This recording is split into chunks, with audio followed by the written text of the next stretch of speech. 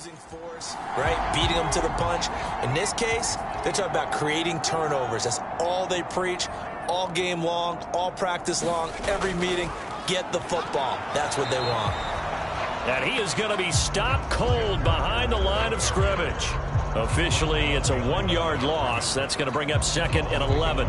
It's a tough one right there. He ran right into the teeth of the blitz as the linebacker was freed up in order to stuff that one for a loss. I think quarterbacks got to see that. Got to find a way to audible into something a little more advantageous. A loss of a yard there to start out. That leads to a 2nd and 11. Sticking with Walker on 2nd down. And able to fight forward inside the 15 to the 13. 7 yards on the carry. Make it 3rd and 4 coming up. On a 2nd and long, it's really nice to see an offense that has enough confidence to run the football in that situation. I think that goes back to their practice and game planning.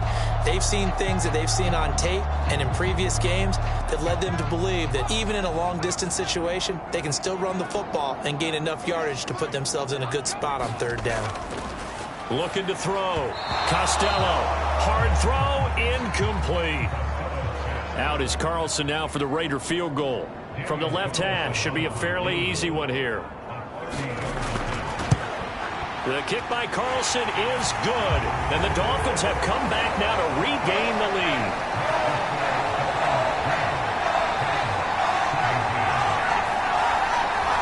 So the fumble recovery hadn't set up an ideal field position, but they can muster only 3 points out of it. Yeah, when you're able to force turnovers, especially when it results in field position like they had, you really want to make it hurt. Here, they take the field goal. That's definitely not what they were hoping for. And he'll be stopped right around where he would have been had he gone down to a knee, maybe a yard shy of there at the 24. Here's the Titan offense now as they make their way back onto the field. And last time they coughed it up, led to a field goal. They're fortunate that it only led to a field goal, but still, they're not happy about it. Could you sense the relief, though, when they only gave up the field goal and they were able to trot back out on the field and start this drive? A little more pep in their step because they didn't cost their team a touchdown, but they know they've got to do it a lot better than they did on the last possession. The coach will just be relieved, though, if they recoup with a score here, right? I think the coach will be ecstatic to see them pick themselves back up and now take it downfield and punch in the end zone without turning it over. Oh, that was a nice job there. Quarterback and receiver reading the pressure that was brought. They both knew it was going to open up the middle of the field. Nice little shake and bake at the line of scrimmage, got right into his route. And the quarterback hit him in stride, and he was able to run free after the catch. The big play to start him out. Has him at the 45 already. Henry will get it. He's been busy today. And they went the wrong way there. Losing yardage back at the 43-yard line. 2 yards the loss, 2nd and 12. Moving backwards on 1st down, never a good thing. What does that do for the mindset on 2nd down? Well, it changes your play call, definitely, because as a play call, you're advancing yourself thinking, okay, we're going to get a gain here. Now you've got to go back in reverse, come up with something to pick up not just the yardage lost, but gain a few extra. So the 1st down run lost a couple. Now they come up 2nd and 12. Off the play fake. Here's Lawrence. The Dolphins get there this time, and they bring him down. Jalen Phillips, the former 1st-rounder, getting in there for the sack. Okay, I'm not sure you could actually draw a better pass rush than that one right there. Nowhere to go outside. He had to keep backing up and backing up and backing up. Eventually dropped for a huge loss.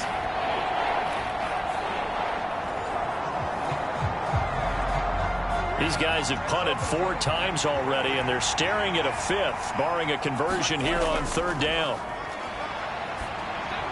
He dumps it off for Henry. And he'll get up to the 43-yard line. They get 13, but it's not nearly enough. And it'll be 4th down. So much about this game is just understanding situations and then having to execute, isn't it? Guard the 1st down sticks. Don't let them get there. And they rallied and made the tackle. On now is the Titans punter, as he's on for the 5th time here today.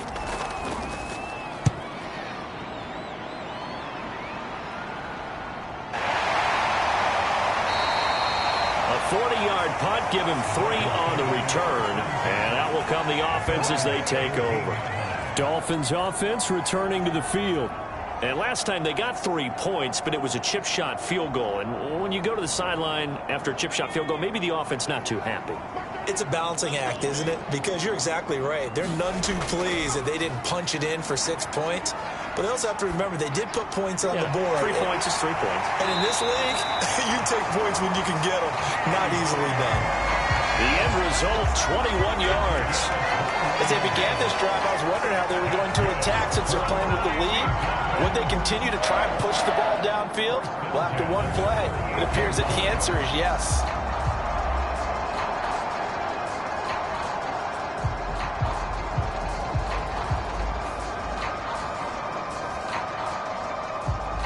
So here's a 1st and 10 at the 38. Operating from the gun. Costello. Now wasted time going right back to DK Metcalf. So 5 yards here, 5 on the play, and that'll make it 2nd down. Off the play fake. Costello firing quickly, but it's incomplete. They come up now 3rd and 5 following the incomplete pass. They'll look to throw again. This short pass into the hands of Njoku. And he'll be taken down across the 50 at the 45 in enemy territory. 12 yards there as they keep this drive rolling. It's another 1st down. Well, a lot of times when you get a manageable 3rd down situation like this, you have to think about your tight end, and he comes through for him, picking up the 1st down.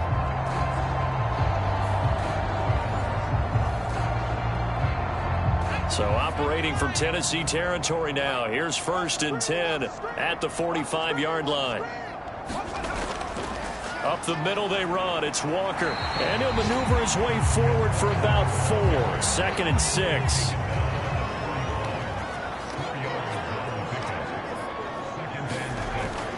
Sticking with Walker on 2nd down. And this time not as successful as he'll get back to the line of scrimmage and no more. 7th play of the drive upcoming here on 3rd and 6. Back to throw. Costello. Pass taken in by his big tight end. And he's going to have another 1st down as the tackle's made at the Titans' 31-yard line. Give him 10 yards there as this offense is on a roll. This drive continues to plunge forward. And that's well executed there on 3rd down. And I love the confidence that they had to let their tight end try and find some space in the middle of the field, right in their quarterback's line of vision. And QBs love to make that easy throw, and they hooked up there for a 1st down.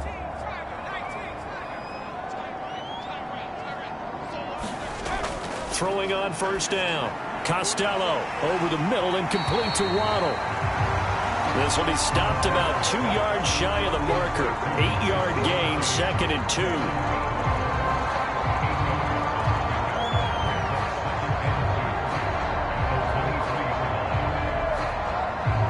From the 23, here's 2nd and a couple.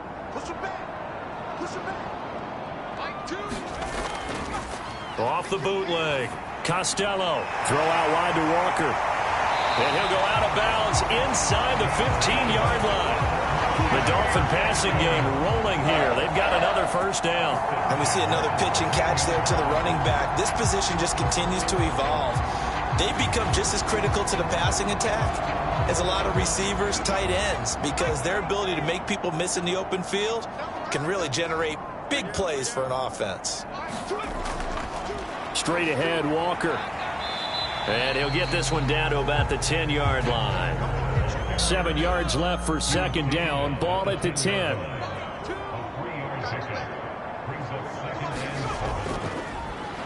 A give up the middle to Singletary. And running room hard to come by here. He gets it down to the 8. 3rd down and 6. Looking to throw. Costello. And he fires one, but incomplete.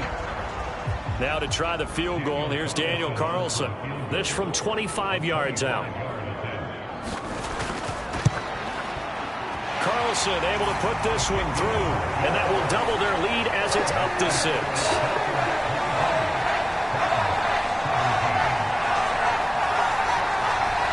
A second field goal here in this third quarter, and his third of the game so far. He's been an important part of the offense, that's for sure, and they may need him again before this one's said and done. So I would treat him like a pitcher throwing a no-hitter. Leave him alone and let him focus. And in hindsight, probably should have taken a knee as he only gets this out to the 16-yard line. The Titans offense set to begin the drive.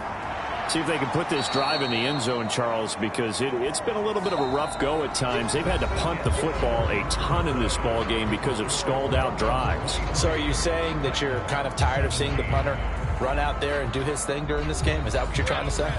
Well, I mean, I'm okay with it. I have a feeling that this offense, they don't want to see the punter again. And frankly, the punter doesn't want to run out there anymore himself. He would love to see his offense put together a drive and give his leg a rest. They'll lose a yard on the play, so now they need 3 yards on third down. Oh, partner, that play brought back memories. Watching them string it out, letting the runner get all the way to the sideline area, but not letting him get out of bounds. They formed that picket fence and didn't allow him through. Not only that, got him for a loss as well here. And one of the reasons they lead in the fourth quarter, plays like that. Yeah, it took a little more time off the clock, making him do it that way, didn't it? The Titans on third down. They're hitting at just 30%, 3 for 10. This time it's 3rd and 3. Back to throw.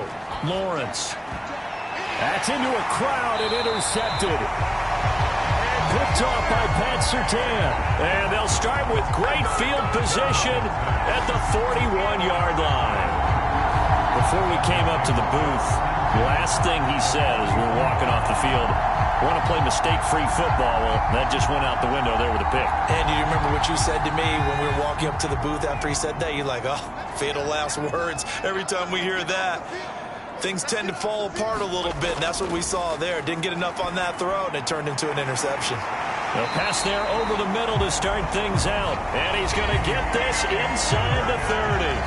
That one good for 13 and a Dolphin first down.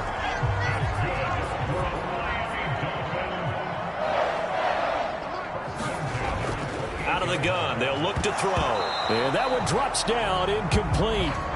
Good coverage there, forced the ball free, and it's second down. Looking to throw. Costello. Oh, no, he lost the football.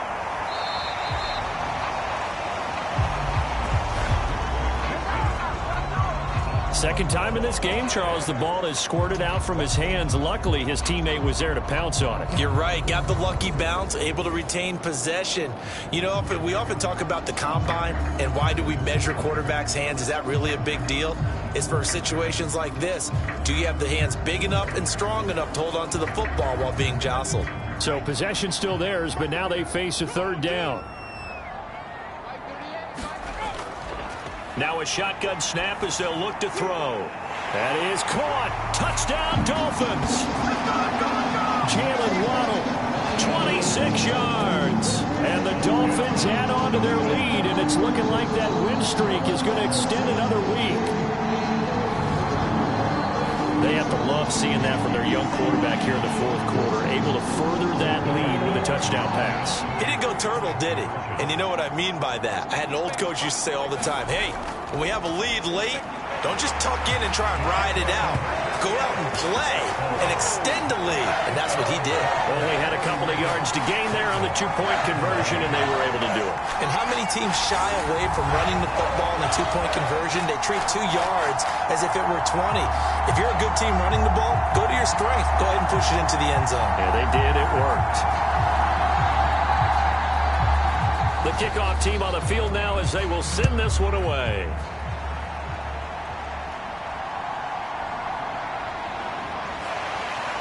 And he'll be tackled just shy of the 25.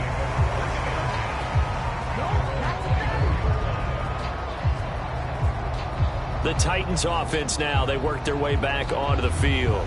So now, Charles, this drive maybe a touch more important, trying to erase the memory of that interception they had the last time out. Yeah, and everyone goes through this because even the best in the game, you're going to have games where it just doesn't go right for you and interceptions result. So, frankly, to me, it's all about how you respond, not just the types of plays that you call, but how you carry yourself how you show your team that you're still with it, and how you continue to lead.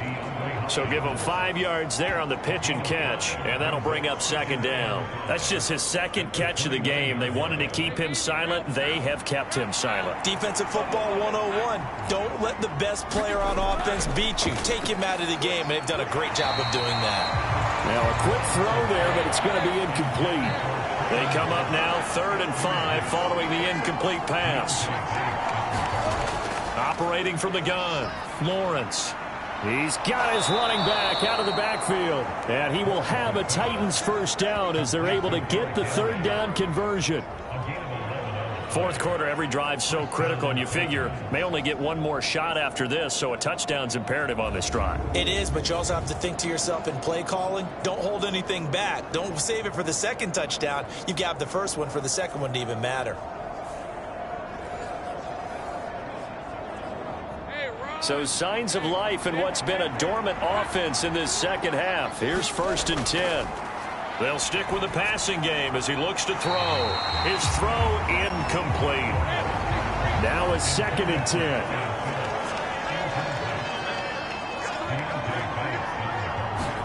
But to throw again is Lawrence. This is Fant on the short completion. And he'll be taken down, but not before he works it past the 50. So now 1st and 10 as they've crossed into Miami territory at the 49-yard line. Again, he'll drop to throw.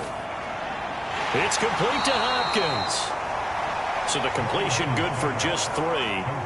And it'll be second down. Back to throw again. Now he's stripped. He lost the football. And this is picked up by the Dolphins. And he's just across midfield and down at the 49-yard line. Obviously, you got to hold on to the football, but I've got to give credit to the defense there. Good job of knocking it free. Yeah, because a lot of the time we just blame the offensive players for not taking care of it. How about the effort of the defensive players knowing that guys are going to, and if they're good, anticipate the contact coming and try and cover up the football. And they still find ways to knock it free.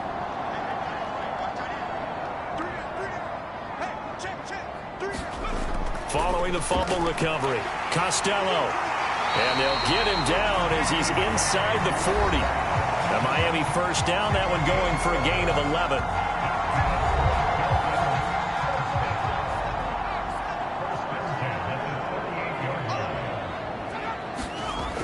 Back to throw.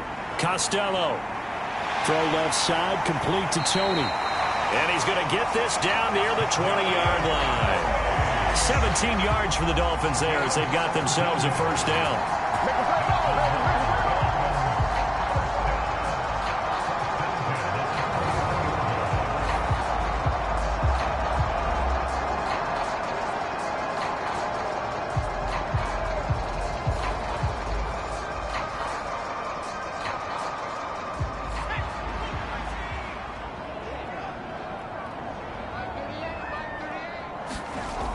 Operating from the gun, Costello, and that is incomplete. He couldn't hold on through the contact. Brings up second down.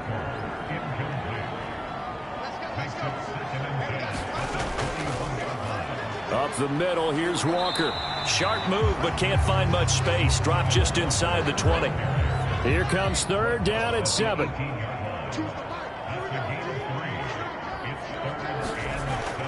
Looking to throw. Costello. Looking left side, and he's got a man. That's Johnson. And he'll only get this to the 17, well shy of what he needed. It'll be a gain of just a yard, and that's going to make it 4th down. Excellent job there defensively. Gave up the underneath to the tight end on 3rd down, and they made sure that they did their job. Got him on the ground and prevented him picking up a first down.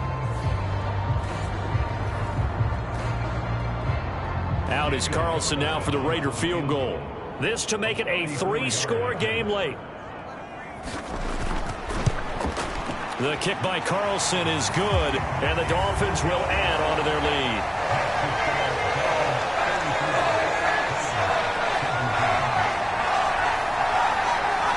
So that almost certainly the final piece to this puzzle, a 3-score lead. I don't think there's any coming back from there.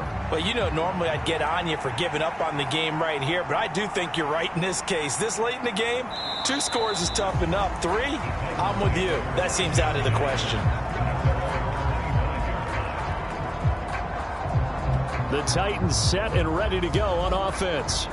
Where we stand right now in the fourth quarter, this one pretty much out of reach. And, Charles, I know they're going to be disappointed about several things with this ball game, but the self-inflicted wounds, they've had several turnovers. You would have to think that's going to be something they're going to discuss heavily in the film session in the coming days. You're absolutely right about that, partner, because they're going to have to sit in that film room and watch every error that they made and figure out how to not do it in the future. And mentally, I think a lot of the guys are already starting to think about, okay, how do we put this behind us and get better for the next time out? This, they'll use as motivation for the rest of the time that they play to hopefully never be in this type of situation again. It'll be a gain of 16 for number 16. Well, those are the types of plays they probably wish they had made more of in the first 3 quarters. And this deficit going to be tough to overcome here in the fourth, but a nice first down and a pickup on that throw. Yeah, and this is where, as coaches, you're looking for effort and execution. Even though the scoreboard is going against you, you want to find out who's going to fight, who's going to scrap, who's going to keep their heads up and continue to play. Now Lawrence on first down. And this will be incomplete. Physical play on the football there, and it's second down. Again, it's Lawrence. And the Dolphins rush gets home. Down he goes. It'll go in the books as a 7-yard loss on the sack. And it's third down. But one thing I do know, these guys on defense, they don't want this game to end. They're winning by multiple touchdowns. They've shut down the opposing quarterback in a big way, and they're still picking up sacks as we approach the end of this one.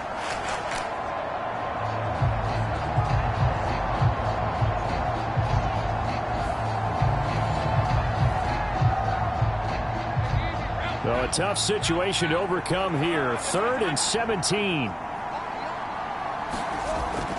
Back to throw. Lawrence. Trying to force it to Hopkins, and it's intercepted. Picked off by Pat Surtain. And he will bring it back. It's a pick 6 and a Dolphins touchdown. Part of this defense now with multiple interceptions in this game, but this time they say turnabout is fair play because remember, they had a pick 6 on the other side, and now they get a pick 6 of their own. Yeah, they actually added to some of their nice play throughout this ball game. A good effort by them to secure another interception on this one. A better effort to take it all the way back for 6. And how about an exceptional effort to match their opposition's pick 6 from earlier in this game? Extra point by Carlson, up and good. And the lead is now 24.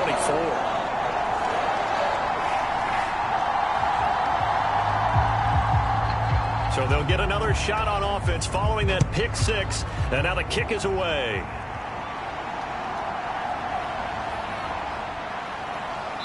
And out a little across the 25 to the 27.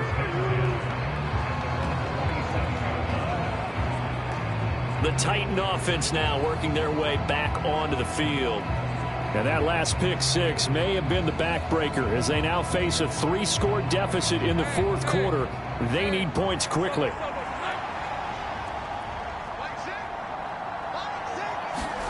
Lawrence will try again after the pick 6. He finds Hopkins complete. And he takes us up to the 40-yard line before being corralled.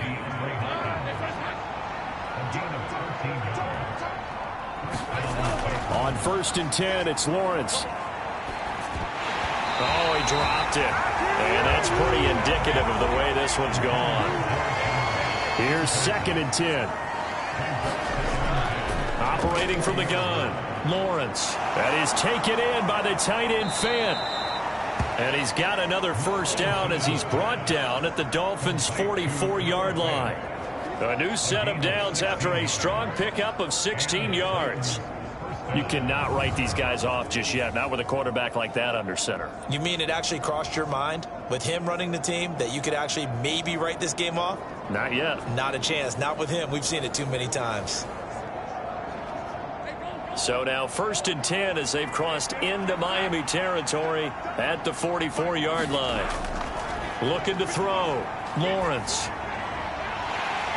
And that's going to be incomplete. Too tough to hold on to that one. It's 2nd down. This has obviously been a bad loss, but one of the few things they can still do is try and throw the ball all the way to the end zone and get some points on the board so they're not shut out over the final 2 quarters of this game.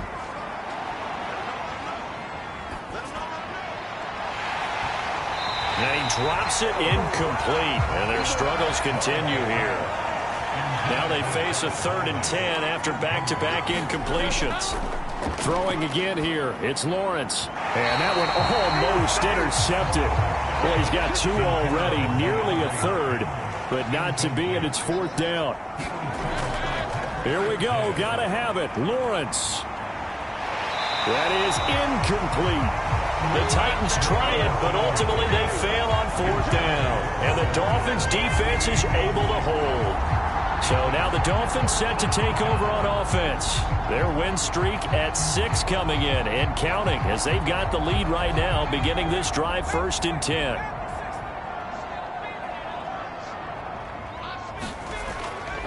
Here's Walker to start the drive. And they went the wrong way there. Losing yardage back at the 43-yard line. He'll lose a yard there, and it's 2nd and 11. Part of the thinking when you bring in extra tight ends, you're hoping that each of your guys gets those one-on-one blocks and creates a crease for your runner.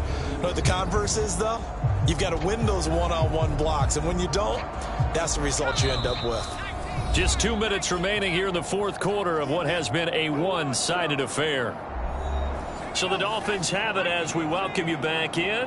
And the scoreboard on their side, they're just looking to melt away these final couple of minutes and put this one in the left-hand column. After getting stuffed on 1st down, not much better there. 2-yard gain. Here's 3rd and 9.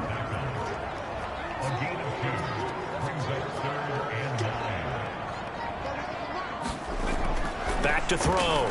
Costello setting up the screen here. This is Walker. And he is going to have the Dolphins 1st down as they're able to get the 3rd down conversion. For as many sacks as this defense has, you can understand their willingness to try and get upfield and get another. So what a really smart play call here to use their aggression against them, go with the screen, and they're able to get the 1st down.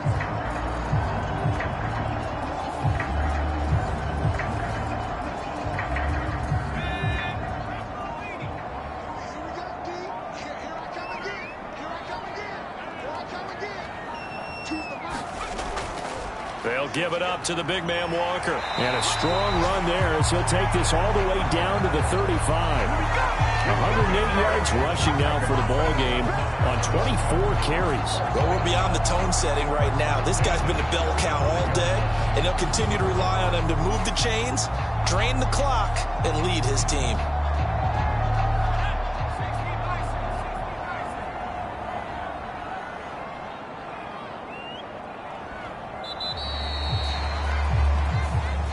So a victory here for the Miami Dolphins. And it was their defense that really made the statement after the break. They pitched the second-half shutout. Yeah, think about the team that just got vanquished. They did score in the 2nd quarter. Do you think they thought at all that that would be their last points of the game? No, but what a second half. The adjustment, whatever they did in the locker room, it certainly worked. It certainly did, and you're exactly right. Whether it was an adjustment, whether it was just more focus on what they planned to do going in, whether they just played better, whatever it was, it all came together in the 2nd half, and no points were allowed. That's a great way to close them out.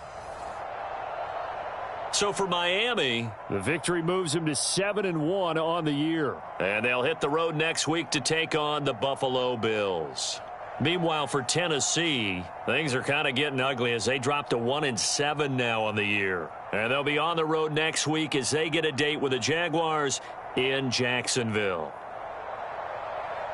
Thanks for tuning in, everybody. Alongside Charles Davis, we thank our entire crew. I'm Brandon Gaudin. This is the NFL on EA Sports.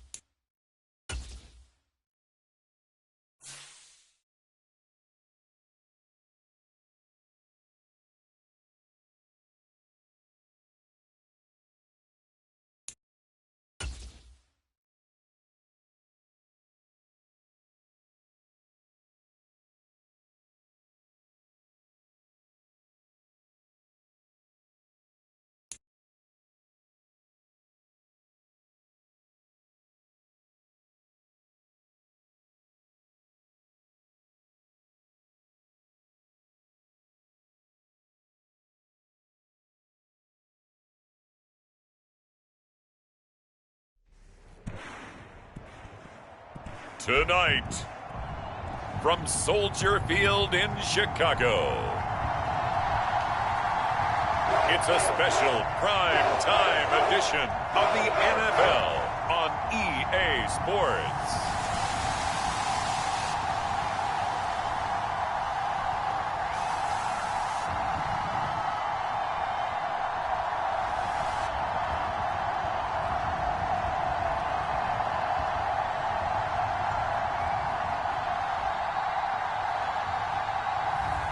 It's the Chicago Bears taking on the San Francisco 49ers. Bit of a sloppy track here at Soldier Field. Still getting some of the wraparound rain bands of a low-pressure system that's hovered over Chicago the last couple of days. Today, boy, what a matchup. Two NFL...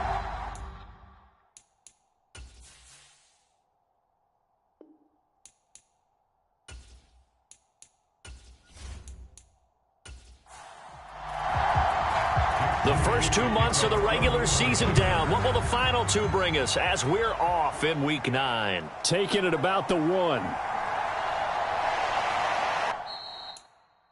And he's up across the 25 and down at the 28.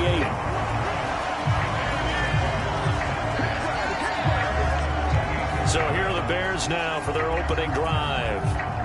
They'll be led out by the final pick of the first round in 2018 out of Louisville. It's Lamar Jackson. And you and I both know that any win is a good win, and that's what they did last week. But there's also plenty for him to work on in his game, wasn't there? Yeah. 2 touchdowns, an interception. Yeah, you know, he wants to increase that a little bit in terms of ratio. But first and foremost, they did win the game. Jackson looking to throw right away. Oh, the first play of the game going to be intercepted. Picked up by Talanoa Hufanga. And they will finally get him, but not until he's all the way down inside the 15-yard line. And part of why they came to this week with a winning record is that they feed off of mistakes like this, and now it's a prime opportunity. Just moments in the game to get a short field touchdown off of their big defensive play. Now, on the other side, they were already the underdog in this one. They just made their uphill battle just a little bit tougher. So here are the 49ers and their offense in great field position already. And they will be led out by their second-year quarterback. But when I reviewed last week's game and saw the 4 touchdown passes that he threw, I thought about you during the Turkey Bowl last year. Yeah, you guys right. had the same stats, except he got the NFC Offensive Player of the Week award with his. He got touchdowns, I got picks. I like going back watching the film with you, and we thought it was a good performance in person. Obviously was, but you thought even better on tape. It was really something to watch. Yeah, what I loved was how he spread it around. A lot of people involved in the passing offense. 4 touchdown passes culminated it.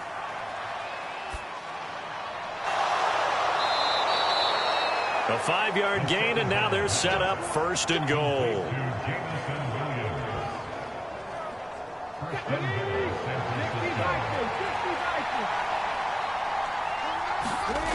They'll set up to throw.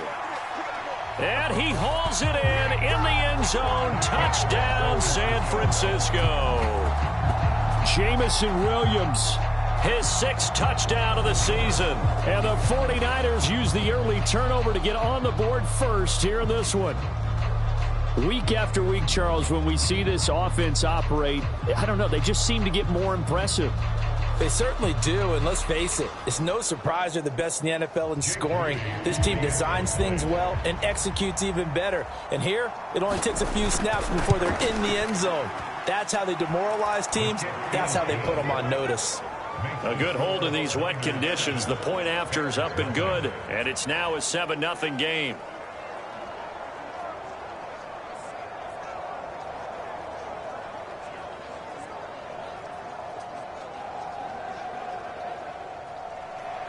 So here's Moody back out there now to send this one away.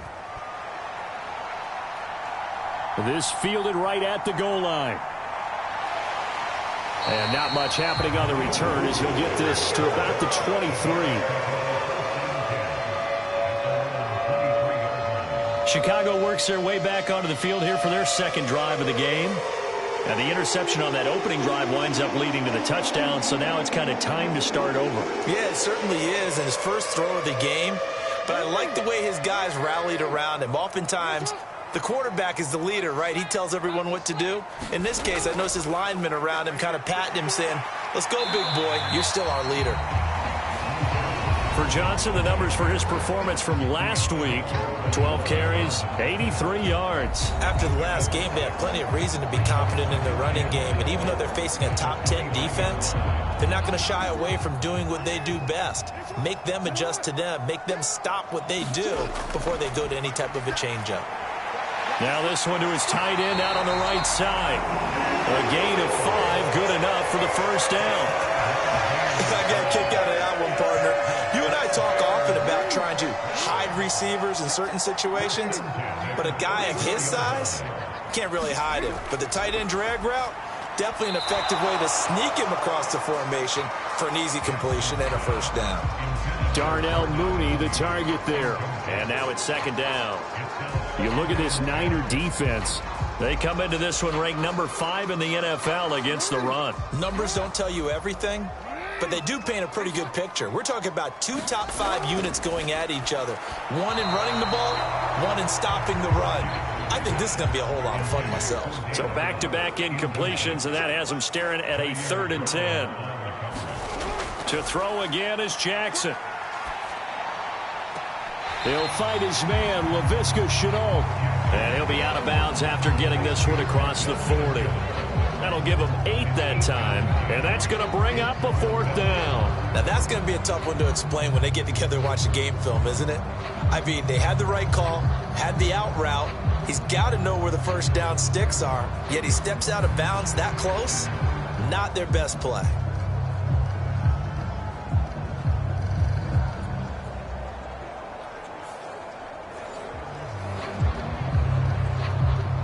On 4th down, on is Corey Bojorquez to punt. He was called on 3 times in the win last week as his first one here's away. They'll call that a 33-yard punt with no return. And the Niners will go on offense, 1st and 10. Back out there comes the 49ers offense ready for their second drive. And, Charles, you look at these two teams, and these are those kind of litmus test games in the second half of the season that if you're a coach or a player, you can either really look forward to them or really dread them, depending on your point of view. And if you're dreading them, you're not going to go very far in the playoffs. You need to look forward to these kind of games because here we've got 2 division leaders, both real contenders for the NFC title. And you're right, you love having easy games on your schedule, but you need some games like this to toughen you up a bit and ensure that you're ready for the shock of playoff football.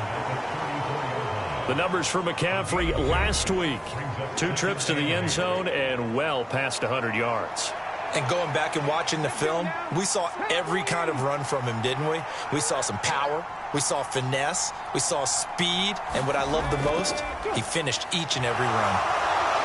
And able to get this one across the 45 before he's brought down. First down, San Francisco. The pickup, 14 yards. He was well over 100 yards last week. He told us this week, a little ambitious, said he wants to hit that 200 mark. We'll see. Makes sense, though, doesn't it? Have we ever run into a running back that had a great game the week before that didn't think that's just going to naturally continue? Just make sure you feed me the football. And that's what they're all about.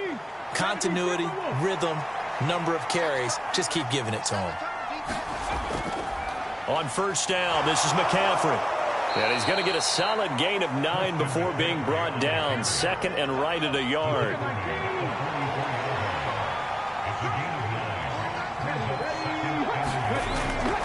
Again, they run. Again, it's and the ball is knocked out. And they will set up shop at their own 46-yard line. And does the defense have it? They do, says the referee. We're going the other way.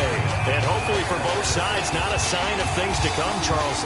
This morning, it was so perfect outside, but we knew this weather was coming, and we see the effects of it here early on. And I wonder if how perfect it was this morning has psychologically fooled everyone. You know, it's almost like even though we were told the weather was coming, and you know the teams knew it as well, then maybe they got fooled and thought, it's going to be okay. And now they're probably a little upset that it's out there. Because warm-ups were dry. Oh, well, dry. Now you've got to make the change up, and it's the first quarter. Might take them a little time to settle in on their focus and concentration. He was trying to find his tight end, Dan Arnold, and that'll bring up 2nd down. You look at this Niner defense. It's quite a unit. Number 1 in the NFL against the pass. And since this is such a good unit at covering passes downfield, I think that last play is typical of what we might see. A lot of short passes, see if they can generate some run after the catch, but nothing doing on that one. And he's got this one across midfield into 49er territory. Here now, 3rd and a yard. Here's Jackson to throw. Work in the middle of the field, and he's got a man complete. And he will have the Bears first down as they're able to get the 3rd down conversion. Would it be safe to say that as precise as routes are supposed to be run in the NFL, maybe they're not quite as precise in college ball? That's accurate, yeah. And I think we saw a college route in the NFL there. Just find the soft spot, find the dead zone, and find the first down. And that's what he just did. Clock rolling as we hit the midway point of this first quarter. Throwing on first down, it's Jackson. Oh, and his early struggles continue. Here's another one intercepted. Picked off by Fred Warner. And the Niners are going to take possession here at their own 33. That's now his 2nd interception in as many weeks from his linebacker position. And think about all the different techniques he has to employ in a passing situation. Is he spot dropping because it's zone? Is he picking up man-to-man? Is he having to run with a running back or a tight end? In any event, great eyes, head on a swivel, and excellent hands. Yeah, versatility and showing those hands. So they'll come up 1st and 10 now from the 33.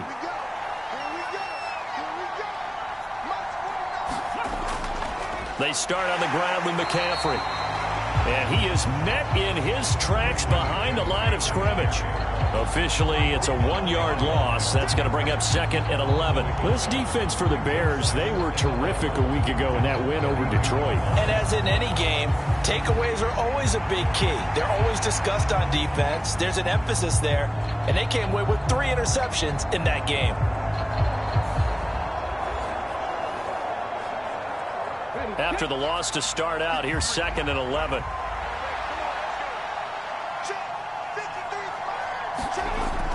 They'll drop to throw. Connects with Kittle underneath. And he's out of bounds, able to take this one up to the 35. 3rd and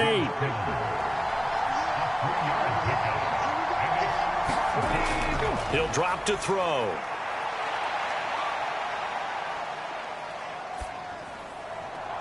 Able to find the open man. That's complete. And he is going to have a Niners first down as they're able to get the 3rd down conversion. That's a big gainer on that play. And from experience, I can tell you, that's where defensive backs will come into the huddle and say, guys, how about some pass rush? But you're going to say it nicely because those big guys up front, they don't like being criticized very much. Quarterbacks in this league, you know they'll pick you apart if you give them time like that to find receivers downfield. On first down, he'll drop to throw. Man open, that's Deebo Samuel. And past the 35, he'll be dropped a yard or 2 shy of the 30. They'll look to throw now on first down. Back to Deebo Samuel for consecutive catches. And he's got this down almost to the 20 before he's dropped. Right back to him for 10 more and a first. The Niners sitting at 5-2 on the year, and they come in on a good run, winners of 5 of their last 7. And let's remember that last week that this offense, they played about as well as they possibly could play. Touchdown after touchdown. They were absolutely unstoppable in that game. They'll be hard-pressed to do it again, repeat that type of performance. But, boy, were they sensational just a week ago. They'll set up a throw. Eluding the pressure right. Give him 9 on the scramble there, and it'll leave him with a 2nd and just a couple of inches. I do think it's fair to say that they were caught off guard a little bit when he decided not to throw it on first down. But give them credit. They recovered in time to deny him the first down yardage.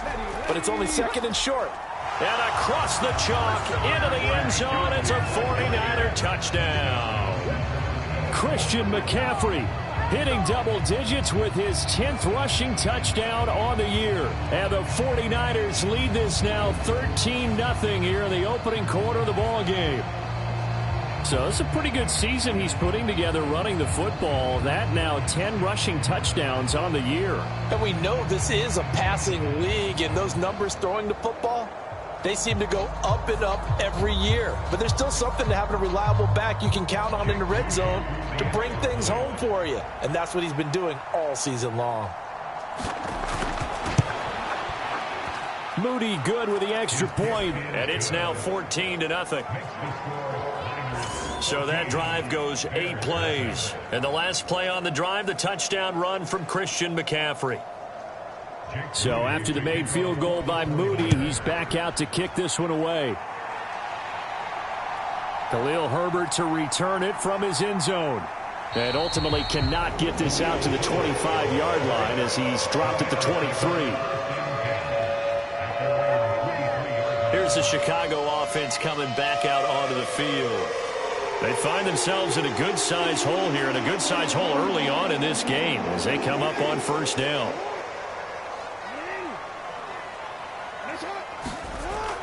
They begin the drive with Johnson. And just no chance of turning the corner. He can only get back to the line of scrimmage. 2nd and 10 coming up.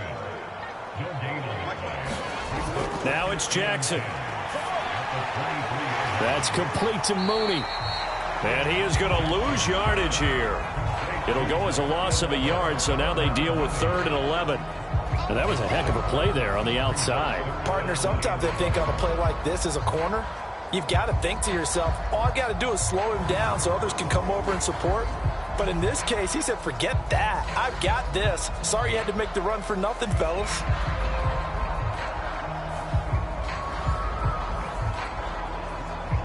What do they have for this? 3rd and 11. Jackson. He's going to look deep down the field. And that's caught inside the 30. Touchdown, Bears. A big play there. 78 yards. And the Bears are back within a score. They were already down 2 scores early. They needed something to try to stem that tide, and that certainly qualifies. A big play to get them in the end zone. It qualifies indeed because, let's face it, they don't get something done on this drive, turn it back over, this game could be 88 and out the gate early. What? 88 and out the gate? Yeah. What's that? Well, listen, I used to hear my old man talk about it. Usually meant that thing's done. Well, now that they got the touchdown, it's not 88 and out the gate. We still got a good game going ahead of us. Lutz good on the extra point, and that'll make our score 14-7. So they only needed 3 plays on that drive, and it culminates in a touchdown for Chicago. Out is the kickoff unit as they run up and send this one away.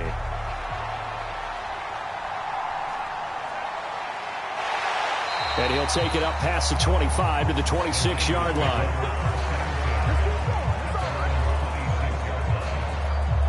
Out comes Christian McCaffrey with the rest of the offense. Last week, a strong showing, up over 100, also 2 trips to the end zone. It's the kind of week that if you said, listen, I'll let you have this type of a game each and every week, you'd sign up for it. You wouldn't try and get too greedy. But let's face it, good runners always want to be a little bit more greedy at the end, try and squeeze out every last yard. He's going to try and duplicate that and exceed it in this game. From the 34-yard line, here's 2nd down and 2. Off the play fake, he'll look to throw. And he whips that one incomplete there. Defensively, celebration time because they finally forced an incompletion. He was perfect throwing the ball to that point. Yeah, but from his viewpoint, they didn't force the incompletion. He just missed. That's how hot he is right now, and that's how he wants to continue to throw the ball. They'll try and pick it up with McCaffrey. And he's got the first before he's brought down at the 39-yard line.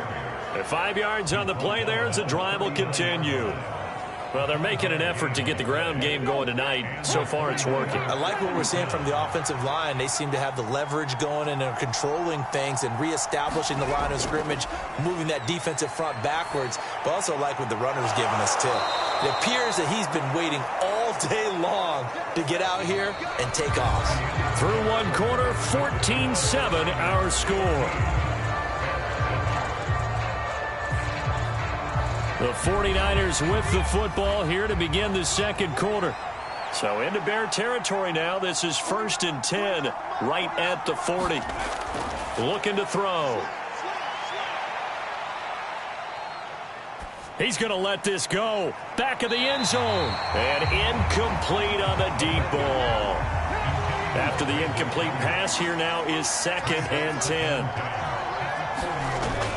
Back to the ground attack here. It's McCaffrey. And this one's going to go the wrong way. Losing yardage back at the 42. It'll go as a loss of a yard, so now they deal with 3rd and 11. Well, that play was over before it even got started. Thanks for nothing, huh? How about that? That sets up a very difficult 3rd down call now.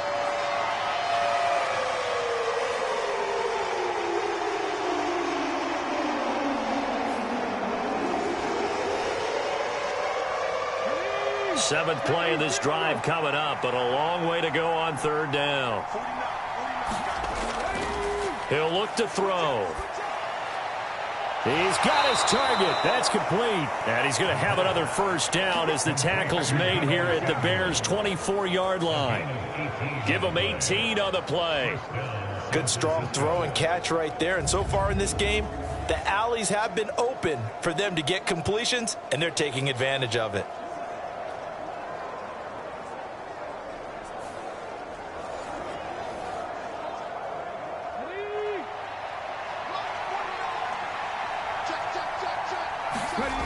Back to throw now on 1st down. That ball caught. Brandon Ayuk. And they will eventually get him down, but he's inside the 5 all the way to the 3. Chewing up big yardage. Another nice gain there. This one goes for 20. And this has been a nice answer to the touchdown drive against them a few minutes ago because they've come out and reestablished the tempo. A nice throw there, and they're putting together a very strong drive as a response. 2 big plays in succession. Not sure this D knows what hit him, but now they got to get ready. It's 1st and goal. McCaffrey is in. Touchdown, 49ers. Now Moody for the PAT.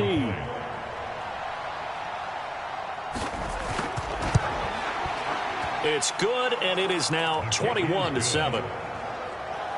So that drive consumes 9 plays all told. And the last play on the drive, the touchdown run from Christian McCaffrey.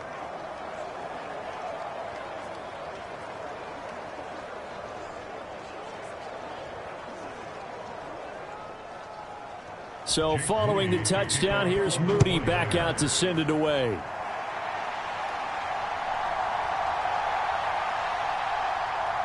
And he won't quite make it to the 25.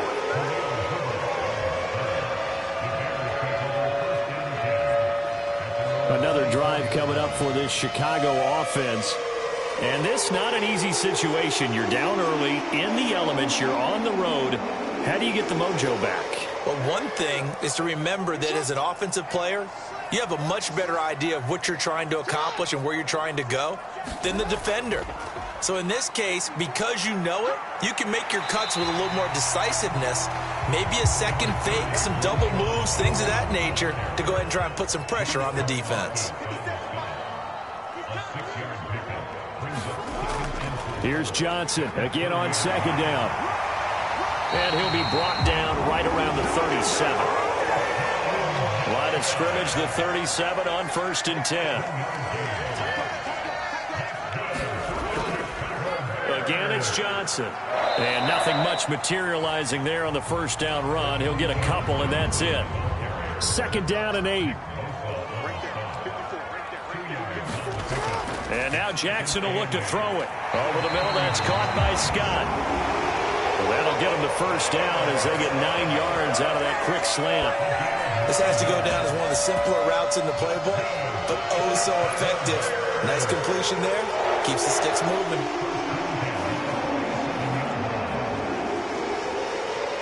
A couple of 1st downs on the drive already as they'll go from the 47 now on 1st down. They give to Johnson going right. Looking for a seam but finding none. He'll get back to the line of scrimmage, and that's it. So after the run for no gain, here's 2nd and 10.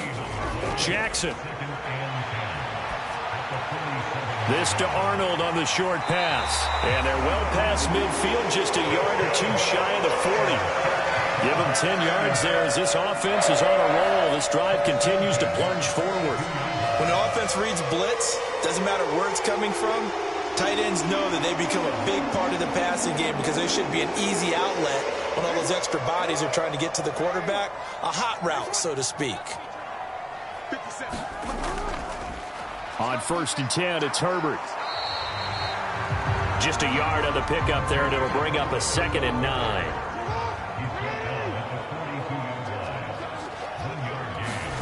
Jackson now. Open man here is Scott, complete. And this will move the chains again as the tackle's going to be made at the 49ers 30. Play action. Now Jackson. Short pass to Howard.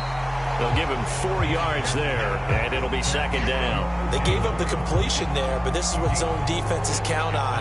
Catching the ball and not much run after the catch. 2nd down and 6 now from the 26. Here's Jackson. Throwing middle, but it's incomplete.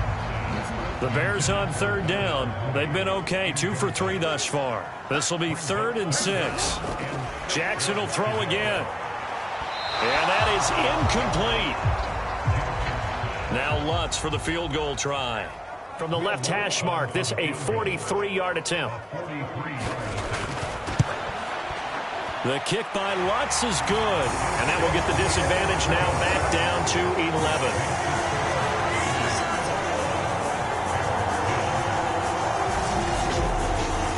So a dozen plays on that drive, CD, but in the end, it yields just the 3 points. Well, they were able to keep the defense on the field for a long time, but let's be honest about it. That was about as unsatisfying a drive as you're going to get. 12 plays and you only get 3 points out of it. Not quite the ending they were looking for. So here are the Niners to take over on offense. They're on a 3-game winning streak, and right now looking good in this one as well.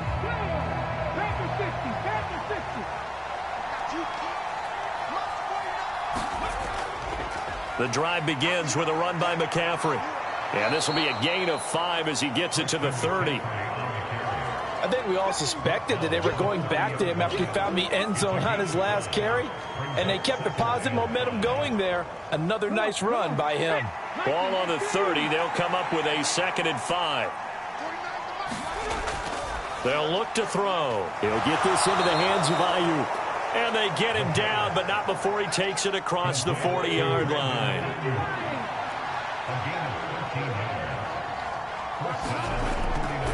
McCaffrey running up the middle. And he loses the football a second time. And this is picked up by the Bears.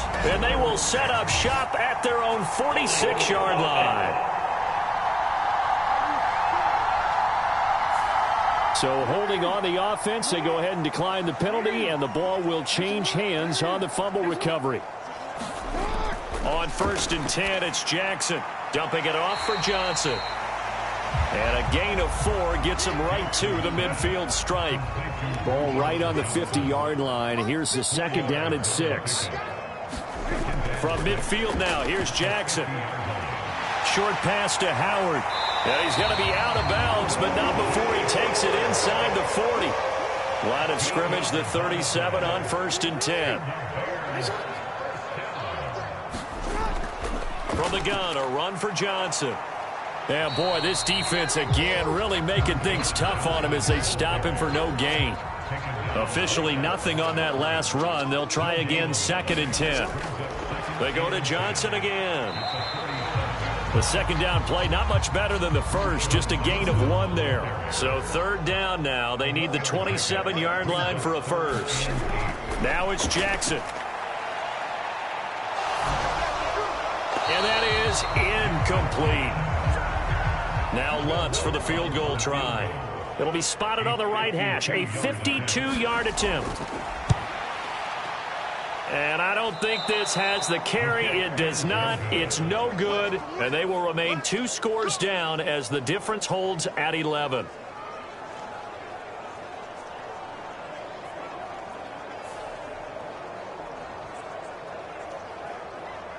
Christian McCaffrey and his 49er teammates back onto the field. So far, been so good this season. Well on his way, as you see, to a 1,000-yard campaign. Is he almost having the type of year to where you say, let's let him get his and we'll control everything else? That's one way to go about it. Personally, I go about it differently. I'm taking on the bully. I've got to, because he gives his team an identity and confidence. And if we slow him down, now guess what? Everyone starts looking at each other like, who's going to make a play? Because he's made all the plays so far. So I have to go get him first. Build my defenses towards shutting him down. Good luck. I mean, not many teams have been able to do it. We'll see. And we've hit the 2-minute mark in this first half of action. A reminder that when halftime rolls around, Jonathan Coachman will have all the highlights and analysis of this first half of play from our studios in Orlando. There's a ball thrown right side and complete. And he has a big gain inside the 40 before being dropped. That one, a gain of 20 and a first down. And defensively, they were in zone coverage there. Do you have to be a little careful you're losing playing against a good quarterback like he is to not play too much zone? Yeah, you have to be careful about how much time you're giving up. I think it's a good point you just brought up. So maybe if you still want to play zone, you go to a zone blitz scheme. And you can drop anyone out of your defensive front. Defensive end, defensive tackle. It doesn't matter. You just exchange someone to bring more pressure towards the quarterback and still try and cover downfield. And he's going to get this down near the 20-yard line. Back-to-back receptions for him, and it's another first down.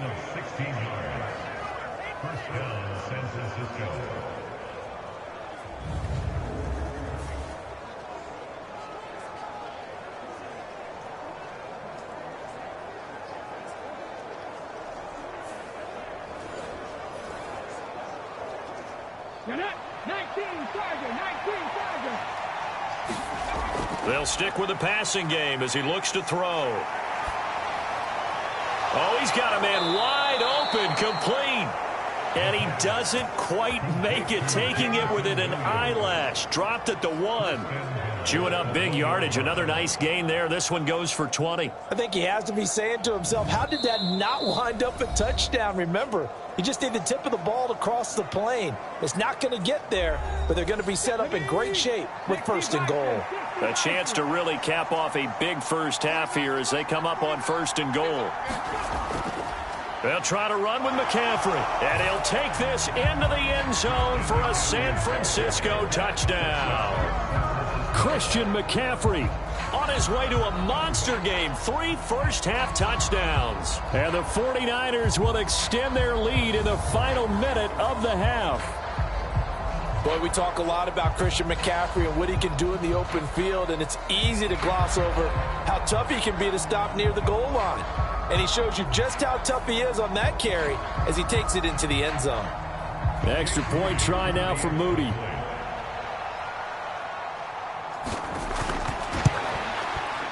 And the lead is up to 18 now. The drive summary that time, 5 plays. And the last play on the drive, the touchdown run from Christian McCaffrey.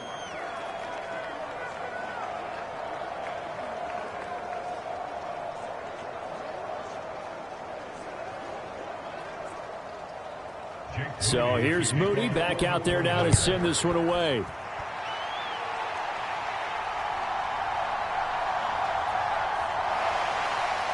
And they will wrangle him down a couple yards shy of the 30.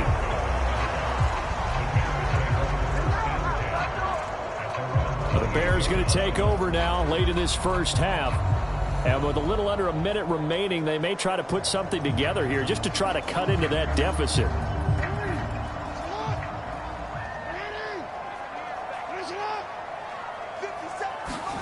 Now Jackson on first down. And he's going to have the hook up to Scott. And they get him down, but not before he takes it across the 40-yard line. Now the Bears going to call the first of their timeouts as they get the stoppage with just under 50 seconds remaining in half number 1. Jackson's throw into the hands of the receiver, Chenault. Now the Bears going to use the second of their timeouts as they'll stop it with just over 40 seconds to go in the first half. Now Jackson. Johnson with a completion over the middle. And And taking it across midfield and inside the 45. They'll throw on first down with Jackson. Got an open man. It's Scott. And to the 36-yard line, taken down there after getting 8 yards. So 8 yards on the completion there, and that'll bring up a second down in just a couple. And with just 1 second remaining in the first half, they'll call the timeout. So with 1 second left in the half, on is the field goal unit. From the right hash, this from 53. And this kick is not going to be close. It's well short, well right to boot. So we have reached halftime here with the visiting 49ers on top. As we'll head down to Orlando, that's where we find our man Jonathan Coachman at our EA Sports Halftime Report. Coach. All right, Brandon, thanks very much. We'll get back to you and Charles in a minute. But first, time to give the folks at home a look at what's going on around the NFL. We'll start up at TIAA Bank Stadium in Jacksonville, where it was definitely a game with some intrigue, as you can see by the scoreline. Tua Tagovailoa, strong in the victory, as it pushes his guys back above the 500 mark on the year. From there, we'll jet north to Ohio to check in on the Browns at home at Cleveland Browns Stadium. And they were losers in that one to the visiting Houston Texans. C.J. Stroud, strong in the victory, as it pushes his guys back above the 500 mark on the year. And finally, Monday Night Football. They've got a good one lined up between the Baltimore Ravens and the Pittsburgh Steelers. We saw the former All-Pro Christian McCaffrey up to his old tricks in that first half. He was running with a purpose as he found the end zone 3 times in that first half. And that opposing defense had better come up with a scheme for slowing him down. All right, Coach, thanks very much. Fine work as always as we welcome you back for quarter number 3. Forecast calling for more of the same. The rain set to continue as we are underway in the second half. From the end zone, here comes Williams. And this return will net positive as he gets past the 25 and up to the 27-yard line. Here comes the 49ers offensive unit as they'll have it first to begin this third quarter. And, Charles, they've got the lead. I would imagine the overall halftime tone was a positive one, but what do you think the talking points were in the locker room? Well, if there were 3 talking points at the half, partner, all of them were about turnovers because they were pretty loose with the ball. Otherwise, this lead could be even bigger. Now, I don't think that they overly harped on it, but I think they told them, guys, if you want us to keep calling those plays that are exciting, you've got to take care of the ball. Otherwise, we may have to dial things back a little bit. Well, on that one, they go with a play fake, CD, but I don't think anybody really was fooled. All eyes were fixated on the quarterback, and they got him to the ground. And to run this play successfully, you've got to make sure that everyone is doing their part. You actually have to sell this play. You've got to sell the run action. Otherwise, why do you stop at the running back? You just run straight for the quarterback and put him on the ground. Second and long. Looking for the out route. He's got it. Complete to Kittle.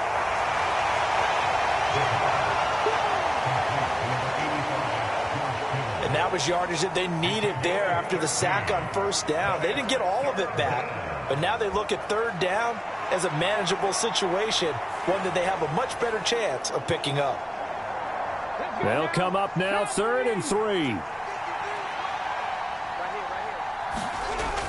They're going to look to throw. Dancing to his left. And he'll be taken down, but not before they work it across midfield. That one a broken play, but it ends up being a good play. The scramble goes for 20. Well, he and his offense were staring down what was likely a 3 and out. Zero fear from his side, though. Never doubted for a second they pick up the first. He's ready to pull the trigger on a keeper the moment it revealed itself.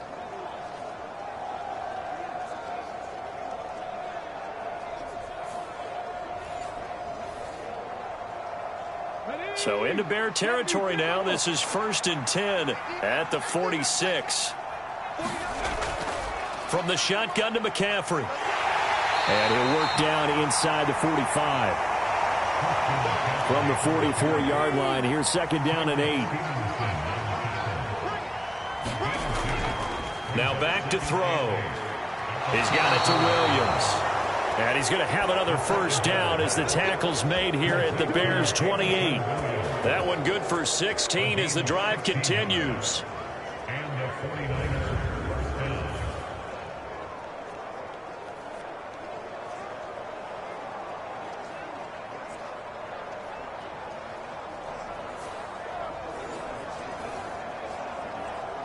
Ready?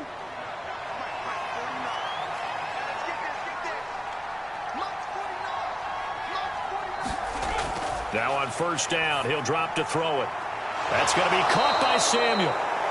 And down inside the 15 he goes. 5 catches for him in that first half, and that's number 6 that we just saw, and also a first down. Charles, to move the chains that time, they had to complete it into double coverage, and they got it done. And it's never easy overcoming multiple defenders, but he sure made it look simple. Found the right spot to exploit and won his 1-on-2 matchup. Here's a 1st and 10 at the 14-yard line. They'll look to throw here. That's complete right around the 8. And they'll get him down after a pickup of 8. 2nd and 2.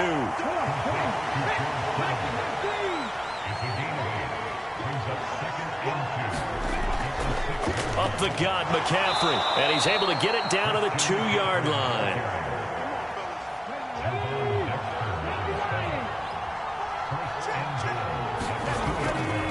On the ground, McCaffrey. And this will result in him losing yardage. Back to the 3. That's going to go as a loss of a yard, and it'll be 2nd down. Well, if this defense has any hopes of getting back into this game, they've got to start right here and keep these guys out of the end zone. That's a good step 1 on that play.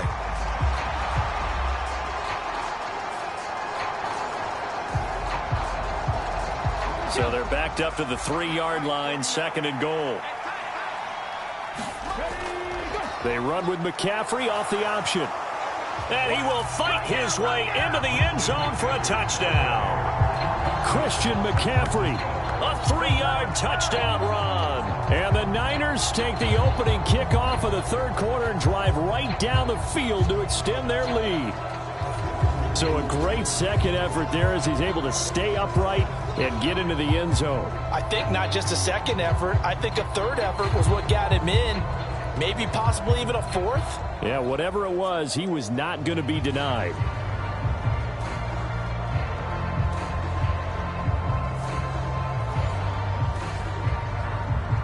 Now Moody for the PAT.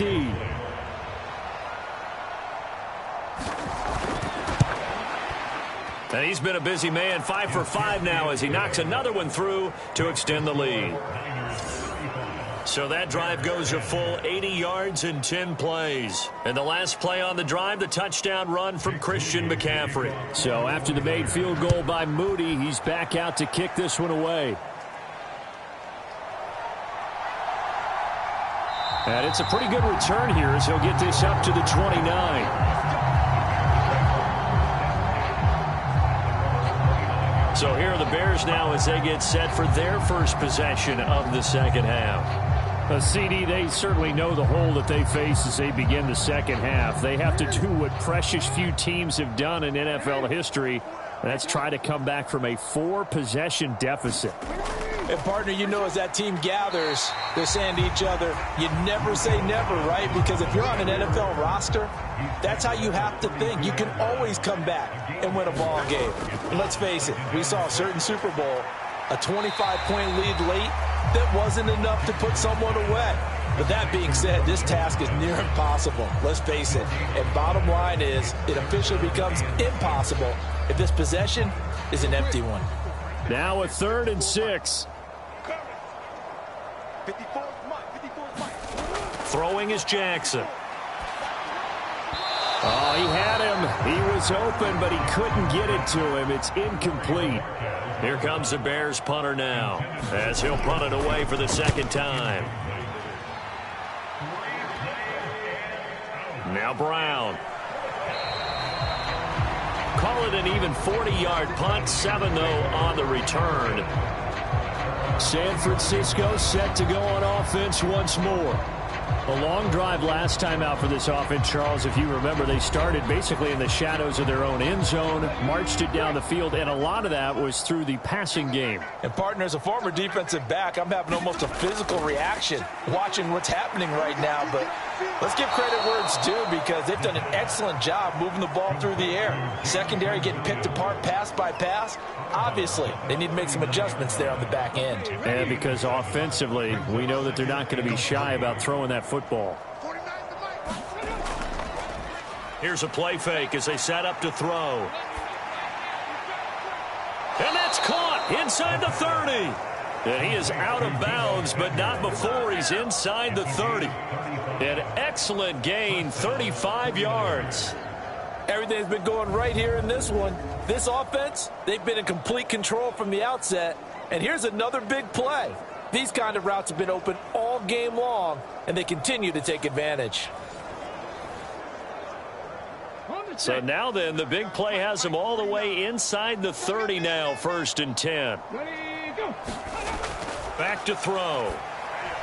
Connects with Kittle underneath. Give him a gain of 5 on the completion, and that will bring up 2nd down. The completion was given up, but that's why you play zone defense, so that you can have people around the ball when it's caught, and you don't give up much run after the catch. Here's 2nd and 5 now from the 22. They'll look to throw again. And that falls to the ground, incomplete. A nice job of bodying him up defensively, and now it brings up 3rd down. They'll need 5 on this play to move the sticks. Again, he'll drop to throw. Work in the middle of the field, and he's got a man complete. And he is going to have a 49ers 1st down as they're able to get the 3rd down conversion. This offensive game plan has just been sensational. I mean, when you think about all the different ways they've gotten their receivers open so far, it's really been impressive. Scheme, design, execution. So 1st and 10, and if they score on this drive, might have to start digging into our second half blowout material. They'll give it up to McCaffrey. And he couldn't quite get there. Tackled down at the 1. 61 yards for him on the ground now. He has been a tough man to bring down all night. Some big plays in the passing game on this drive, and here's one out of the running game. So the passing game loosening things up. Now there's room to roam.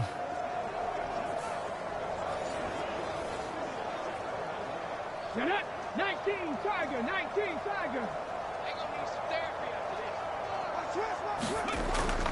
Back to the ground on 1st. It's McCaffrey. And he's going to take it in. Touchdown, San Francisco. Christian McCaffrey taking it in from a yard out. And the 49ers are pouring it on. So he had the nice run to get him down there, was stopped just short of the goal line, but they go right back to him, CD, and he delivers to finish the drive off. A little extra determination there, don't you think, partner? You notice he didn't tap on his helmet and say, get me out after the run down to the end zone. He said, I almost got in. I'm going to get in on my own. I'm staying in. And he carries it across the goal line. An extra point try now for Moody.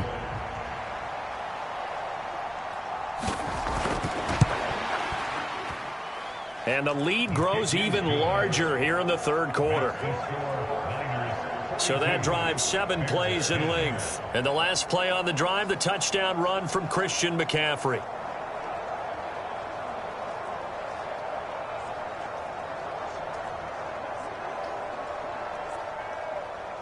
So following the touchdown, here's Moody back out to send it away.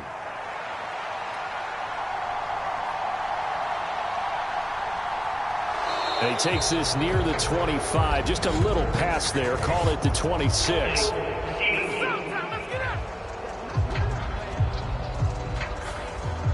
They were trying to create some space to run. They created the penalty. And you work on it so much. You work on it so hard. But it's tough to simulate game speed in practice. That often runs you into a penalty. And able to get this across the 20 before going out of bounds. Here's a 2nd and 5. Up the middle, Johnson. And he's dropped just before the line to gain. 4-yard pickup leaves him with 3rd and 1.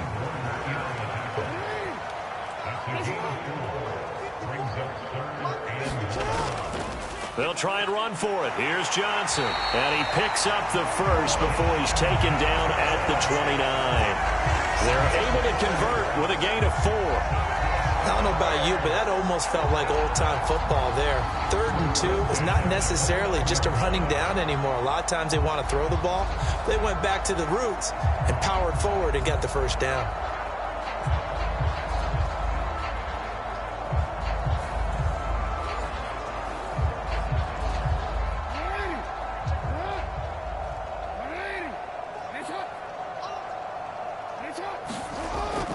The first down carry here for Johnson. And boy, this defense again really making things tough on him as they stop him for no gain.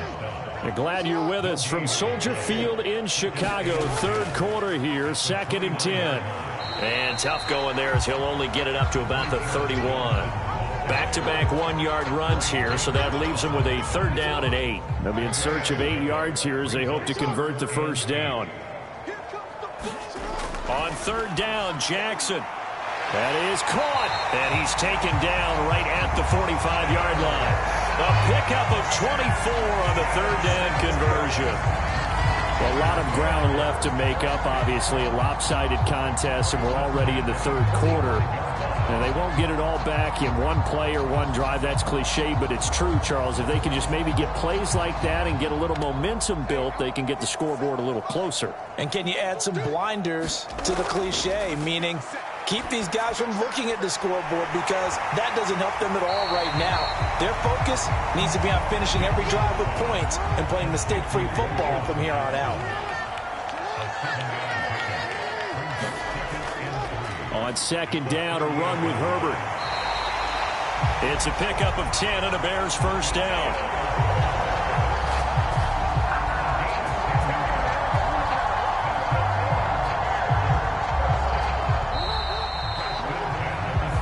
One quarter remains here on a Sunday night. This is the National Football League on EA Sports. Back now at Soldier Field. And this is a blowout so far as we get set for the 4th quarter. A very one-sided affair. Throwing now, Jackson on 1st down. High throw, but he makes the catch. And he's going to be taken down right at the 10-yard line. Well, this game is certainly pretty well over. They go ahead and mark it in the win column. But as a defense, they don't want to get so soft now that everybody just throws the ball all over the place against them, gets big yardage, and puts points on the board. They have pride, too, on that side of the ball.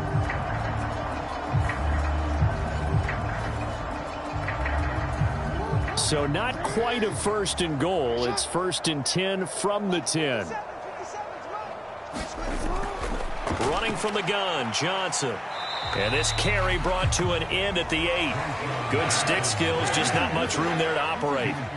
This is 2nd and 8. Jackson going to keep it running right. Showed off the toughness, but still corralled shy of the 5 at the 6. He'll get 2 on the keeper, but it becomes now a 3rd down. They are in need of 6 yards here if they hope to move the chains. To throw is Jackson. That's to the sideline and incomplete.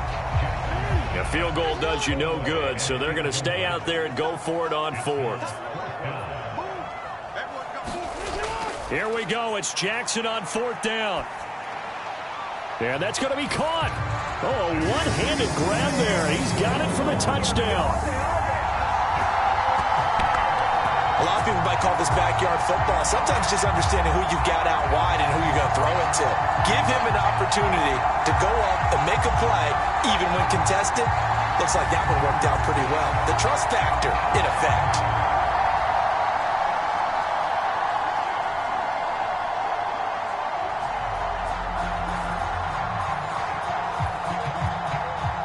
Lutz will look to add the extra point.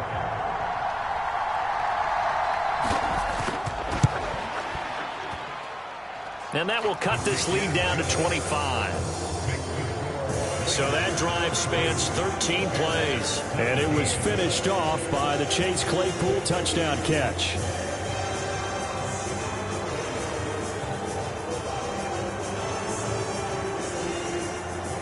The Bears send the kicking team out there, and they will send this one away.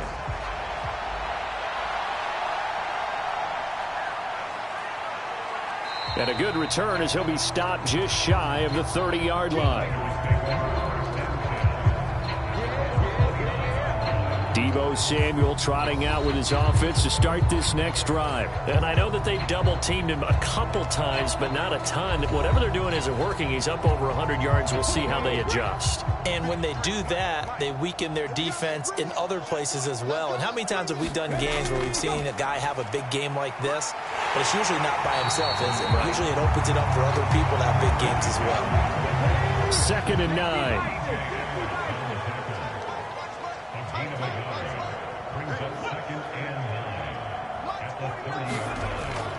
They stay on the ground. McCaffrey again. And he'll take this up near the 35, maybe the 34.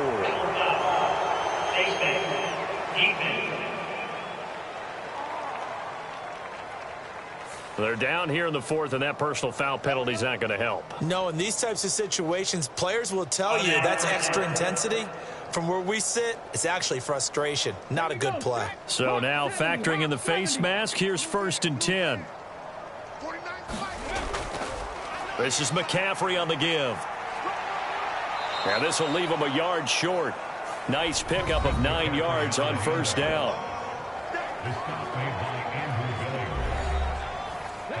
2nd down and a yard.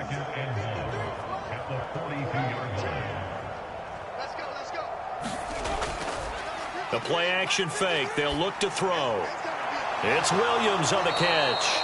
And he works it past the 30, almost to the 25. That'll put him at 96 yards receiving now for the game, and he's got a 1st down as well. Well, fans expect these primetime slots to deliver some of the best games each week, and well, one team has certainly followed through with that tonight. Just an absolute clinic, Charles, on offense here, and they don't seem to be done trying to drive that football. Yeah, and continue your theme about one team enjoying it. One fan base is enjoying it as well. The other fan base, they might disagree with what they've seen, but the one that's winning, they're certainly getting their money's worth. And they've got it inside the 10 at the 8. 89 yards rushing for him so far as his terrific season continues here. Well, that last run makes this a 100-yard night. I've loved the way he's hit the holes. He's been quick, he's been decisive, and he's been a whole lot of fun to watch.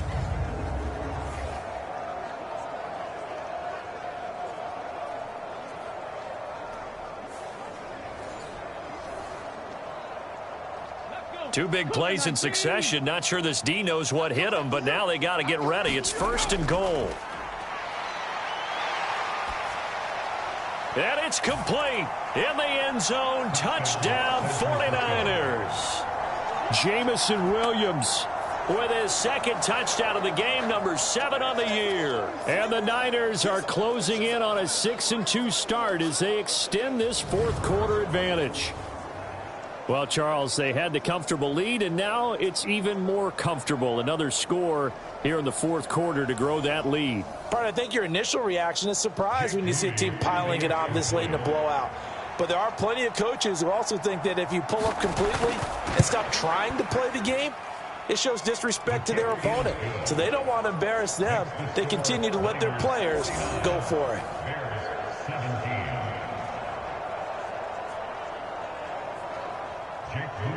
So here's Moody back out there now to send this one away.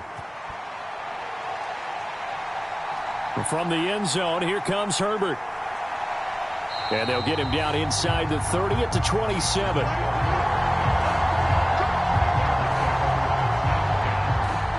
The Bears offense now gets set to head back onto the field. Well, we said it at halftime that they would need a nearly perfect second half to erase that deficit that they were facing, CD. But unfortunately, the second half has pretty much been a carbon copy of the first. Yeah, that early lead was almost insurmountable the way their opponent was playing. And, partner, they do have some good news, though. This one is getting close to being over, and they can try and hit the reset button starting tomorrow. It'll be a gain of 5, and it's 2nd down.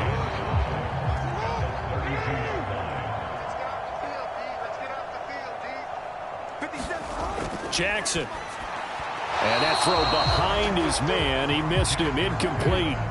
The Bears on third down. Not quite 50%. 4 for 9. This will be 3rd and 5. Here's Jackson to throw. He had a man open, but he missed him, and it's incomplete. All right, they're going to try and keep hope alive here on 4th down. They're going for it. Got to try it here. He's back to throw. And it's incomplete. They cannot convert, and they turn it over. The Bears tried it on 4th down, unable to convert. And the Niners take over in terrific field position. Well, their first 4th down attempt earlier was successful. This one backfires for a turnover on downs. I like their aggressiveness. I like what they're doing. They got it the first time they went for it. Why not a second time? I don't think they'll be daunted from attempting it again. If you're on the defensive side of the ball, though, any 4th down stop is a big momentum play. 5 yards on the carry. Good pickup on 1st down.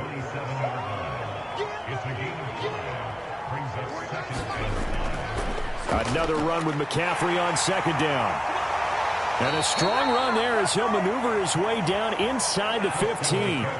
13 yards there and a Niner first. Hate to be blunt, but it is just continuing to prove to be the case that this O-line is manhandling this D-line right now. They deserve to roll up their sleeves and show up their biceps because they're doing exactly what you just described, manhandling the defensive front. They've got the leverage, they are powering through, and they're controlling this game. Now a play fake here on 1st down. And that is incomplete. He couldn't hold on through the contact. Brings up 2nd down.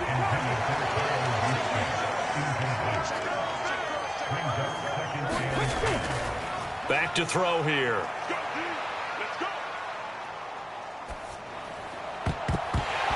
And that'll be incomplete.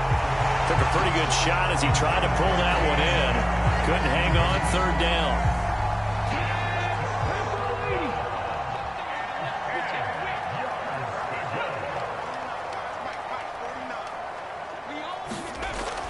He'll look to throw.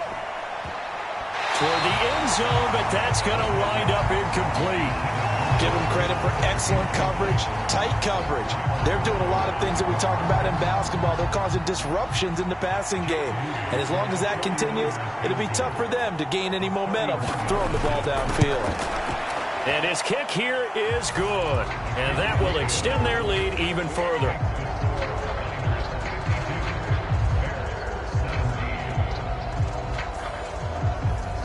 Well, ultimately not really sure that they're going to need those 3 points, but they'll take the 3 and they pad that lead. Yeah, this one's already wrapped up, but you and I both know if you're an offensive coordinator, you never let up on the gas unless the head coach tells you to do so. And maybe you've actually clicked him off in your headset so you can keep calling plays and trying to add to this lead. Onto the field now come the Bears.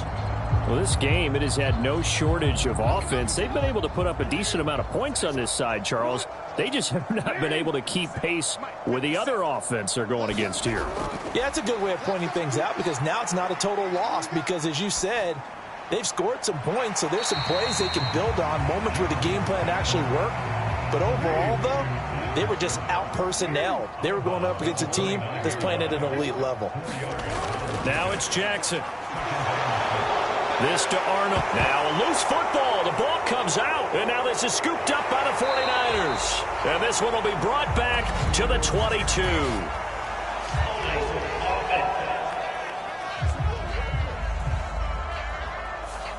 So holding on the offense, they go ahead and decline the penalty, and the ball will change hands on the fumble recovery.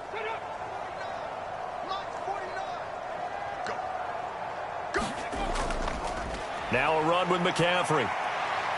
And they're knocking on the door now as a good run there. Going to take this to about the 10-yard line. 119 yards on the ground for him now as he has gotten better, really, as the night's gone on. He continues to have a big night here under the lights carrying the football. And some guys prefer night games. For whatever reason, their bodies react a certain way. They love the spotlight. Maybe that's what it is.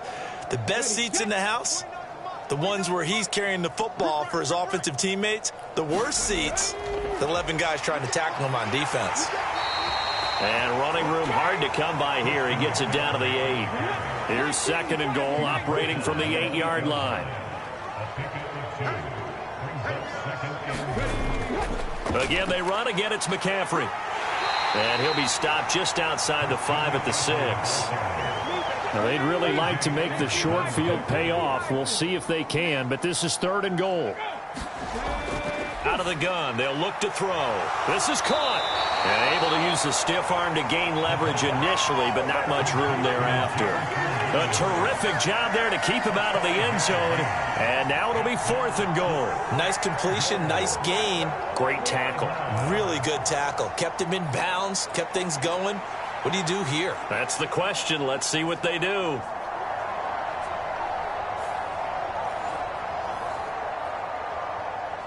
The offense is staying out there. Here we go on 4th and goal from the 1. Here we go with McCaffrey. And they are going to score again. Yet another touchdown as they just add to their totals. No hesitation on the decision to go on 4th and goal from the 1, and they punch it in. And I do believe that field position factors in there, too, because even if they don't get in, you're going to force the other guys to go the full 99 yards. So, to me, a good calculated risk, which actually paid off.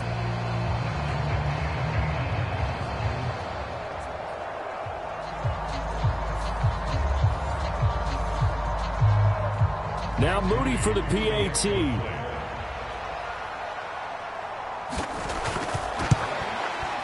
Now this one was over a while ago as they just add on to their big lead. 5 plays there on that drive. And the last play on the drive, the touchdown run from Christian McCaffrey. So after the made field goal by Moody, he's back out to kick this one away. And from the end zone, here comes Herbert. And he'll get it up past the 20 to about the 22.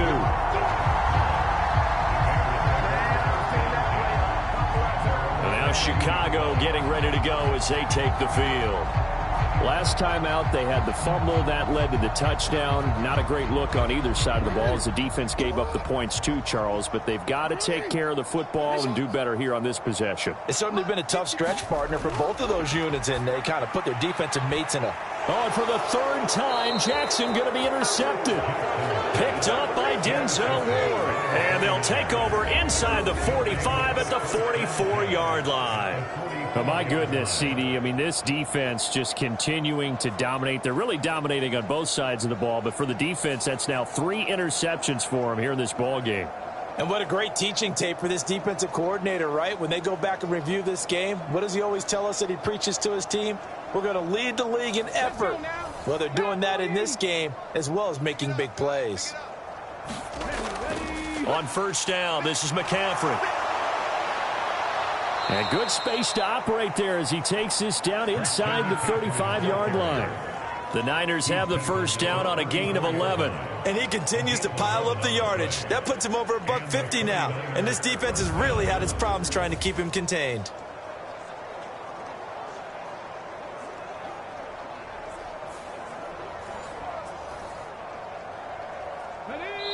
Just 2 minutes remaining here in the 4th quarter of what has been a one-sided affair. So it's 49er football here as we get you reset. And they have just about put this one on ice as they've got it here 1st and 10. Running game working. They'll stick with it on 1st down. And he finds a little bit of room, enough for 4 yards. It'll be 2nd down.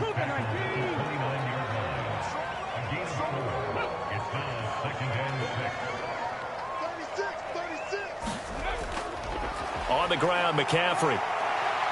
And he'll go down here right around the 23-yard line.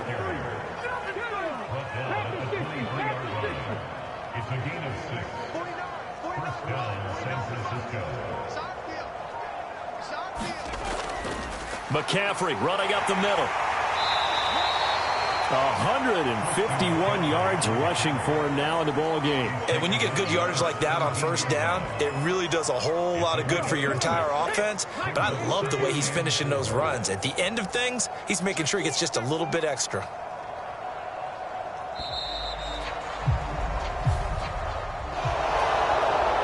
Fans usually love to see scoring, and there was no shortage of it today. What a dominant showing from an offense that was truly playing at an elite level in this contest. Partner, this game was over a long time ago, and you noticed they did not want to slow down anything. Absolutely a dream scenario for everyone on that offense, and they took advantage of every second. Guaranteed popcorn for everyone in their film session.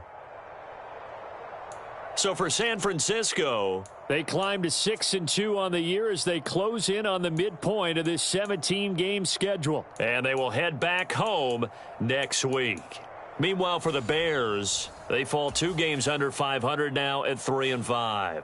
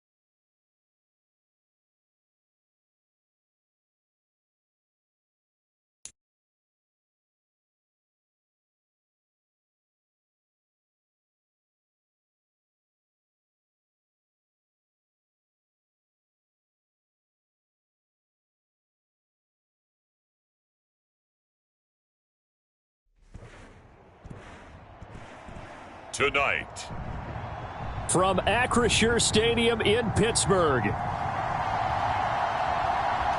a special prime time edition of the NFL on EA Sports.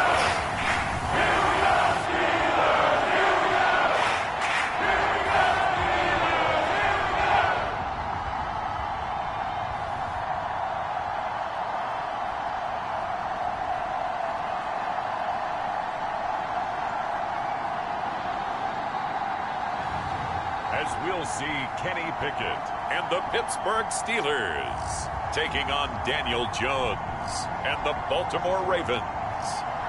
Well, the cold weather certainly helping set the stage for what should be a physical primetime contest at Pittsburgh's Acrisure Stadium. But tonight, it's a good Week 9 matchup here on a Monday night, as it'll be the Baltimore Ravens taking on the Pittsburgh Steelers.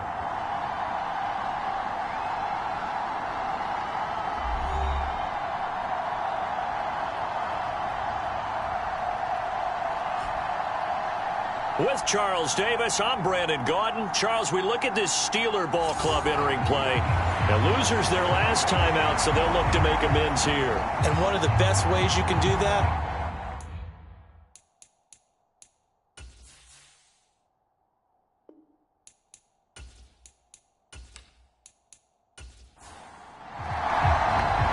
first 2 months of the regular season down. What will the final 2 bring us as we're off in Week 9? And he will make it to the 20-yard line and no further.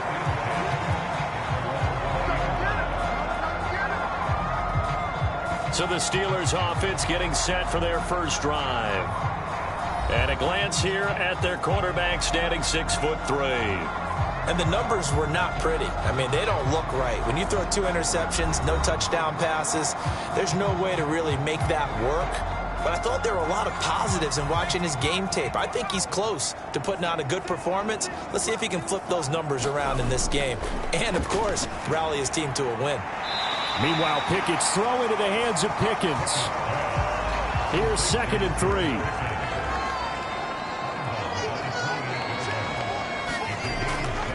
First carry for Najee Harris. And he'll get about 3 here as he's out to the 30. An early test for this defense. Here we go on 3rd and inches. Pickett back to throw. Oh, he tries to force it in, and it's intercepted. And they're going to set up shop at the 27-yard line. It's no secret he's had trouble this year with interceptions, and this is a bad start for him. First drive, throwing another pick. No matter who's broadcasting his game, that's how the conversation begins. Throwing too many interceptions, can he take care of the football? If I were his backup, I'd be edging towards the coaches and saying, hey, how about giving me an opportunity? So here are the Ravens with great field position to start out. And trotting out there, their tall quarterback standing at 6'5". And there's a lot of good to watch in the game last week. He threw 4 touchdown passes. A little bit of concern throwing the 2 interceptions. Yeah, and the 2 pick. Yeah, you want the ratio really to be closer to 3-1 as opposed to the 2-1 that he had. But it is something to build on. They did get the win, didn't they? Yep. Here's a throw out wide, complete to his running back right side. Heck of a move, and then brought down near the 23. Now 2nd and 5. On the run, this is J.K. Dobbins. It'll be a pickup of a couple, and it leaves him with a 3rd and 3.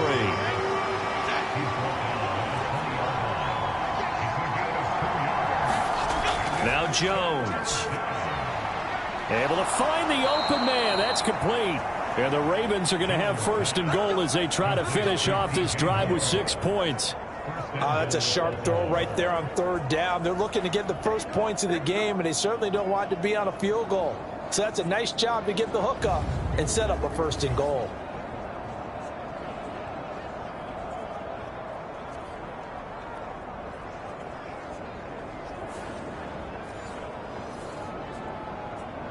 First and goal, a chance to convert that early turnover into points.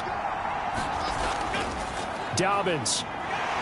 Oh, he's going absolutely nowhere as he is hit behind the line. That's going to wind up a loss of a full 3 yards on 1st down. It's probably a pretty good sign here on the opening drive if your guys from the secondary are coming up and spilling things in the backfield. How about the adrenaline and aggressiveness that led his eyes to the backfield to run up there and make that tackle, setting a tone early for his defense. 2nd and goal from the 6 this time.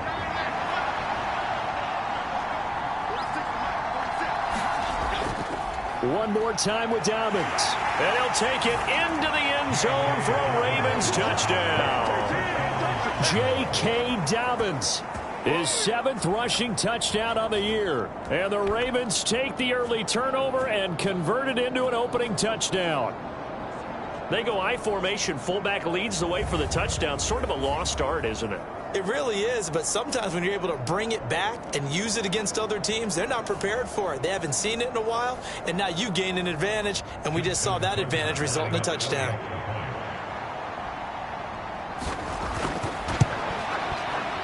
Tucker with the extra point, and that makes the score 7-0. So that drive spanned 5 plays. And it's finished off by a touchdown run from J.K. Dobbins. Tucker now to kick it away following the touchdown.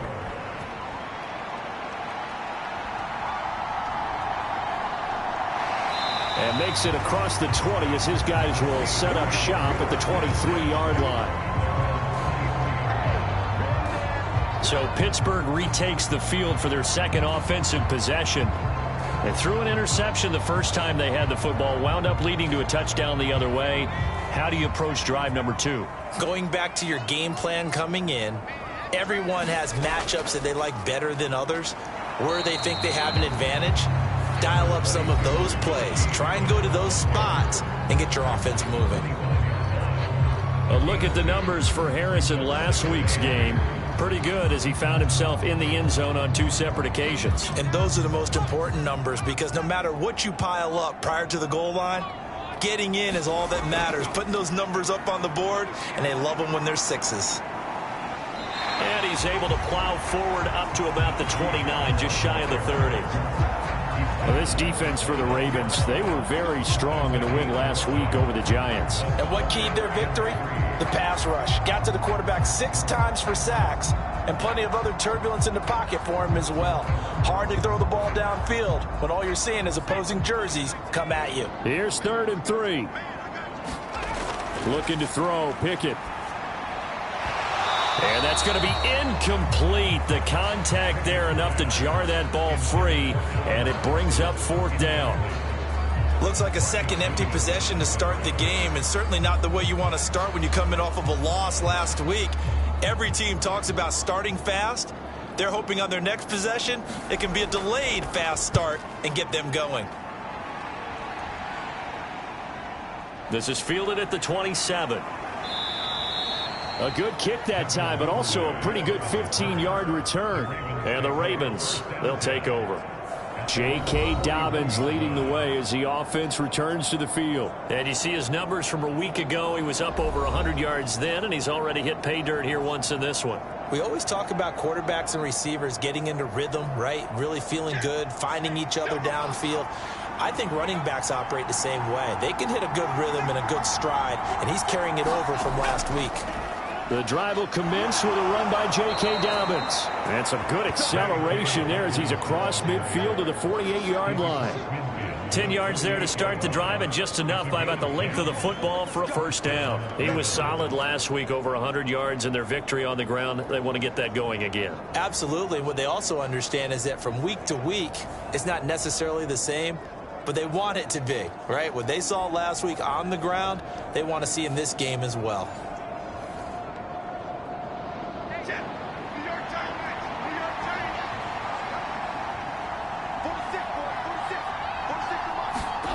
Throwing, Jones.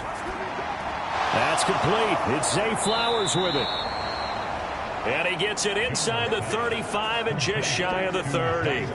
The Ravens get a new set of downs, give them 17 on that pickup. Well, as a coach, you absolutely love seeing your offense find their rhythm early, and that's exactly what we've seen so far. They had a touchdown on their opening drive, and now they connect here for another nice gain for a 1st down.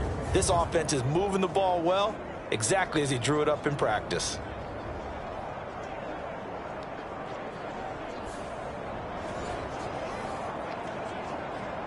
Back-to-back good plays have them on the move on 1st down. Looking to throw. Jones. That ball caught. It's Mark Andrews, the tight end. And that's good for a pickup of 10 yards. And that'll leave him with a 2nd and just a few inches left. A shotgun snap and again to Dobbins. And he'll get it down this time to the 17. A gain of 5, good enough for the 1st down.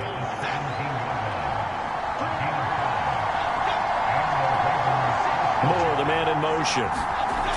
On 1st down, Jones. On target to his man, Likely. And he'll get 7 yards from the 17 to the 10 before he's taken down. Facing a 2nd and 3. Ball on the 10. A give up the middle to Dobbins. And he'll take this from the 9 down to about the 7. Play number 7 coming on this drive. It's 3rd and inches. Back to throw. Jones. Pass taken in by his big tight end. And he'll get this down inside the 5 to the 4 before he's out of bounds. They'll run with Dobbins. And he will take it in for a Ravens touchdown. J.K. Dobbins. His 10th touchdown of the season, 2nd of the game. And the Ravens are off to a 13-0 first quarter lead. So 2 drives, 2 touchdowns here in this first quarter, and he's got both of them. Well, he's certainly setting himself up for a big game here, and I think if the play caller doesn't get in his own way, they should keep riding him the entire way of this game. Until the defense proves they can stop him, that's what I would call. Now Tucker to add the PAT.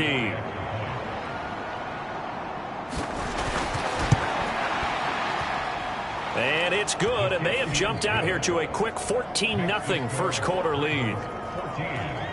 So that drive takes them down the field in 8 plays. And it's finished off by a touchdown run from J.K. Dobbins. And he's up past the 20 to the 22-yard line.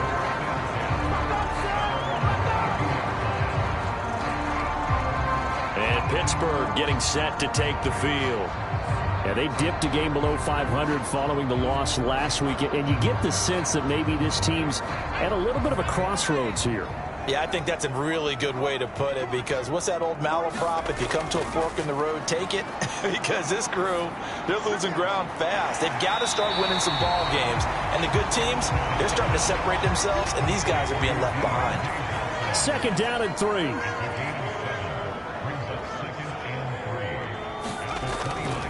Harris running straight ahead. A short gain here, maybe a yard to the 29.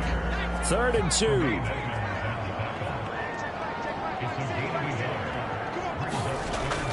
Trying to pick it up on the ground with Harris. And he gets it to the 32. Good enough for a first down. Give him 3 yards and a fresh set of downs. Well, that was big right there, because they're the bottom 5 in the league in converting on 3rd down. They needed that pickup in a big way. There were 2 things they said they wanted to win in this game. One, the turnover battle, and the second, 3rd down conversions. So they got one there.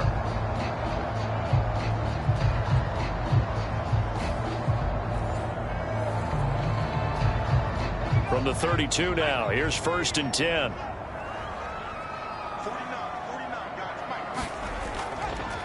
This is Harris on the draw. And he'll power ahead, but only for about 3 yards. 2nd down coming up. Look, all any running back wants is a little bit of room, a little bit of space in order to maneuver. But he also understands how difficult it is for his offensive line up front. So if they give him any space, he realizes his job to make more out of it than what they give him. Picks up 3 on that carry. And he has a big gain inside the 40 before being dropped. A first down there on a pickup of 25. It certainly feels like there are more stars at the tight end position than there were even 10 years ago. And I think it's become more of a glamour position because of the ways it can hurt a defense, and guys want to be involved. They can be in line, close to the line of scrimmage. They can split out like receivers.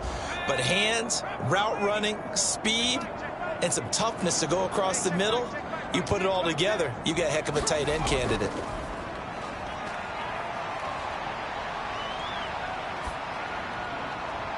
Pickett with a throw. That's caught by Pickens. And he'll cross over out of bounds right at the 25.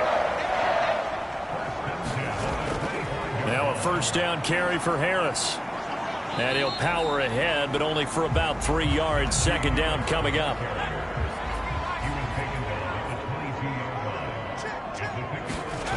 Pickett. Throw left side, going to be taken in by Harris. And brought down, but not before they get it inside the 10 to the 7. 14-0 the score. This is the NFL on EA Sports. Second quarter action from Pittsburgh. It is the Steelers in control of the football as they go to work on a 1st and goal. Now Pickett. To the back of the end zone, but too high. Over everybody and incomplete. Great coverage down in the end zone. He's scanning the field, looking. No one ever came open. So in the end, he makes the best decision and just fires it over the end line. They'll try again here from the 7 on 2nd and goal. Back to throw, Pickett. To the goal line, but it's incomplete. 2 incompletions haven't moved him any closer. And likely throwing again, you'd have to think on 3rd and goal here. And this is caught. For the moment, it's a touchdown, but multiple flags down, so let's sort this out.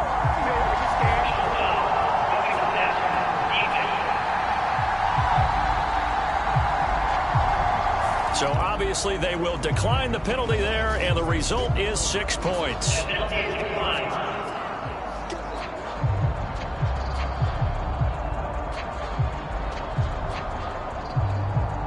Joey Sly on for the extra point.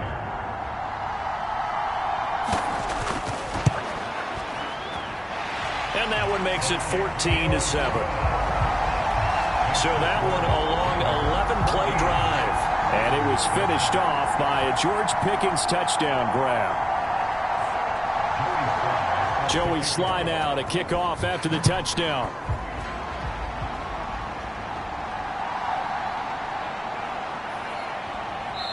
And a decent return out to the 27-yard line.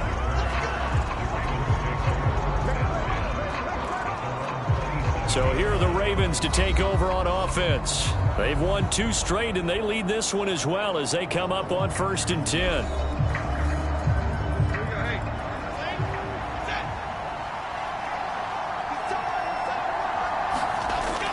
Throwing to start the drive. Jones looking for Bateman. He's got him complete. And he's tackled a yard short of the marker. Good gain of 9 on 1st down. Just need a yard here. 2nd and 1. Dobbins trying the left side. And he slips up past the 45 before being tackled. 10 yards there. Good enough for a Raven 1st down. Interior of that line blocked really well on that run, but also the 2 tight ends, they blocked well too. Not only have they scouted the line of scrimmage, with their agility, they can get upfield and hit moving targets like linebackers, defensive backs. They do a really good job helping out the running game.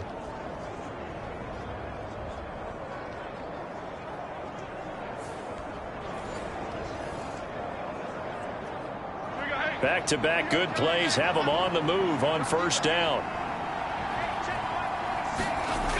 Looking to throw. Jones. He's got his man. It's Andrews. And that's good for a gain of 6, and it's 2nd down. Now that's staying ahead of the chains. Really good pickup on 1st down, hitting the tight end there. Now it brings up a 2nd and manageable. Just found a hole in that zone. From the 48-yard line, here's a 2nd down and 4. Operating from the gun. Jones. And they'll get him down as he's inside the 40. So here's a 1st and 10 at the 38.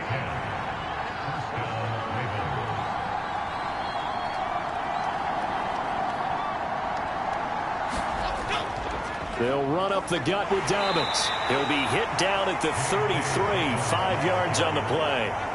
2nd and 5.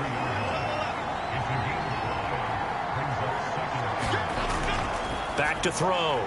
Jones. And they're going to have themselves another 1st down as the tackle's made at the Steelers' 21. 13 yards as the quick slant keeps the drive moving. You can see the time and effort and thought that they've put into their passing game because it was evident right there. It looks like a simple pitch and catch, but you and I both know that they have planned for this and worked hard to make it happen. And he will be brought down at about the 6-yard line. Back-to-back nice gains. That one for 14 yards and another 1st.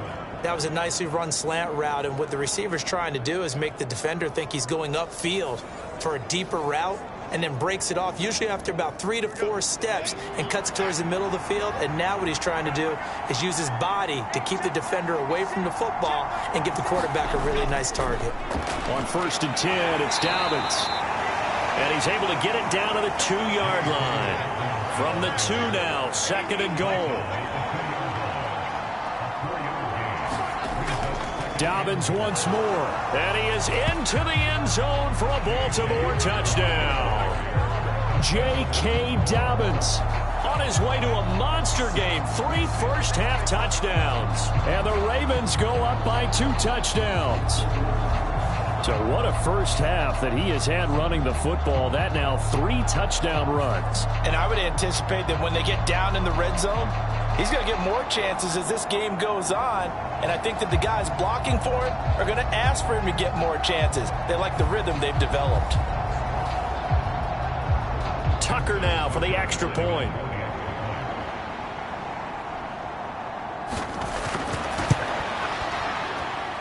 It's good, and it is now 21-7. A good drive that time as they go 9 plays in all. And it's finished off by a touchdown run from J.K. Dobbins.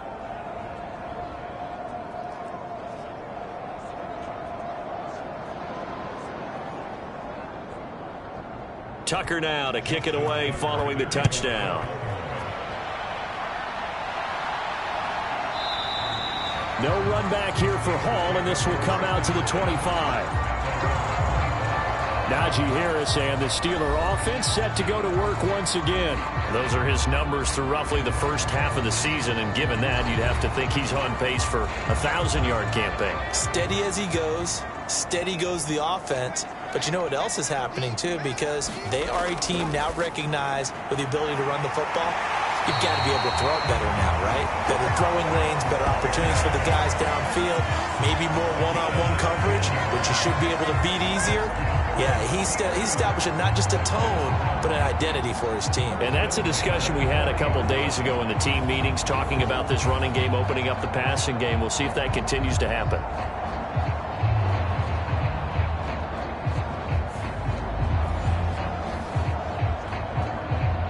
So quickly all the way up at the 40-yard line.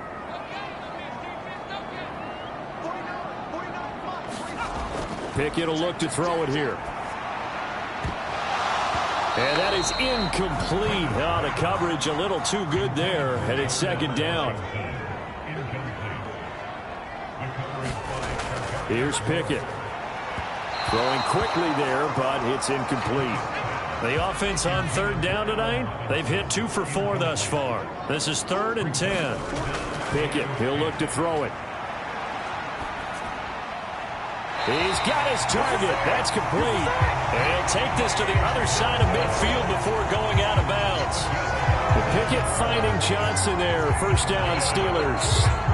Yeah, these are the types of plays they're going to need to hit on if they're going to get back into this game. It hasn't been the greatest of first halves, but this is a nice throw here on third down, and they keep the drive going.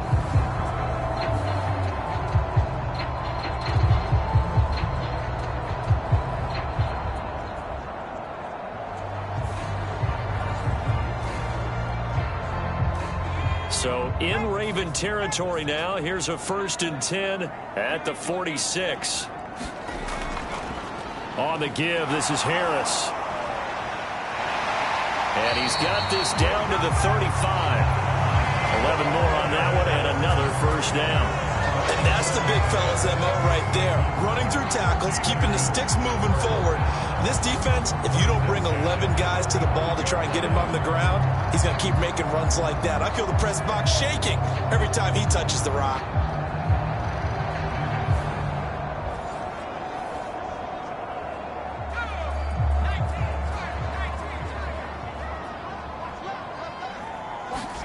Pickett now on first down.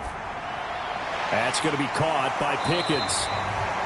This will be a gain of about 8 to the 27-yard line. Ball on the 27. Here's 2nd and 2.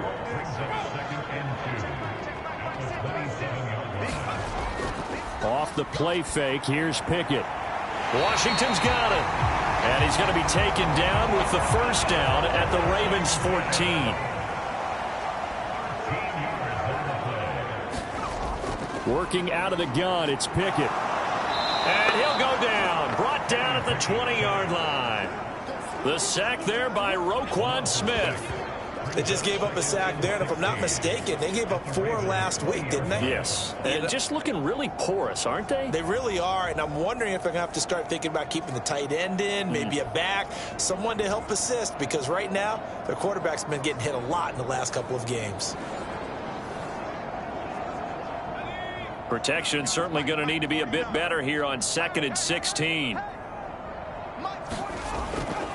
On the delay, here's Harris. And able to fight forward inside the 15 to the 13. An 8-yard gain, so that gets them halfway there. Now they're left with a 3rd and 8 more. This drive is turning into an extended one, and the guy carrying the ball, he's becoming more like a body blows guy. Every carry is putting some damage on the defense. So after a while, I'm not too sure how many guys are going to want to run up and tackle him. And he's not able to get away. Sacked back at the 22. It's a loss of 10 on the sack, and it leads to 4th. He is proving his worth defensively. Getting the sack here, that comes after being named the AFC Defensive Player of the Week for his performance in last week's game. He's stacking games together, isn't he? I mean, you just mentioned what he did the previous week to be named AFC Defensive Player of the Week, continuing to play at that level. And when you get that kind of confidence going, those kind of guys are hard to stop.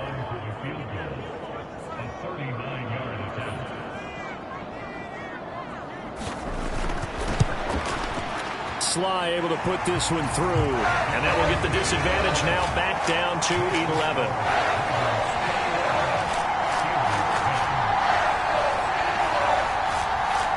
So a good snap, good hold, and right down the middle. Never in doubt. Just the way you used to hit them, partner. You mean like kicking the ball? Exactly. Well, that was in high school. Doesn't matter. I don't care what level. You hit them, they go through. And he'll go down as this drive will start at the 25-yard line. With the football back over to Baltimore and J.K. Dobbins. Well, there you see it. A hat trick of touchdowns, and we're in the first half. I'm betting that he was over there saying, feed me. Yeah, there's no doubt. I got to eat. There is no doubt, and he's real hungry right now, isn't he? I mean, let's be honest about the whole thing. We don't have to be on the field to understand what he's telling everyone. Give me the ball. We're locked in with the offensive line. They're taking care of business, and I'm finishing things off. Well, heck, he might be able to turn this into an historic event. We'll see. Now, this is an example of breaking down a defense, because on a lot of these runs, he's getting past the point of attack, and guess what he's doing? Forcing the secondary guys to have to make a lot of tackles.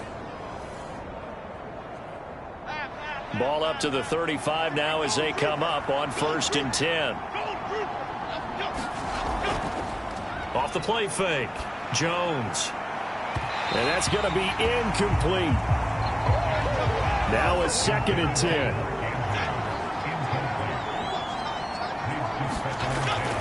Here's a give to Dobbins. 5 yards, now it's 3rd and 5.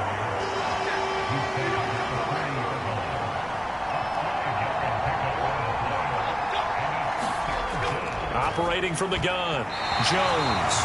And that will be incomplete. 4th down, and out comes Jordan Stout here to punt.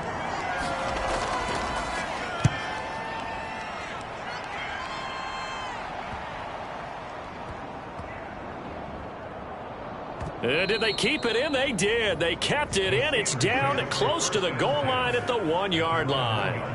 You rarely call your punter a weapon, but he certainly was there. How about that? Pinning him down at the 1-yard line and helping out the defense in a big way. I'm telling you what, if I'm a defensive coordinator, I might be thinking safety right now. The game clock sitting at 2:02, so they'll get one play before the 2-minute warning. They turn to Harris to begin the drive. And he'll power ahead, but only for about 3 yards. 2nd down coming up. Second quarter action with 1:59 remaining. And they'll come up 2nd and 7. They run again with Harris. And he'll find a little space. He gets us up near the 10. The Ravens bring out an extra defensive back here on 3rd. Operating from the gun, Pickett. Oh, and his early struggles continue. Here's another one intercepted. And he will bring this back. It's a pick 6 and a Raven touchdown. An excellent play there, CD, on the pick six. And I think were they a nickel? Did they have an extra DB out there? Yeah, Brandon, I think they were in standard nickel, not the Buffalo, as teams like to call it, meaning 3 safeties for big nickel. They just wanted to take away the quarterback's throwing lanes, and that's exactly what they did, and came through with a big-time pick six. Tucker now to add the point after.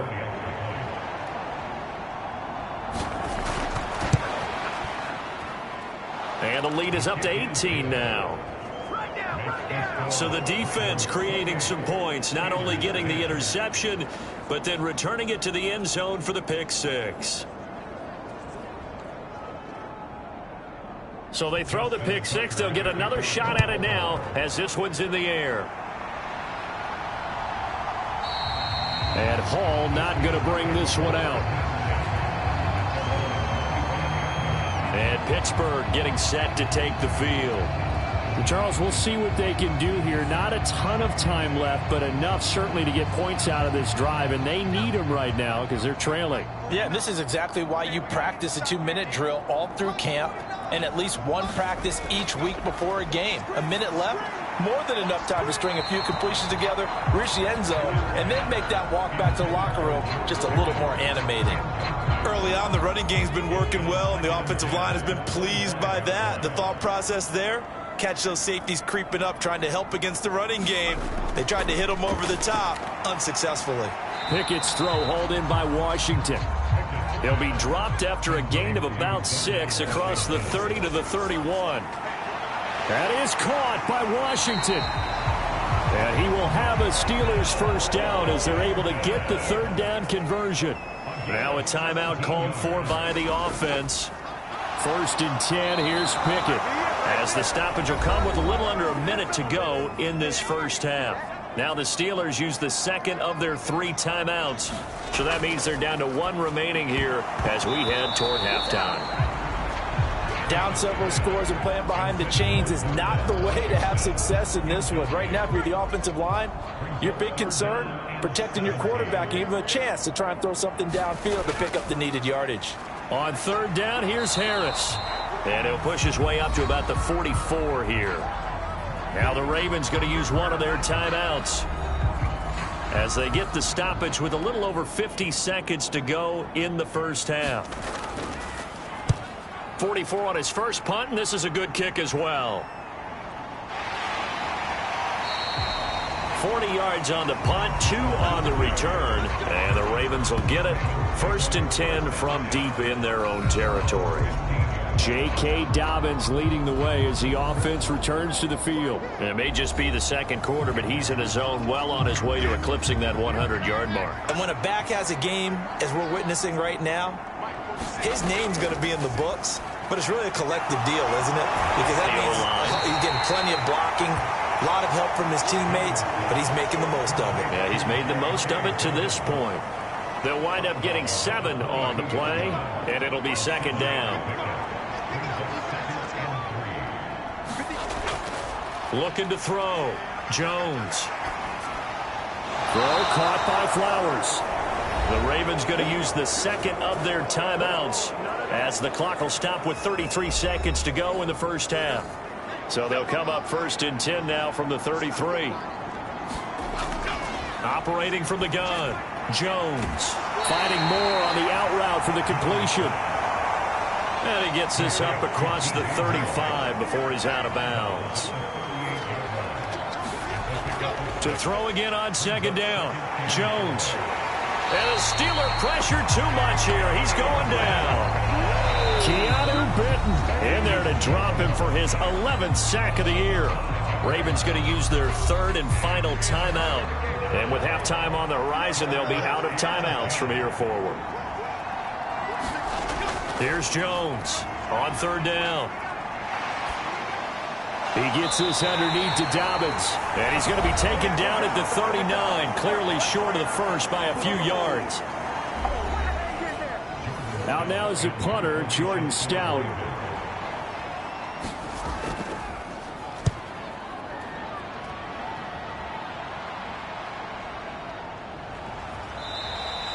A 7-yard return following a punt of 45 yards. And control of the football switching hands with very little time remaining until the half. And they're just going to run it here up the middle. And he'll just push his way forward for a few as the clock will run. So we are at halftime here on a Monday night as we send you down to Orlando where Jonathan Coachman has our EA Sports Halftime Report. Coach. Okay, Brandon, thanks very much. Welcome in, everyone, to our EA Sports Halftime Report. Let's get you caught up on what's going on around the NFL. We'll start up at TIAA Bank Stadium in Jacksonville, where you see the final score there. Tua Tagovailoa, strong in the victory as it pushes his guys back above the 500 mark on the year. From there, we'll skip over to Louisiana to check in on the Saints at home in New Orleans. And they were winners in that one over the visiting Raiders. Dak Prescott, terrific in the win, and a much-needed win at that, as it is indeed their first on the year. Lastly, let's check on one final game for you. And you can see they are scoreless as they play the second quarter.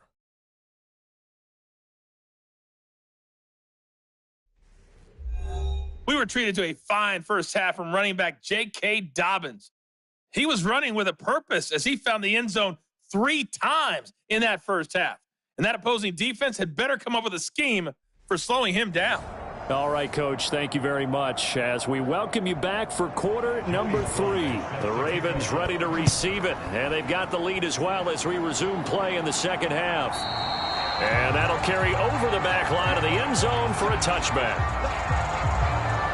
Out come the Ravens now. They'll go on offense first here in this third quarter.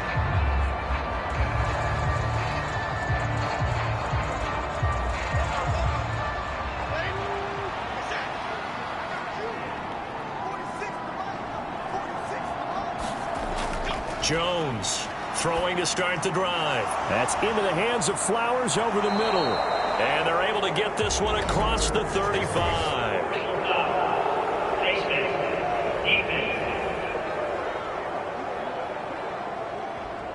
So it was already a gain on the completion, but tack on some more with that penalty. Absolutely, and no matter what angle you're making the tackle from, you can't grab the face mask, and that's just putting your defense on its heels just a little bit more. And now it's 1st and 10, a big mistake, especially when you factor in the personal foul yardage. Back to throw. Jones. And he's going to be hit and taken down. Back right around the 48-yard line. Keanu Benton, his second sack of the night. Well, you don't usually get a sack from a nose tackle spot, but we got one there. No, we don't, and a lot of the times in passing situations, they end up off the field anyway. So how happy was he to work his way back to the quarterback and put him on the ground? He's going to have to put a nickname after something like that, some Big Jelly or something like that. So after the sack, here's 2nd and 14. Looking to throw. Jones. Under pressure, they got him again. Firing in that time, it was Nick Herbig. Credit him with a sack. Now that's the way to start the second half. Back-to-back sacks. Whatever the halftime speech was, I hope they recorded it.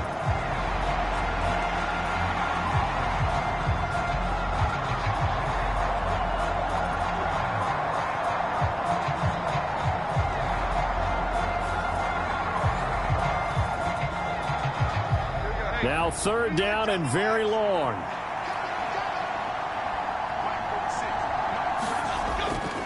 Back to throw. Jones.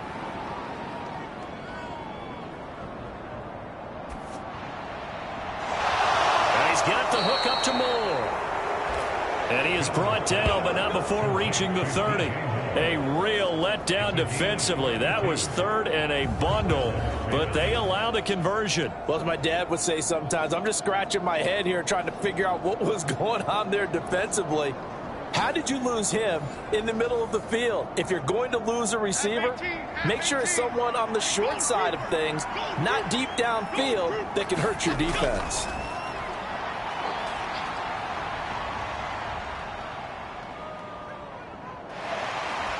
Jones hit and the ball's out. Oh, one of the linebackers has got it. And his guys will take over at their own 44-yard line. He was back there forever. You got to get rid of the football there. I mean, the amount of time he had was probably double what you normally have to throw the football, and he doesn't find anyone, so you're exactly right. He's got to get rid of it. But the next question I would have is, what were the receivers doing? In that amount of time, someone's got to find their way open. Because a normal time, 3.5 seconds to get rid of it. Somewhere in that neighborhood, and they really doubled that. That's not supposed to happen where he still has the football, and he ends up losing it. And good vision there as he's across midfield and down to the 45-yard line. And right off the bat, it's a first down to start the drive, 12 yards. We often give credit to the O-line there. Two tight end formation. Those tight ends block pretty well also. Yeah, and that's one of the most dynamic positions in football now. The tight ends who can block at the line of scrimmage at the point of attack, and they can also get downfield and catch the football.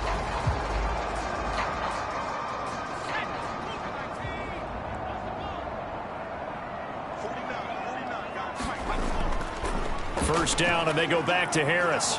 And this one goes nowhere. Losing yardage on the play back at the 46. Now a pause, and there's an injured Raven in need of some assistance. So as the medical staff takes a look, we'll step aside.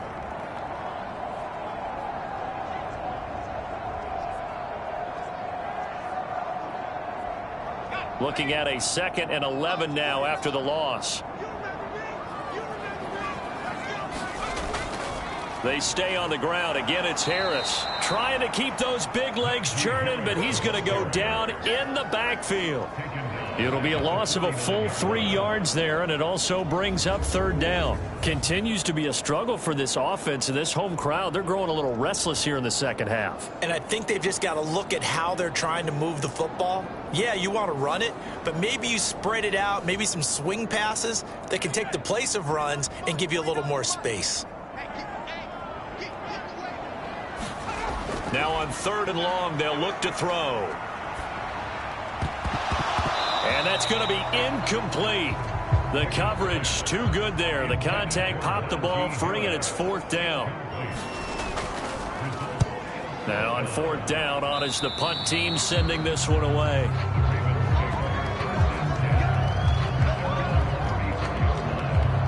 Zay Flowers and the Raven offense back onto the field. Creeping up on 1,000, could get there on this drive. So a challenge for him to do that, but also defensively, maybe a challenge for them to not allow that. And that means probably kicking even more coverages to his side. And what that really means is wherever he lines up, you will have a cornerback over in his area.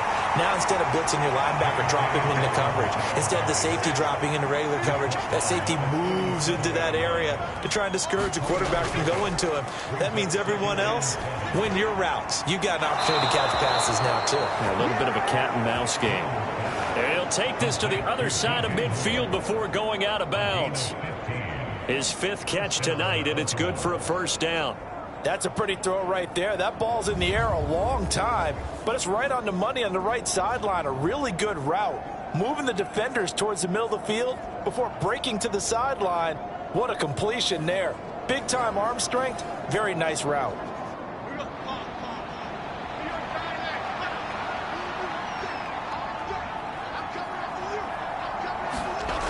Now Jones throwing on 1st down. A short throw caught by Andrews. So 5 yards here, 5 on the play, and it'll be 2nd down.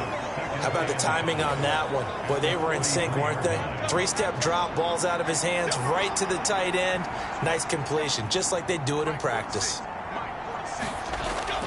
On 2nd down, a run with Dobbins. And he'll get it down on the play to the 37. 72 yards for him on the ground now, and 3 touchdowns to go along with it. Jones now on 1st down. He lets this one fly toward the back of the end zone. And this is incomplete. Oh, he had 6 points right in his hands, but could not hang on. Flowers going to go in motion right. A give up the middle to Dobbins. And he'll be brought down, losing yardage back at the 40. This will be a loss of 3, and now a much tougher third down looming. And they have just not been able to block him at all throughout this game. Seems like every other play, he's doing something in the backfield. Already got 2 sacks, and now here's a tackle behind the line.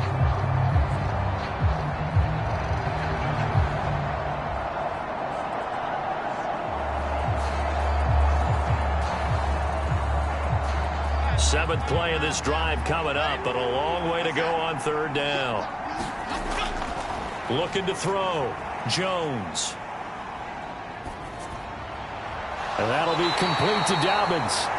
And they're going to have themselves another first down as the tackle's made at the Steelers' 26. Needed 13, they got 14 on third down.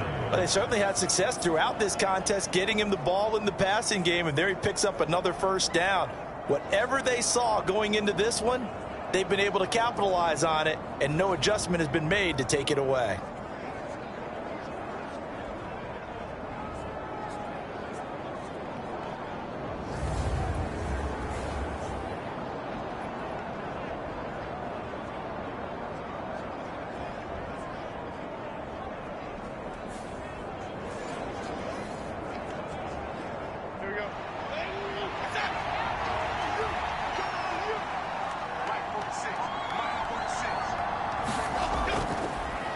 Now a handoff for Dobbins. And he can only manage to get a couple. 2nd and 8 coming up.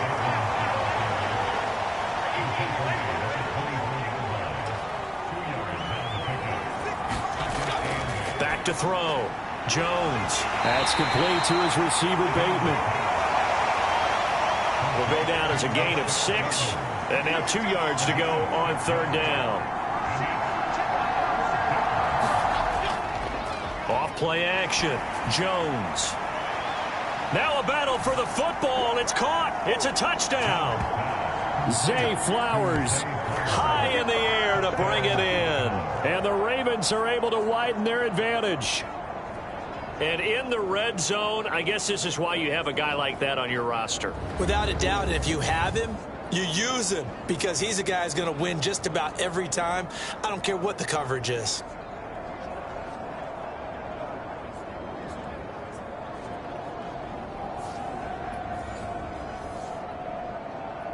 Now Tucker to add the PAT.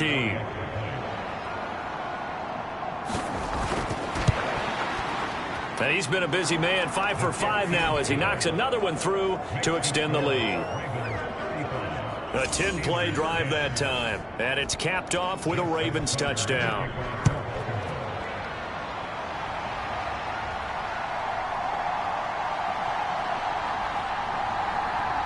And able to get this across the 20, but not much further as he's dropped at the 23-yard line. And Pittsburgh getting set to take the field. Well, we haven't exactly been treated to a nail-biter in this one, CD, and if they cannot score here, this one's pretty much all but over. Are you saying that you feel like people are starting to think about getting out of here, maybe beating the traffic in order to get home or to their final destination? Yeah, I don't think there's a whole lot of reason to hang around, especially if they can't score here. Yeah, you're right about that, because it has been pretty clear who the better team has been in this one. And in a league that we talk about every game being a one-score game as we go into it, watching this blowout, let's just say it's been unusual.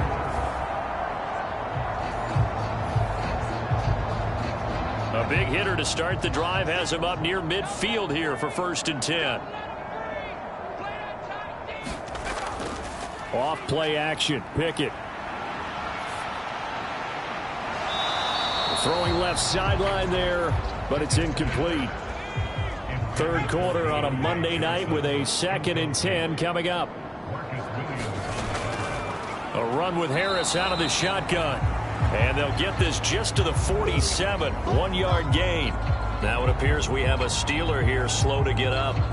Well, now they're going to come out and take a look at this injury, and we'll be back in a moment.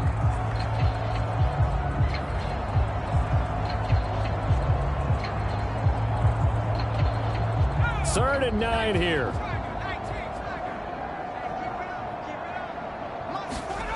Pickett now from the gun here. And the throw there going to be incomplete. The Steelers send out their punter now as he's on to punt for the 4th time tonight. He'll get off a fairly short kick here as this is toward the sideline. And no return here. Where will they spot it? They say just outside the 20-yard line. Zay Flowers and his offense about to begin their next drive. Pretty good game for him so far. I guess he's still got time here to make this a great game, but so far he's been solid. I like where you're going with that because it has been pretty good, but there's always that hint that things can really escalate for him. And right now they feel like they're somewhat keeping him in check, but he has found the end zone once. But boy, he can explode at any moment. Yeah, and when you hit that end zone once, you want to find it again, don't you? Yes, you do. Makes you hungrier. You get greedy in a good way. Here's Jones on 1st and 10. And that nearly their first pick of the game, but it falls down to the ground incomplete. Throwing again on 2nd and 10. Jones. He's got the connection to Moore. And he slips up past the 45 before being tackled.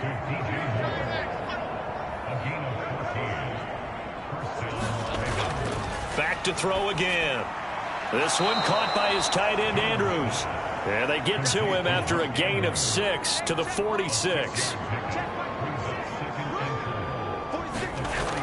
Throwing again on 2nd down. Jones to the right side, and he's got Moore complete. They have certainly looked his way in this 3rd quarter. Another catch, and it's good for a 1st down. Off the play fake. Jones. And he'll go, and he lost the football. And it's picked up by the Steelers. And he's able to get it back to the 33-yard line. A lot of talk this week about ball security. In fact, they added an extra period in practice to be more secure with the ball. It didn't work out there. Well, sometimes you just get over. And now, as with every potential turnover, they're going to take a second look at this just to make sure. Now the question, was the knee in fact down before this ball comes loose? And is the video convincing enough to overturn it? A lot of factors here. Remember, you also need clear possession of the football afterwards. This is a tough one to overturn. So that one overturned. They say the knee was down, and that will not be ruled a fumble. Throw left side complete. That's Andrews. And he's going to have a gain of 11 to the 11 before he's brought down. 1st and 10. The partner is still in the 3rd quarter, but they've got this one well in hand and still airing it out with gusto and picking up some nice gains. And even in lopsided games like this, you don't really see starters get lifted or the foot come off the gas before the 4th quarter. No one wants to leave any doubt when they're playing well. They just want to continue the process. Looking to throw again on 2nd down. Jones. And he's going to lose yardage here, as they will switch ends as time has run out on this 3rd quarter of play. So they'll get a little extra time to come up with his 3rd down play as we've played 3 quarters. You're watching the NFL on EA Sports. Historically, this is such a tough, loud venue, but you can hear a pin drop right now. A lot of fans long gone, not used to seeing a lopsided score like this. And he'll go down here at the 12-yard line. It's a gain of 5, but it'll lead to a 4th down.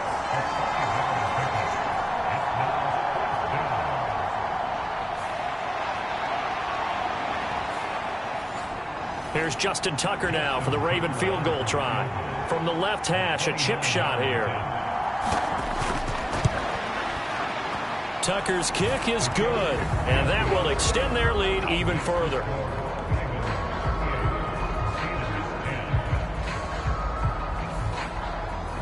Well, no field goal attempts for him until the final quarter, but no hesitation on his end. He comes right out and nails his first field goal try. And give him a lot of credit, too, because he stood there the entire ball game, but has managed to stay with it both mentally and physically.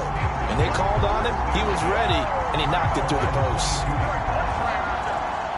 And Pittsburgh getting set to take the field. The last series for him, a little disappointing, forced to punt. And now they'll try to do better here and come away with some points as they begin this drive. 1st and 10. Pickett to throw on first down.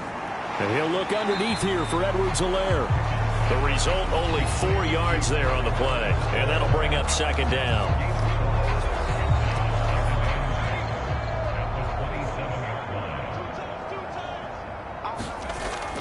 Looking to throw. Pickett. Got an open man. It's Pickens. They call his number again. It's his 6th catch and a first down. Back to throw. Pickett. Now a swing pass. It's Edwards-Helaire. It'll go as a gain of 4. And that's going to bring up second down.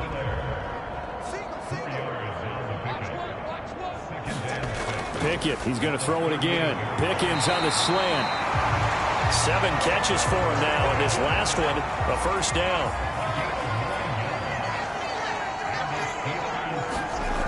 Again, he'll drop to throw. Pickett in trouble, and down he goes. David Ojabo buries him for a loss of 11 from his outside linebacker spot. But when this game is done, the credit will go to the consistent pressure on the quarterback as a huge cause of this win. Most teams are happy if they get a few of these games per year. You know they're going to watch this tape over and over, try to identify what's working, and keep it going. Pass protection has been a problem all night long as they come up facing second and a bundle. Pickett back to throw. Going up top. Oh, it's intercepted. They got Pickett for the 3rd time in this game. Picked up by Charvarius Ward. And the Ravens force the turnover. They'll take over at their own 27. They set themselves behind the chains, tried to get it all back in one play, and it backfired. Didn't it feel like a pitcher working his way into a 3-0 count, right? You're behind. What do your coaches always tell you? Get it back 1 pitch at a time. In this case, they tried to get it back right away, and it didn't work out. They'll start on the ground with Dobbins. And forget about finding a lane. He barely had time to look up before he was planted in the backfield. It's a loss of 4 there, bringing up second down. This offense has had a lot to like in this game. I don't know that last play, though, is going to make the highlight reel. It's not going to make the highlight reel, but it will be the focus of the film session that a team has to sit through. I've sat through those before. Never any fun. You're always excited about your good plays. And they actually fast forward through those. All right, that was good. All right, great. They get to the bad ones and really illuminate them. Not cool. Jones to throw on second down. Looking for the out route, and he's got more. And he takes us beyond the 35 before going out of bounds. Catch number 40 for him on the year. It's a first down.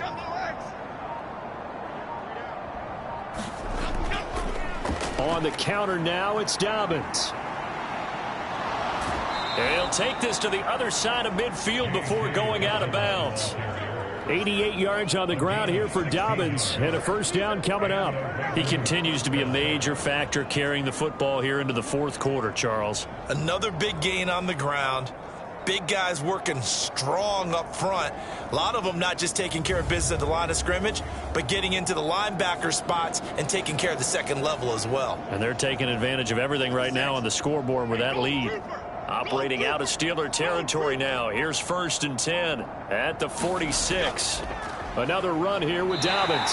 And not a whole lot of room to operate there on the first down run. He gets maybe 3. Here's 2nd and 7.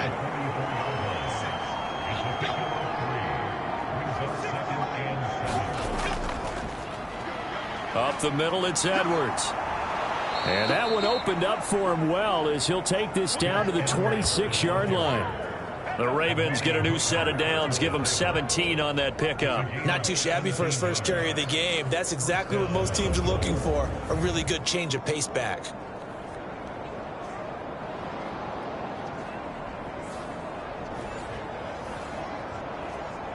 Half jumbo. New York jumbo leg. They'll run up the gut with Dobbins. And he'll maneuver his way forward for about 4. 2nd and 6. Nice chunky yards on first down. It really opens up your options for what you want to do on second. You go right back to him and hope he explodes, or sucker the defense in before throwing over the top. Now Dobbins again on second down. And he'll take it down here just shy of the 15 at the 16-yard line. So the ball down to the 16 here for 1st and 10. Now Jones. And he's going to go down. He's sacked back at the 24. Keanu Benton bringing the pressure yet again. That's his 3rd sack here tonight. I don't know what else can be said about this pass rush. They have been sensational. CD, that is now 6 sacks for them. And how many times do we talk to offensive coordinators and they say a sack is a result of everyone on offense not doing their job? But let's be honest about this one. This is the offensive line unable to counter the pass rush. They've been teeing off all game long. Pass protection has been a problem all night long as they come up facing 2nd and a bundle. Now a carry for Dobbins. He is taken down at the 21 after a short gain of 2. Now a pause, and there's an injured Raven in need of some assistance. While they come out and take a look at him, we will step aside for just a moment.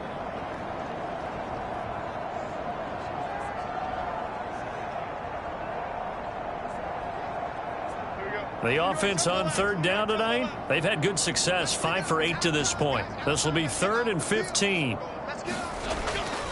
They'll run here with Dobbins. And they'll hustle up to stop him well shy of the 1st, right around the 15. This defense not budging. Back-to-back carries of just 2 yards. And once again, leverage wins. The offensive line, lower than the defensive front. They moved them and found some good space for the guy carrying the ball.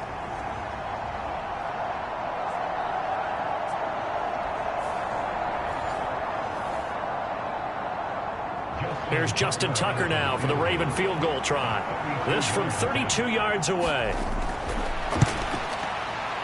Tucker's kick is good, and that will extend their lead even further.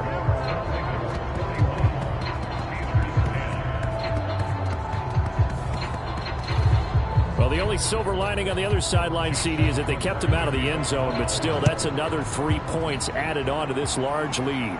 Yeah, no shortage of scoring or big plays on defense in this one. And even up by 4 possessions, still finding ways to create opportunities and capitalize with points. Pittsburgh set to take over again on offense.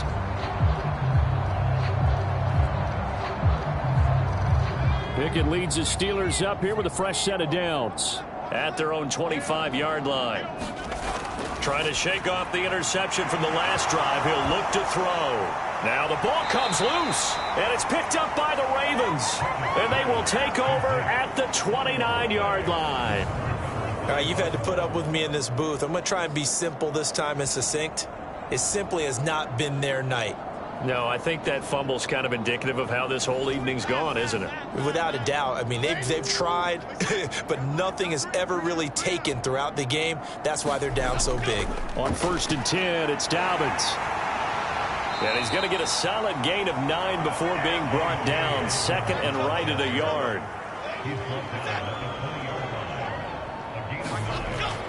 Looking to throw. Jones slings it to Andrews, and it's complete. The tight end has it. And the Ravens are going to be set up with a 1st and goal here as the tackle made at the 9. And looking to put this game on ice in the 4th quarter, but still not afraid to throw it as they show there. You want to play the game with confidence, and they have a guy who's in control right now. Their trigger guy throwing it, they feel just as confident with him doing that as they would if they tried to run the ball and run the clock out. And he'll go right back to Andrews. That's good for a gain of 6, 2nd and goal. Just 2 minutes remaining here in the 4th quarter of what has been a one-sided affair. So it's Raven football here as we welcome you back. They'll go again from the 3 here on 2nd and goal. Dobbins will score. Touchdown, Baltimore.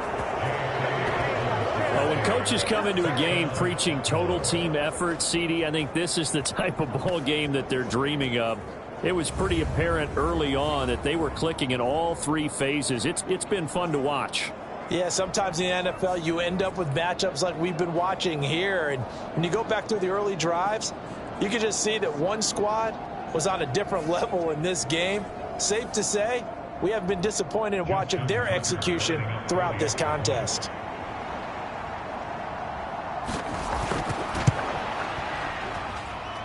Tucker able to connect on the extra point. And this one was over a while ago as they just add on to that big lead.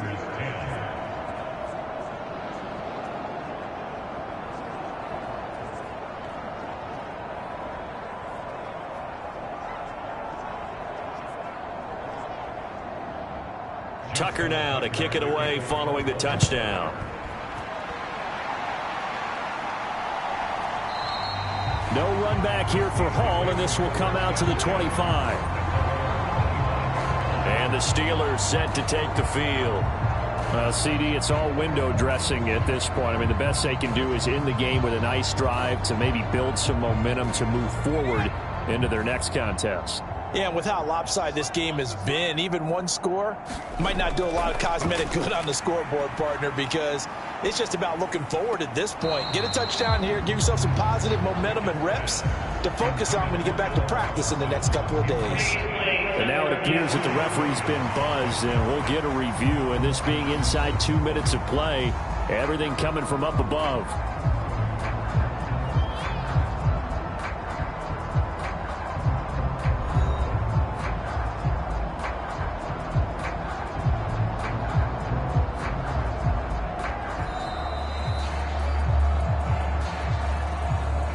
So the officials and the folks in New York got a second look at this one, and the call is going to be overturned. Pickett looking to throw on second down. He finds Pickens over the middle. And give him 6 yards here as he stopped near the 35 at the 34. Pickett on 3rd and 1. Able to find the open man. That's complete. And he will have a Steelers first down as they're able to get the 3rd down conversion. A little football 101 there. You just see the receiver try to run down the defender, meaning he goes right at him and really trying to move him a little bit towards the center of the field so he can put his foot in the ground and break to the out, to the sideline, and make a catch.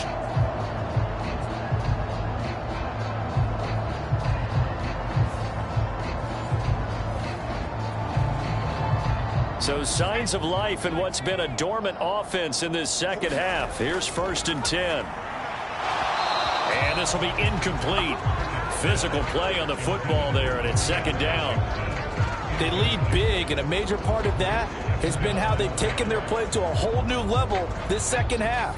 No points allowed since the break, and you can add another incompletion to the total number that they forced in this runaway contest. Now this one to his tight end out on the right side. They get 6. That'll leave them with 3rd and 4. They'll throw again with Pickett. That is caught. And they'll get him down as he's inside the 40. They're going to need to get up and set in a hurry. To the air on 1st down with Pickett. Complete. It's Johnson. So give him 5 yards there on the pitch and catch. And that'll make it 2nd down. And they're going to speed things up here. Pickett in trouble, and down he goes. David Ojabo in there to make the sack on what will be the final act in this ball game. And as this defense walks off the field, they can do so with their heads held high. What a performance. Well, by the offense, too. I mean, really, Charles, just complete domination on both sides of the football here in this one. Certainly was, and I think both sides compete against each other all the time. You go at each other in practice, obviously your training camps, your off-season, but on game day, you both want to show your best, and I think that's what we saw from both the offense and the defense, a complete team victory. So for Baltimore, the win gets them back over 500 at 5-4 on the year, and they will head back home next week. Meanwhile, for the Steelers, they fall 2 games under 500 now at 3-5. And they'll try to get back on the beam next week as they'll head to Cleveland to take on the Browns.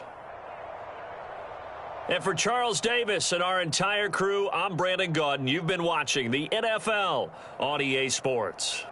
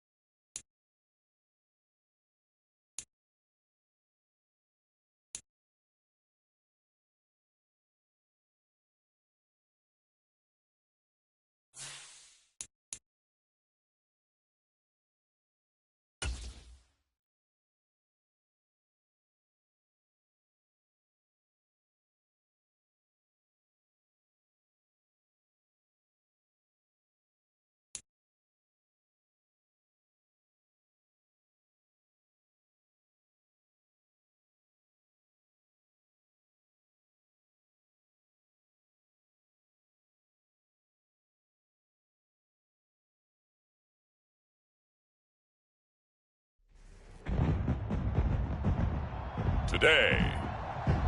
From Mercedes-Benz Stadium in Atlanta, Georgia, it's Week 10 of the NFL on EA Sports.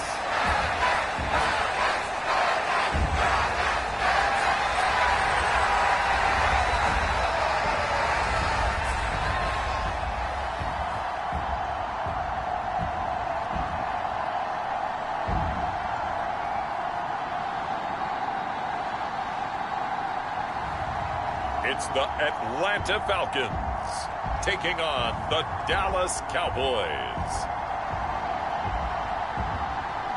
The weather this time of year in the South, perfect. Fall football weather, and we've got the roof wide open here at Mercedes-Benz Stadium in the heart of Georgia. Today we hit double digits, Week 10, and we've got a good one in store, as it'll be the Dallas Cowboys taking on the Atlanta Falcons.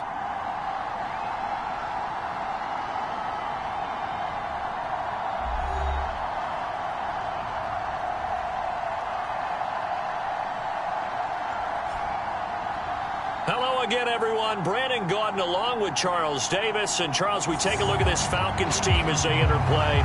They come in losers of 2 straight, so they're trying to right.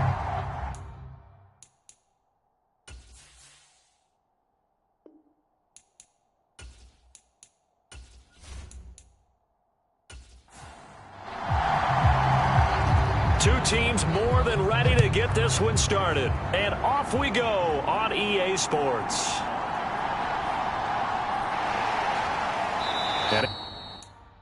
Able to take it past the 25 and up to the 28-yard line.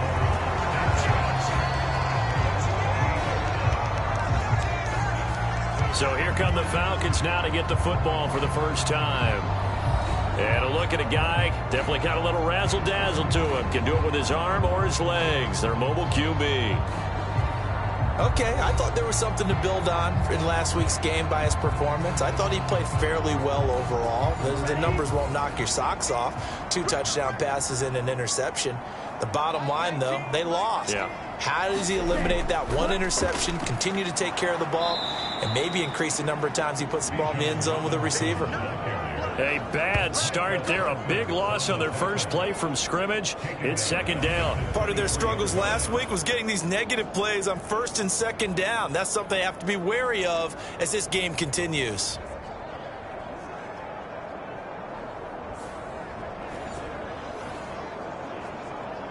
So a 5-yard run the other way in the wrong direction, and that leads us to 2nd and 15.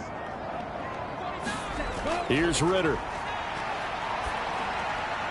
Got an open man. It's Michael Gallup. So they'll get 8 out of that completion. 3rd and 7 now. So 7 yards from the first down here as they come up to the line of scrimmage. Ritter throwing on 3rd down. Got his man. It's London. And this play comes to a halt at the 33, and obviously that's well short of the first down. Only 2 yards, and it'll be a punt on their opening possession. After last week's loss, you bet this offense probably wanted to come out with a little more fire than a 3-and-out. And I'm sure that people are saying, hey, come on, Coach, where was the pregame talk? Have these guys ready to go? But you and I both know it goes into preparation and practice and being ready to go. That gives you the confidence to come out and play. They've got to find that and fast.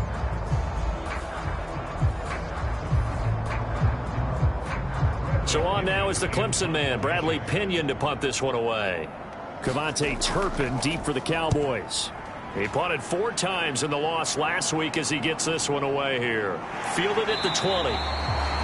They'll net only 35 here following a 43-yard boot, 8-yard return. And the Cowboys will take over the football with a 1st and 10. So now we'll get a look at the other offensive unit as they come out for their first possession. And they'll be led out by their 3rd-year quarterback. We're seeing it more and more in this league, how teams love to have athletes back there taking the snaps, guys who can throw it and move around and get yardage with their legs if needed. He's one of the best examples that we see out there right now. He can throw for hundreds of yards one week and then run for 100+ the next. He adds an extra dimension that really confounds defenses when he puts it all together. And he's going to be down at the 35, gain of 7. The numbers for Pitts in that game a week ago. 9 catches and even 60 yards and a touchdown. And I get the feeling that he loves this matchup. I mean, the unit he's going against is in the bottom half of the league against the pass. He had to have circled this one on the schedule and said to himself, this should be a big game. That one good for 20 on the catch and run. But I think when they look at their offense, they think to themselves, weapons, weapons everywhere, and they want to move the ball around. They want to spread it to different people. But you absolutely know they want to get this man involved as well, and that's what they just did on that play. From Falcon territory now, here's 1st and 10 at the 45-yard line. Now here's a little touch pass as they tap it quickly to their receiver. Yeah, this will leave them a yard short. Nice pickup of 9 yards on 1st down.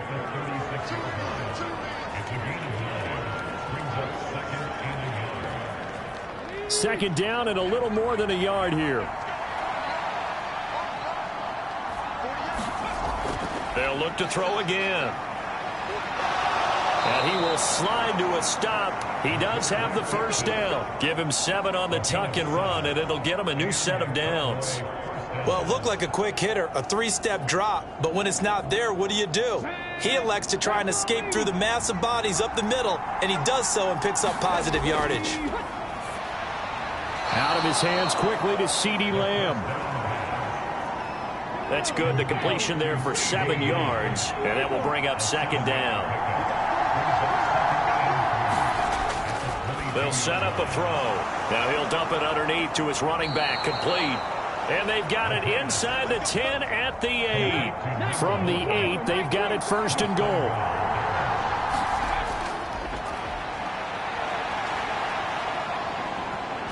And he'll take it into the end zone for a Cowboy touchdown. A great effort there. His first rushing touchdown on the year. And the Cowboys get the upper hand as they're on the board first here this afternoon. So a toss play there does the trick as he's into the end zone. And you don't run this unless you're sure you've got a guy who has the speed who can get to the edge, because what you're hoping for him to win the race to the corner and turn it upfield to the end zone.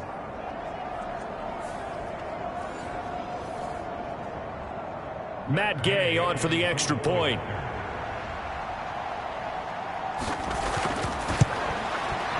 And this is up and good to make it 7-0 Cowboys.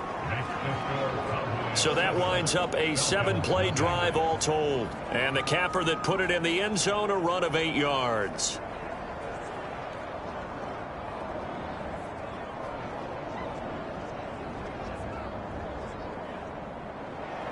The kickoff team on the field now as they will send this one away.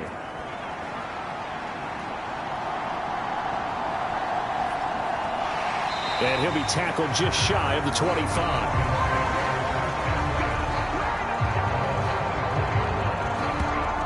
So for the 2nd time in this one, we get set to see the Falcons offense. 3-5 is where they sit on the year. A very uneven start is certainly not an ideal position to be in at the halfway point of the season. CD, do you see an avenue where they can still be a playoff team, or is that ship sailed? Well, since you took me to the nautical side, I'm going to try and keep up here, because to me, this ship is about ready to pull out of port. These next couple of games are absolute must-wins for them. Now, if they can win a couple, get to 5-5, maybe they start believing in themselves. But a loss here, that would move them to 3-6. And if that's the case, well, that boat is going to head out to the harbor with them still on the dock. They'll be brought down on the 30-yard line after a gain of 6.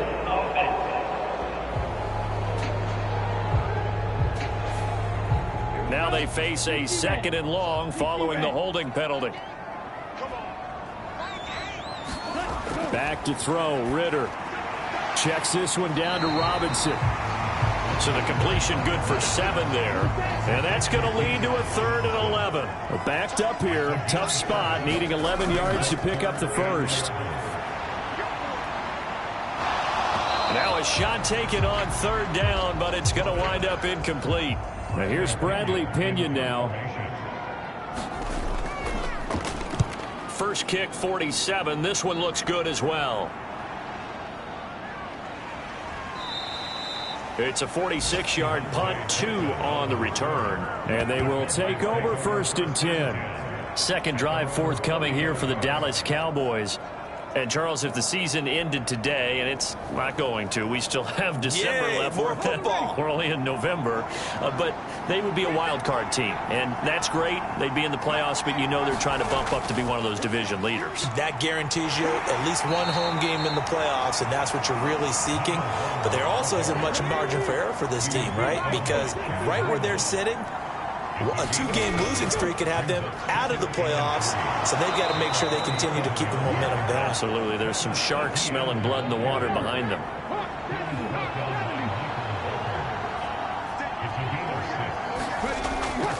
On first down, he'll drop to throw. And this throw a bit late as he couldn't reach back for it. Here's 2nd and 10.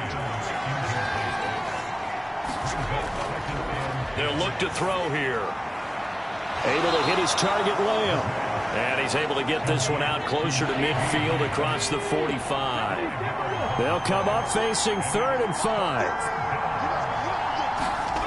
He'll look to throw. Now they go screen. It's complete. Gets around him. And they're able to work this to the 25 before it's all said and done. That gain on 3rd down, good for 28. And that was a beautifully executed screen pass. They let the rushers get upfield and get the escorts in front, meaning the offensive linemen, other blockers out in front, completed the pass beautifully. So now you've got all that open space with big guys leading the way.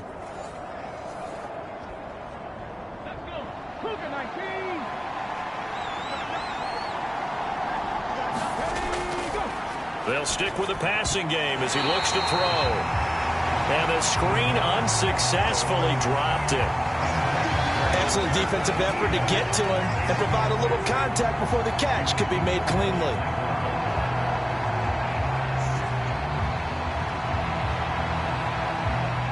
An incomplete pass leads to 2nd and 10 from the 25.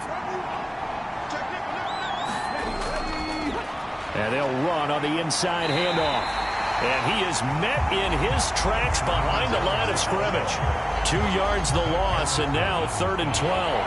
The job of any linebacker involves having enough strength to fight off a blocker and get to ball carriers. But in this case, I think we can safely say he beat him right off the snap to get into the backfield and make that play.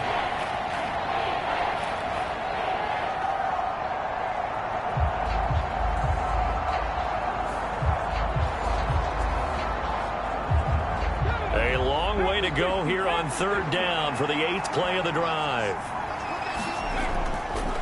Looking to throw. And that's complete ETN out of the backfield. And he'll get this to the 23, but that'll be well short of what he needed. He did his best to just get 4 out of that, but not enough. And now 4th down. How about that strategy there, Brandon? 3rd down. They just said, we've got faith in our tacklers. We'll give you the short stuff, and just decided to protect the sticks. So every time I hear fans telling me tackling's not a part of the game anymore, plays like that, I can clip and save and show them you have to tackle well if you want to be a good defense.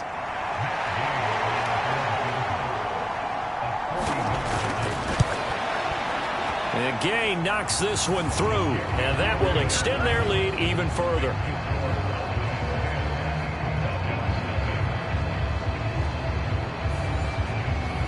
So another scoring drive there, Charles, and an early 2-score lead. You'd like the 6 there, partner, but you'll take the 3, and I think they have to be happy about the way they've moved the ball in these first 2 drives.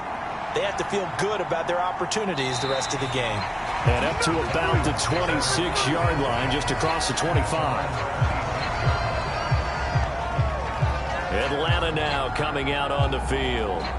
Still in the first half, but this offense has struggled. Haven't really been able to get anything going, not only in the points category, but in the yards category. Let's see if they can do better here on this drive. On first down, Ritter. Short throw to Smith. Short completion, just 4 yards, and it's 2nd down. You look at this Cowboy defense. And this unit, very tough to throw against. Currently 2nd best in the NFL. And this unit knows exactly where they rank. They're number 2 against the pass in the NFL. You know they have their sights set on being number one, looking for a big game today. And he gets this to the 35. Good for a gain of 5. Well, this defense for the Cowboys, they were terrific a week ago in that victory over Tampa Bay, Charles. And no matter what's done throughout a ball game, it always comes back to blocking and tackling. That's the essence of football. But I think it's hard for people to understand just how difficult it is to tackle, especially open field. Very few missed tackles on tape that I saw last game. This team does a nice job of getting their opponents on the ground. Yeah, they really needed to get something going, didn't they? They had punted on the last 2 possessions. The running game starting to come to the front for them, providing a nice pickup there to keep this drive going.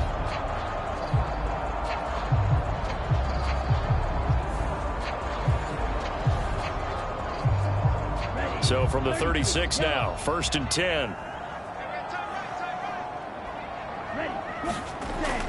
Back to Robinson now on 1st down. And he'll manage to pick up about 4. It's 2nd down.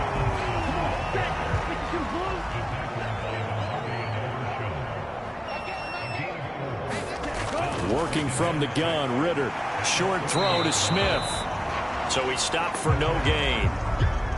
And now 3rd down and 6 to go. Ritter to throw it. And that will be incomplete. They couldn't hook up on what's going to be the final play of this first quarter. 10-0 to score after 1 on EA Sports. On now to punt. Here's Bradley Pinion. He's been a busy man here in this first half as he gets it away. 45 yards, that's what the punt goes for. 5 on the return. And out will come the offense as they take over. Dallas offense set for this next drive. And they're not going to play this conservative, I don't think. They had the field goal last time, and they're up, but they're looking to put a drive in the end zone. Oh, I agree with you totally. No one goes out on the field and says, all right, let's just settle for 3, except in certain situations, trying to ice a game, that sort of deal. Most of the time, it's end zone, and that's what you're thinking, and I believe that's exactly what they're thinking as they begin this one. Yeah, no quarterback ever goes out there saying, hey, let's get 3, right? Not one that I've ever met.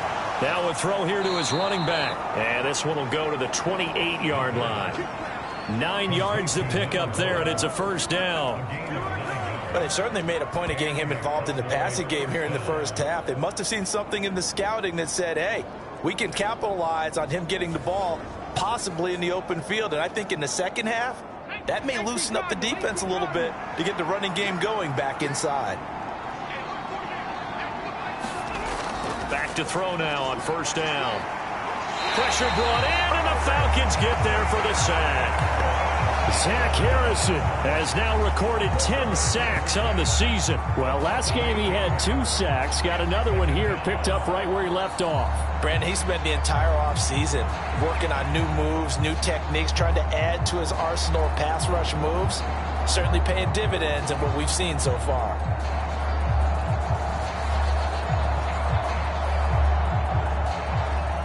So that complicates things a bit here. 18 yards to go now on 2nd down. One back in the backfield, he'll get the carry. And he'll be tackled at the 23 after a gain of 3. A tough spot here, 3rd and 15. They'll look to throw. And he will slide to a stop. He does have the 1st down. Boy, a nice play there as they wind up converting on 3rd and 15. Partner, there's a downside to everything, and the danger of man coverage is if you're locking down your target, you often turn your back to the quarterback and you don't see him. Sometimes you open up a big lane for him to hit you for big yardage, and that was an astute play by him to scramble out, see that lane, and burn them for a 1st down. So 2 1st downs, and that moves the ball to the 42 now, 1st and 10. They're going to look to throw. He'll find Lamb. That's complete. And he has a big gain inside the 40 before being dropped. Chewing up big yardage. Another nice gain there. This one goes for 20. You think about the great receivers in the game, what do they have in common? The ability to create separation in their routes. Whether it's a head fake, a sharp cut, selling a different route, the subtle bump, it's a tough skill to teach. And this is well done here to get open and pick up the first down. From Falcon territory now, here's 1st and 10 at the 38. He'll look to throw. Quick hitter here, it's complete. And he's tackled a yard short of the marker. Good gain of 9 on 1st down. 2nd down and a yard. Running out of the gun with ETN. And he's able to get it to the edge of the red zone at the 20-yard line. 9 yards to pick up there, and it's a 1st down. A lot to praise on this drive, obviously. I know you're seeing what I'm seeing. Those guys up front, they're getting it done. Doesn't matter what play is called. They are handling their business at the line of scrimmage and dominating right now on this drive.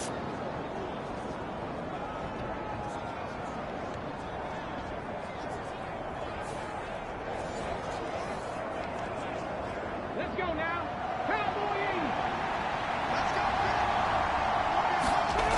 They'll look to throw now on 1st down. That's into the hands of Pitts, the tight end. And he gets it inside the 10 to the 9.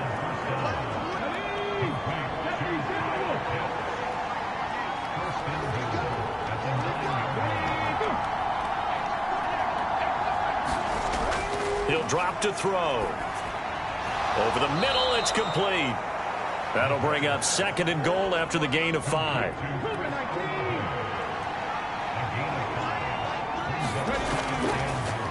Here's a give up the middle. And he'll get in. Touchdown, Cowboys. A great play there. With touchdown number 2 in the game and now 11 on the year. And the Cowboys are able to add on to that lead. And always a good first half when you can hit pay dirt twice. And it never hurts to have that good feeling as the game moves on. Just think about halftime. If that's all he gets, he'll just sit there at the half and think, all right, 2 already. I can get some more. I can get some more. And he'll be encouraging his offensive line to create some space. Gay is on for the point after.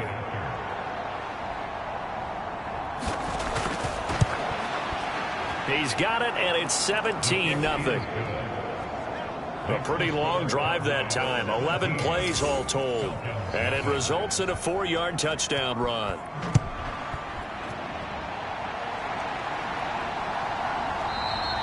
And there will not be a return here. It's a touchback, and it'll come out to the 25-yard line. Here comes the Atlanta offense now ready to take over here.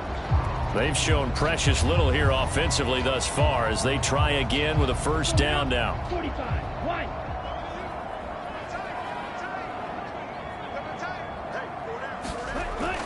They begin the drive with Robinson.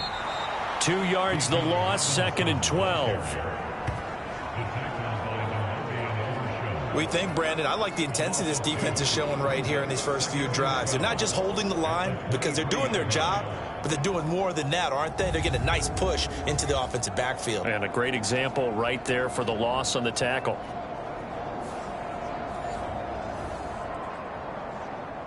So the opening play of the drive goes backwards. Now they'll come up on 2nd and 12.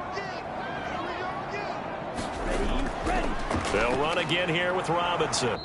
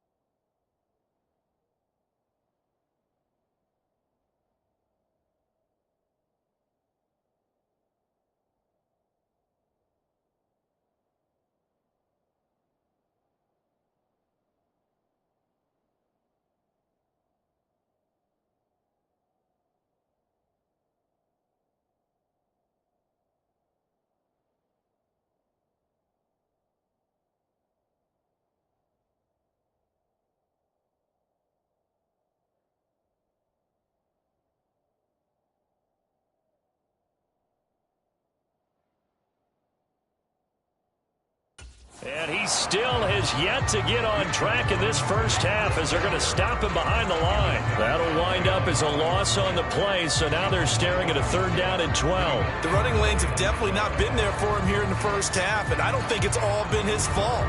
His offensive line hasn't given him much space. A loss results there.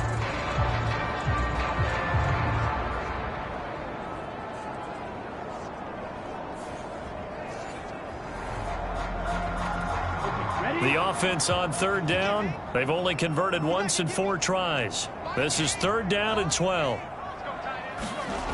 Ritter will set up to throw it. And it's incomplete. Took a shot, couldn't connect. Well, based on what we've seen so far, I don't think you can even call this an off day anymore, partner, because this group we're watching, they are totally out of rhythm, trying to get their game plan up and running. That 0 on the scoreboard is glaring down at them with every incompletion. Call that a 41-yard punt, 6 yards on the return. And it will be 1st and 10 as they take over. Getting set to go again as we look at the back, heading onto the field again. He's been good. His guys are winning. So far, the recipe working here in the 2nd quarter. He doesn't like to just tote the rock. He wants to carry his team on his back, and that's what he's done throughout this game. Yeah, he's done that. He'll be hoping to continue that trend. Well, throwing here to start the drive as they connect left side. And he'll go down, but not before getting this inside the 30. It's a gain of 34. Despite writing it down on my notes, I never give enough credit to the offensive line, and we have to here. The protection, that's what made this play a success.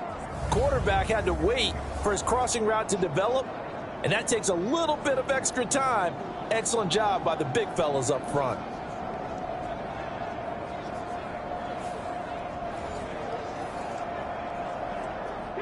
So now then, the big play has him all the way inside the 30 now, 1st and 10. Back to throw. Left side to Lamb. And he's going to get a solid gain of 9 before being brought down. 2nd and right at a yard.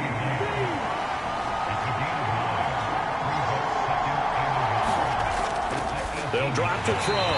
And this one incomplete. Too much contact to hold on to that one, and it's 3rd down.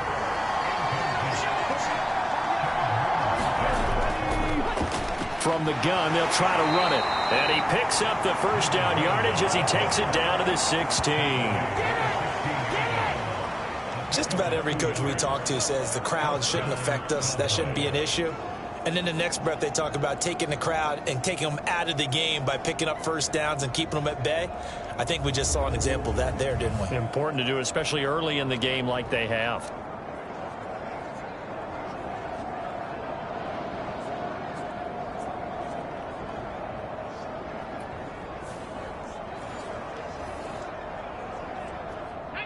So the ball down to the 16 here for 1st and 10. Now back to throw. He's got his pass-catching tight end. That's Pitts. And the Cowboys are going to be set up with a 1st and goal coming up as they get him down at the 6-yard line. Well, this is a defense that's definitely on their heels now because they gave up the running play for good yardage 1 play ago. Now the pass here sets this offense up 1st and goal. They're going to have to dig in strong now because they've been in retreat so far in this drive. This offense on the march. They'll set up to throw. Dancing to his left. And he is into the end zone for a Cowboy touchdown. A 6-yard touchdown run. And the Cowboys are able to widen their lead here in this first half. This is a great decision right here. Out of the pocket to his left, and he knows if he waits too long, the defense is going to be all over him. So he makes a decision to go and wins the race to the pylon.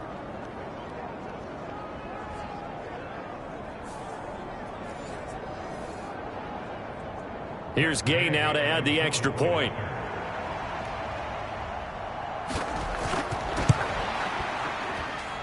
And the lead is now 24. So the drive there took 6 plays. And it's capped off by a touchdown run of 6 yards.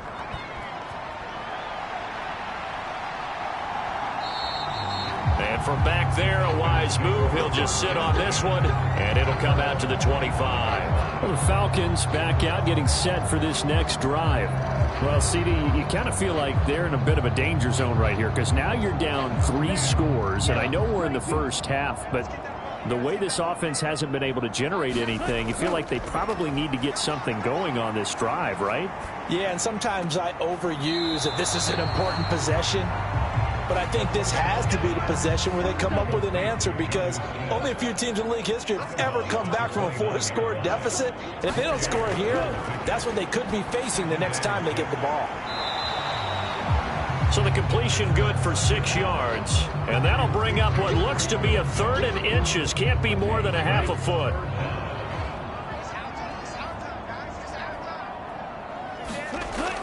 Robinson will try to pick it up. And he's able to get the first before he's taken down at the 36. 2 minutes remaining in this first half of football. Give him 2 on the play there. And that leads to an Atlanta first down.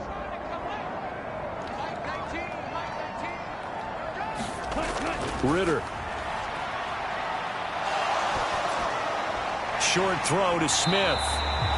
Calling a gain of 3 on the play, and it'll be 2nd down. Now you've got to hustle your guys to the line and get them set. Meanwhile, Ritter's throw there caught by Gallup. 9 yards to pick up there, and it's a first down. Looking to throw it here, Ritter. That's caught once again by Gallup. And he is tackled inside the 40, not quite to the 35. Now the Falcons going to use one of their timeouts, as the clock will stop with 55 seconds to go until halftime.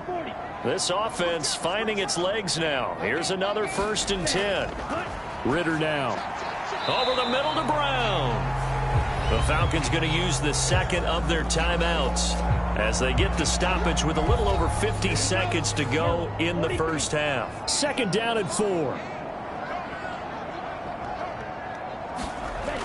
Another throw coming up here for Ritter. Toward the left sideline, but it's incomplete. This will be play number 9 of the drive here as they need 4 yards on 3rd down. Ritter back to throw. And down he goes. They sack him back right around the 41-yard line. Micah Parsons in there to get him for a loss of 9 yards, and that also leads to 4th down. 3 scores down, not even a halftime yet. They are not getting much generated offensively. They've got to figure it out. It's tough because this defense just seems to be playing with so much confidence right now. They really are. They are on their toes, and they're getting at them.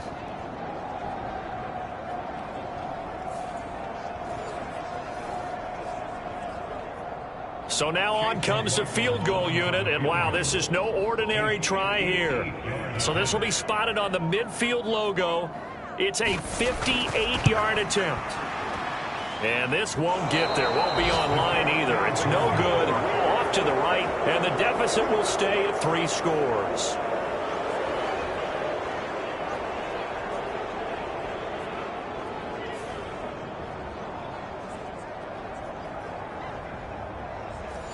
Well, Brandon, anything beyond 50, you start rolling the dice a bit. And once you get up around 57, 58 yards, the chances of making it go down dramatically. And sure enough, this one winds up no good. So we have reached halftime here with the visiting Cowboys out on top. As we'll send you down to Orlando, we check in with Jonathan Coachman for our EA Sports Halftime Report. Coach. All right, Brandon, thank you very much. More from you two in a minute, but first, let's take a spin around the NFL and see what's going on here in week number 10. We'll begin up north at MetLife Stadium over in New Jersey. And a touchdown separating these two as they've gone to halftime. Anthony Richardson with a touchdown pass. From there, we head over to the Windy City. Check on the Bears at home, Soldier Field. And you can see currently they trail in that ball game. Josh Allen with 3 touchdown passes. Lastly, let's get you to Charlotte, North Carolina. Check on the Panthers at home at Bank of America Stadium. And that one all tied.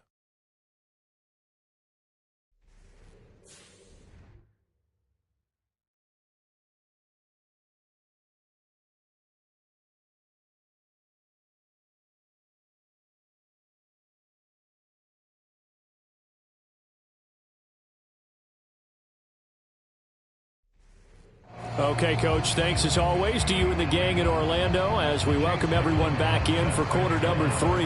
The Cowboys will get the football first here, and they have the lead as well as we are underway in quarter 3. Kevontae Turpin now from his end zone. And he'll be stopped right around where he would have been had he gone down to a knee, maybe a yard shy of there at the 24. Out come the Cowboys now as he'll go on offense first here in this third quarter.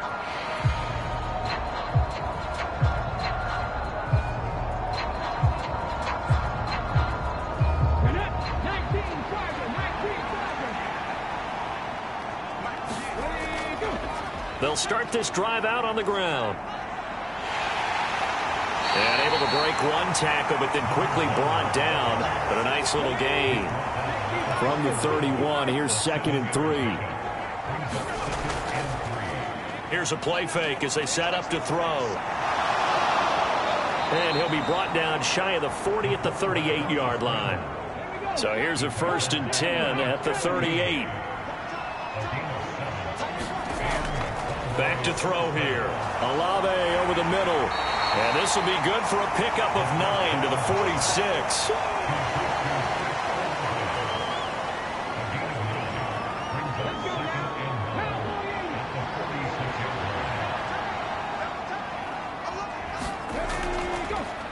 On 2nd down, they'll run it here. And he is going to be stopped cold behind the line of scrimmage. They'll lose a yard on the play, so now they need 3 yards on 3rd down.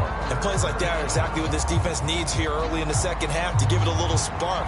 I think their halftime adjustment, what they talked about, maybe it's just a little inspirational speech. Who knows? But looks like they're ready to go.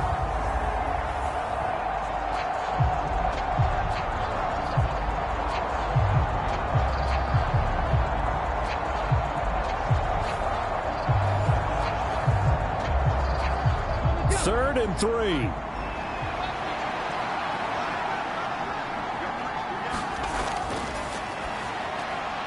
in the middle of the field, and he's got a man complete. And he will have a Cowboys first down as they convert on 3rd and 3 with a nice gain of 7 yards. This is a nice job of just taking what the defense is going to give you on 3rd down. You're not looking for a big play downfield. You just want to find something that can get you past the marker. They found it and were able to keep the drive moving.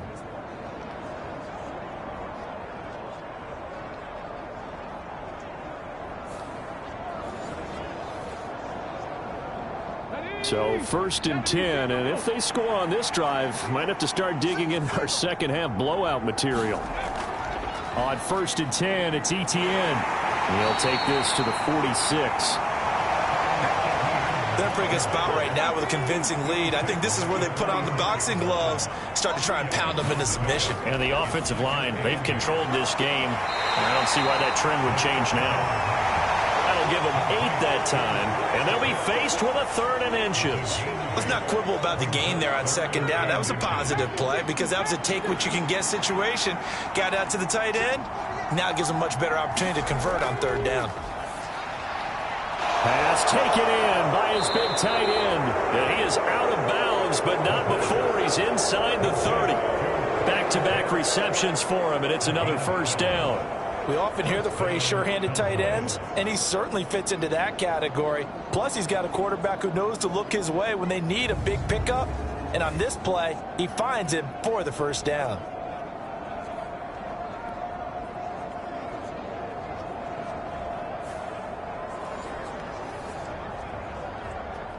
Come on. Hey, Mikey,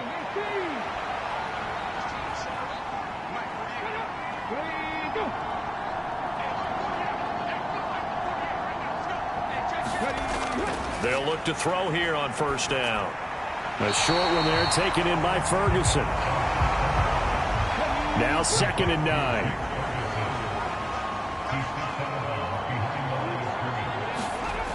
Back to throw again. And this one's incomplete.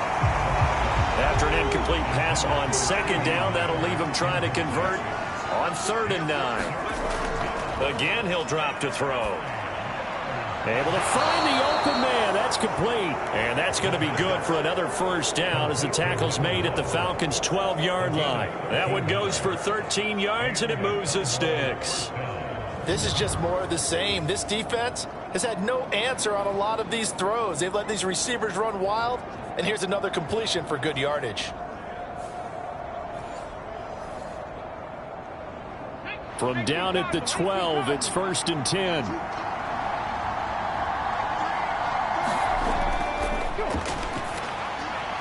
Firing quickly here, and that's complete. Yeah, the Cowboys are going to be set up with a 1st and goal on a pass play that moves them all the way down to the 1. Etienne. And just a short gain that time as they're able to get him down. Extra bulk up front for 2nd and inches. 3 tight ends. Off the play fake, he'll look to throw. And he'll take it into the end zone for a Cowboy touchdown. It's their quarterback. His 2nd touchdown of the afternoon. And the Cowboys take the opening kickoff of the 3rd quarter and drive right down the field to extend their lead. Boy, another score. This lead gets even bigger. And, Charles, we haven't even hit the 4th quarter yet. Well, forget the deficit, right? They're really not going to cut into that a heck of a lot. But how can they get out of here with some dignity? Can they get a stop or two? Can they make a play on offense themselves? Anything to start to feel better about what's happened to them here in this one. Extra point by Gay is up and good. And the lead grows even larger here in the 3rd quarter.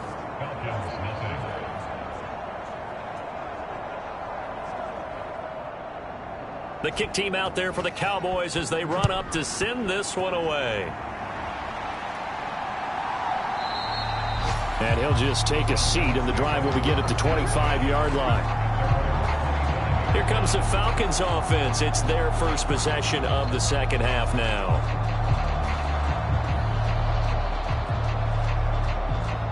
Falcons 1st and 10 here as Ritter gets them ready. At their 25-yard line. The play action fake. They'll look to throw. He's got his man. And now look at this. Big gain, but a fumble. It's picked up by the Cowboys. And his guys will take over at their own 44-yard line. Charles, he lost a fumble last week as well. So now back-to-back weeks, maybe you expect that from your tailback, but not him. You're exactly right, because you work a lot with your running backs about how they have to protect the ball in traffic. But downfield, in open... And now before the ball changes hands, they're going to take a look at this just to make sure that they have it right. And the question, was the knee in fact down before this ball comes loose? And is the video convincing enough to overturn it? A lot of factors here. Remember, you also need clear possession of football afterwards. This is a tough one to overturn.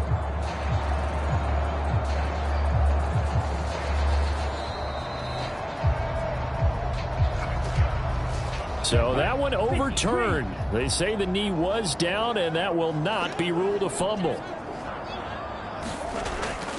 On 1st and 10, it's Robinson. And he can only manage to get a couple. 2nd and 8 coming up. Now that ground game just continues to struggle to really get any momentum in this ball game, Charles. And I mean, you're at the point here, 3rd quarter, down 4 scores, probably going to have to put it in the air. Oh, no question about it. So that's your only... Now Robinson coughs up the football. It's loose. And he is tackled inside the 40, not quite to the 35. Wow. That ball gets knocked free, but a teammate comes along and scoops it up. It's almost like baseball. Guys at bat, people are on base in scoring position. One guy doesn't get him home. The next guy comes through and picks him up. And avoids the turnover.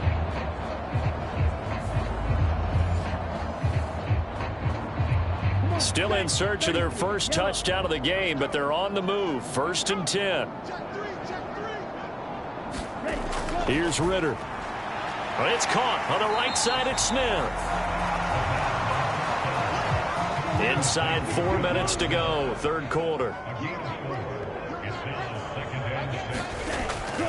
2nd down and a run by Robinson. And he'll work free from 1 tackle, but that's about all as he's taken down.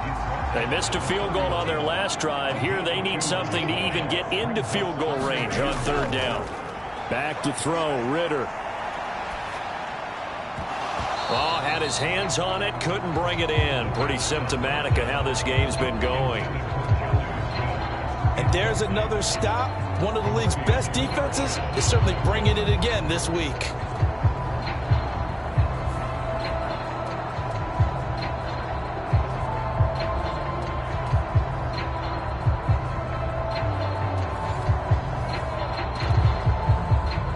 Chase McLaughlin now for the field goal try. This one from 48 yards away. Now the holder's going to keep it. He's going to try to run for it. They're not going to get it. They try to move the chains with a surprise, but it's a turnover on downs. It would have been a long field goal. The fake doesn't work out. And the Cowboys defense is going to get them the football back. The time to get another look at this Cowboys offense. For this offense, Charles, remember the last time they were out here, marched it nearly the full length of the football field, and a lot of the attack went through the air, so now they're seeing if they can duplicate that performance. Okay, if I show my age a little bit, partner, because I can hear my high school coach, John Ford. I can hear his voice in my head. Laddie, when you put the ball in the air, 3 things can happen, and 2 of them are bad. But the way the game's being played now, this is just part of what they do. So I don't think they should change anything at all. They've been dominant. Keep throwing it around. Well, here's a throw right side, taken in by his tight end.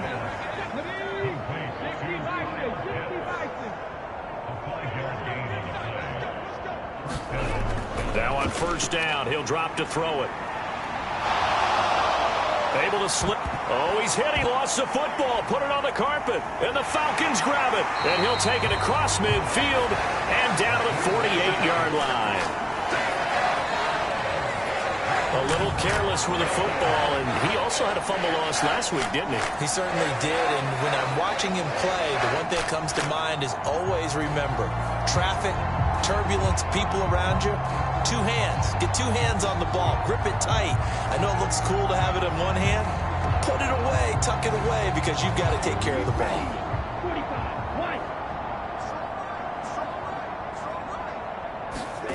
Now Ritter to throw on first down. Tosses the out route here to Gallup. And he's going to be taken down at about the 33. And now we're going to get a stoppage. A member of the Cowboys shaken up. Hopefully, obviously nothing serious here. Medical staff, though, going to take a peek, and we'll take a break.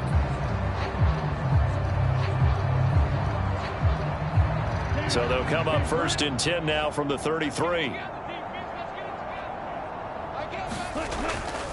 Robinson up the middle. And they're going to get him behind the line yet again as his nightmare afternoon continues. Officially, it's a 1-yard loss. That's going to bring up 2nd and 11. Unfortunately for you, you've been around me for a little while now, so you know me as well as anyone and how I look at a game.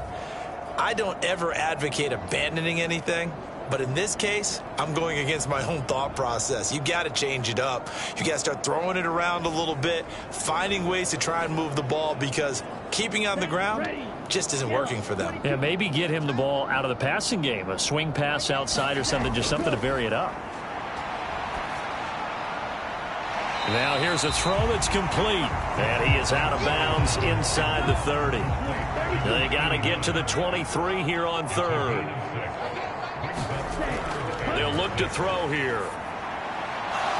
And he will not be able to hang on through the contact. It's incomplete.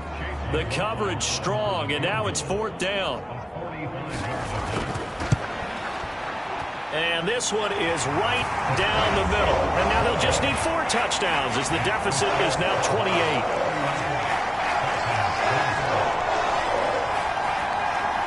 So the defense are able to force their first turnover of the game, and then they add on to that by getting the field goal.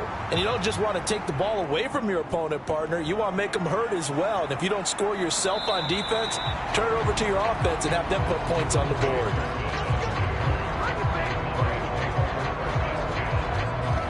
Now Dallas gets set to take the field. And last time they coughed it up, led to a field goal. They're fortunate that it only led to a field goal, but still, they're not happy about it. Could you sense the relief, though? when they only gave up the field goal, and they were able to trot back out on the field and start this drive, a little more pep in their step because they didn't cost their team a touchdown. But they know they've got to do it a lot better than they did on the last possession. The coach will just be relieved, though, if they recoup with a score here, right? I think coach will be ecstatic to see them pick themselves back up and now take it downfield and punch in the end zone without turning it over. On second down, a run with Etienne. And it's still about 3 yards shy of a first as the 4-yard pickup brings it to third down. And they're not going to get to the line to run another play. So we will switch ends as the third quarter has come to a close. We'll return with more after this break. You're watching the NFL on EA Sports. The Cowboys on third down. They've been excellent, 6 for 7. Here it's 3rd and 3. And he will have first down yardage as he's brought down at the 41. 4 yards on the pickup, good enough to extend the drive. A lot depended on the spot there, and he got it, but it wasn't by much, was it? I remember Coach Madden talking about, depending on which foot the official used, that would tell you whether you had the first down or not. You want that upfield foot to be the one that spots the ball, don't you? And you and I have the luxury of a couple extra views here in the booth, and he did get it, but not by much.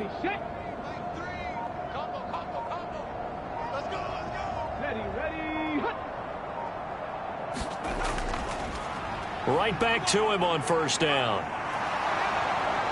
And he's free going down the left side. It's a foot race. Touchdown, Cowboys. A big play there. 59 yards. And the Cowboys have sewn this one up as they add to their lead here in the fourth. Even though they've got this big advantage, Charles, they are not taking their foot off the gas pedal right now. Well, I think what we're seeing is the result of all their great preparation and great practice time during the week. And even though it seems like this is a great chance to pull people back and maybe, not try and score a few more times, they don't want to do that. I think they're enjoying what they're seeing, the collective effort, and they want to play it all the way out.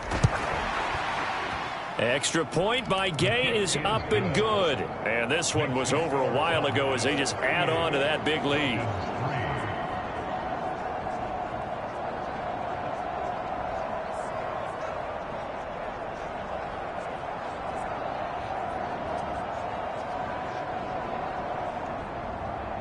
The kick team out there for the Cowboys as they run up to send this one away.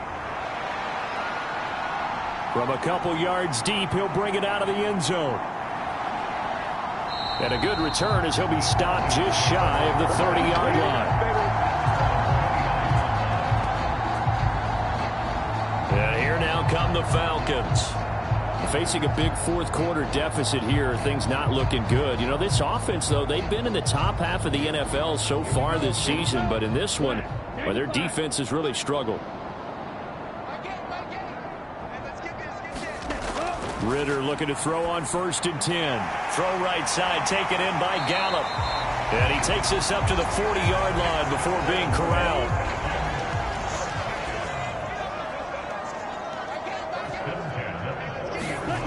On first down, Ritter. And his throw here's incomplete.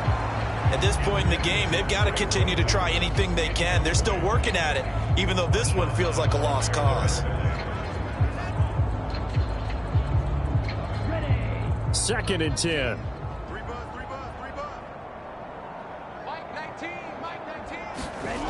Out of the gun, here's Ritter. Now throw right side here, going to be incomplete.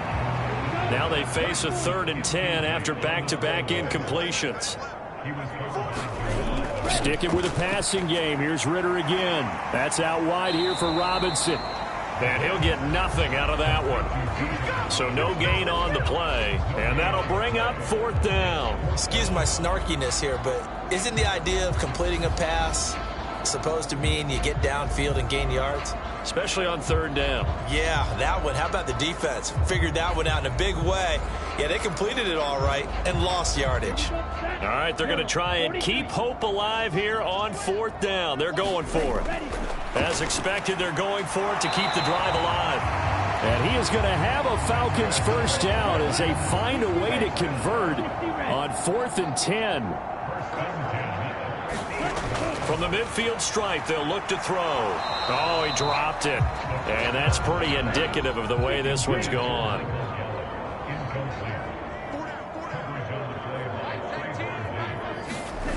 Ritter now on second down. Short throw to Smith. They do get a couple, but they'll be left staring at a 3rd and 8 coming up.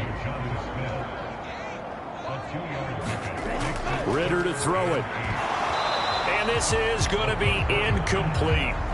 At this point, down big, you'd have to imagine this defense are just going to sit back, blanket the field as best they can. Yeah, this is actually the easy part of the game for them because, just as you noted, they can sit back, keep everything in front of them. But they've blanketed the field the entire game using a variety of coverages. That one deep for London. A battle for it, and it's intercepted. Picked off by Marshawn Lattimore. And the Cowboys are going to get the ball back on the turnover as they hold on 4th down. Well, with this advantage, this defense knew that passes were coming, and they stayed in position, Charles, and picked one off here in the 4th quarter. Yeah, what a way to cap things off, huh? Because I think this is part of the game within the game. They see the scoreboard, they see what they can accomplish, and they went for it. The Cowboys about set to take over on offense. We find ourselves here in the midst of a one-sided affair. A lot of fill time down the stretch, Mr. Davis. So we could talk about food because that is something that you and I both enjoy. We share that. We enjoy our time at the table. So maybe the best steakhouses in the city, but in all seriousness, the performances that we've seen this year, we've seen a bunch of great ones, and it's going to be hard to parse who's going to win the MVP. Yeah, it really is. Is it going to be a runner? Is it going to be a thrower? Can a defender finally win it this season? Those are the things that we could probably discuss. And collectively, this is about as dominant of a performance as you could have hoped for on both sides of the football. Might have to put it #1 for what we've seen this season. Back-to-back good plays have them on the move on 1st down. Straight ahead, Etienne. He gets away from one. And he's taken down, but able to slip across the 35.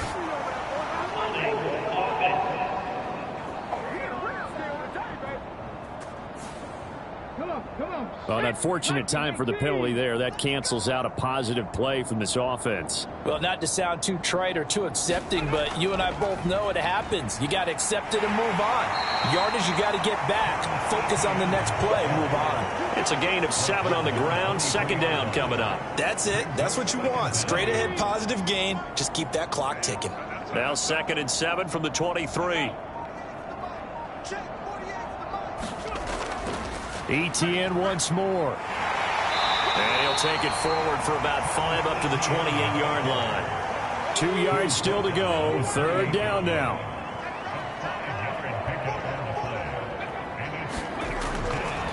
Now a shotgun snap as they'll look to throw. Oh, he's got a little daylight. Inside the 20.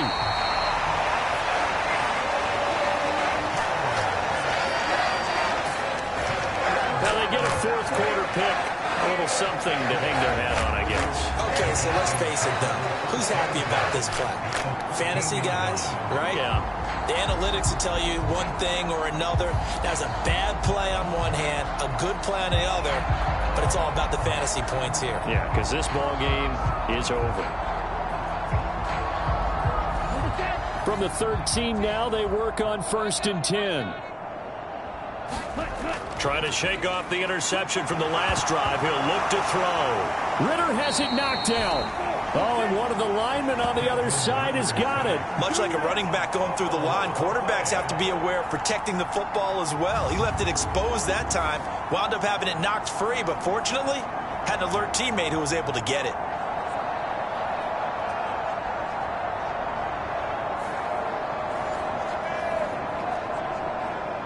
So they keep the ball, but work to do on 2nd and long.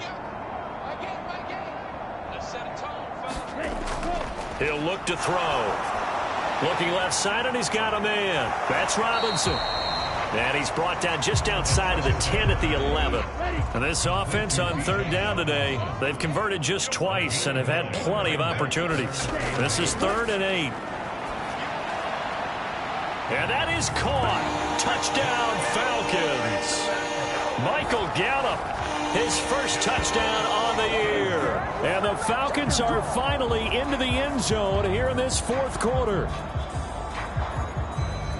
So, Charles, they had him double covered in the end zone. It still was not enough.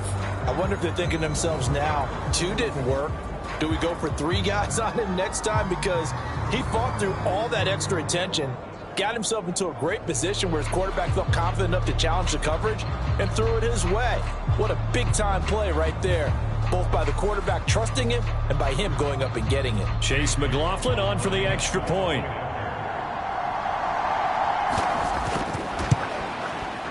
And that'll cut the lead down to 28. The drive there only spanning 3 plays. And the end result, an Atlanta touchdown. Following the touchdown, here's McLaughlin to kick off. And this will be a touchback, so they'll bring it out to the 25. And now here come the Cowboys. And, Charles, we are in the midst of a very one-sided affair. I think this is where you and I have to fill a little bit. You want to regale us with old stories of your childhood in New Paltz, New York? I don't think anyone wants to hear that, but this is a perfect time for us to start listing MVP candidates, right? Best teams we've seen so far this year, the best games that we've called thus far, how we anticipate the season unfolding. We can go in so many different directions because the game certainly not taking us there. Oh, I hear the remotes clicking off right now. And this is going to be a Cowboys first down as he'll get this up to about the 42. It's been an excellent day for him running the football, no doubt, as he continues to soar well past 100 yards. Yeah, it almost feels like he can just grab his briefcase and head home after putting in a full day's work at the office, doesn't it?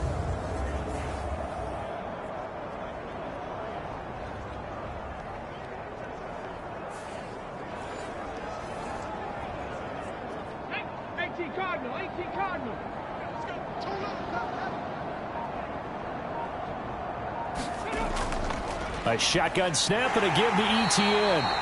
And he takes it past the 45 and down at the 46. From the 46, here's the 2nd and 5. They'll try and run some clock here as they keep it on the ground. And he'll take it down shy of the 45 at the 46. 136 yards rushing for him now as he has been tremendous all day long. I've got an idea. Let's skip racing to the airport at the end of this game. Let's go to the post-game press conference. I have a feeling that the quarterback of this winning team is going to be given a whole lot of credit to the running game and the offensive line. Yeah, I was just going to say the offensive line, yes, carrying the ball has been key, but those guys up front, they've made a lot of space. From Falcon territory now, here's 1st and 10 at the 46. Handoff running left is Etienne down to about the 45. Just 2 minutes remaining here in the 4th quarter of what has been a one-sided affair. So the Cowboys in possession of the football here as we get you reset. They've got a 2nd down now as they look to salt this one away. On 2nd down, Etienne once more. Call it a gain of 5 that time, and they'll be left with a 3rd and about 4. I like it. I like the call. Still an opportunity to run the football and chew up a little more time off the clock. Here's the 7th play of this drive. This is 3rd and 4.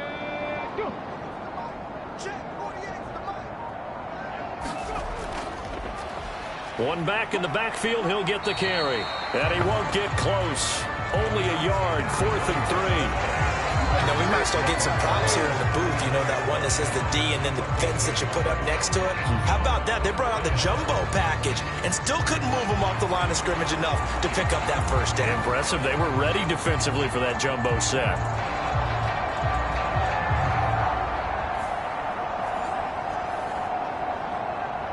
And the move from Mike McCarthy is going to be to keep the offense on the field here on 4th down. They're going for it.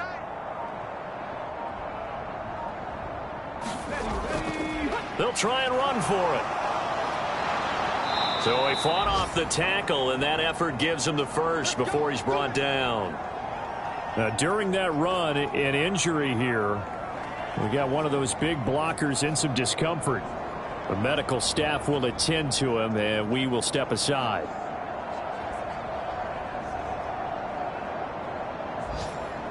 So now following the roll of the dice, they've got a 1st and 10 inside the 35. One back in the backfield. He'll get the carry. And he works his way forward to pick up 4 yards there. Second down.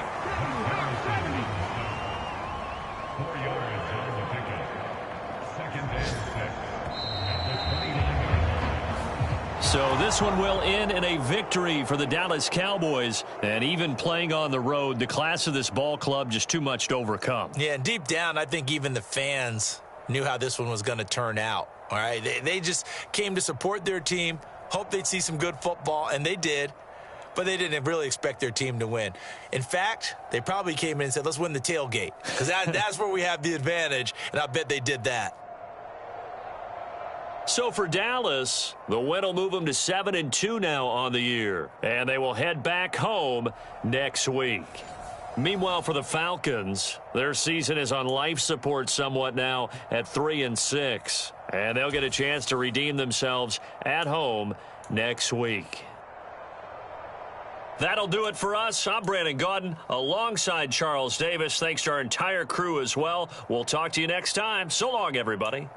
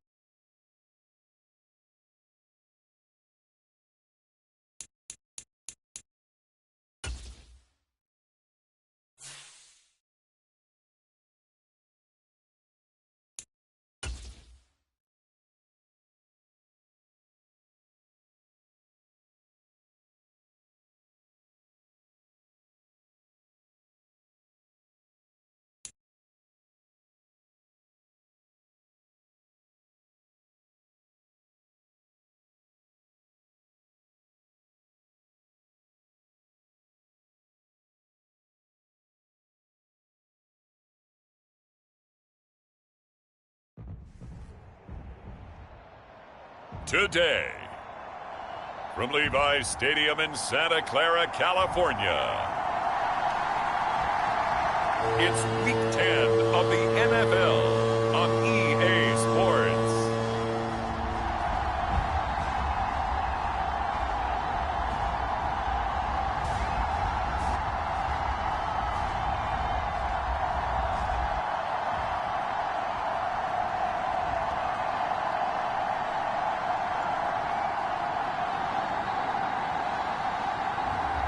It's the San Francisco 49ers taking on the Philadelphia Eagles. From the host to Super Bowl 50 back in February of 2016, there's a look at the home of the 49ers, Levi's Stadium in Santa Clara. Today we hit double.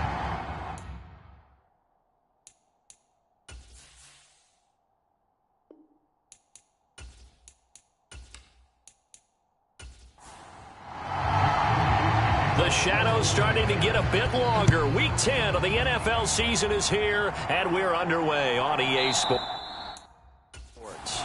And no run back on the opening kickoff. It'll come out to the 25. So now here comes the Eagles offense as they get ready to take over. They'll be led out by a Heisman runner-up during his college days. It's the versatile Jalen Hurts. And the guys on the other side of the ball know they'll have to be on their toes. And it's obviously not just the passing, but the running element that makes him dangerous. He ran for over 100 yards in that game last week, so keeping him contained will be a big emphasis for this defense. They go play action with Hurts. And that is incomplete. Took a shot there on first down, but he couldn't reel it in.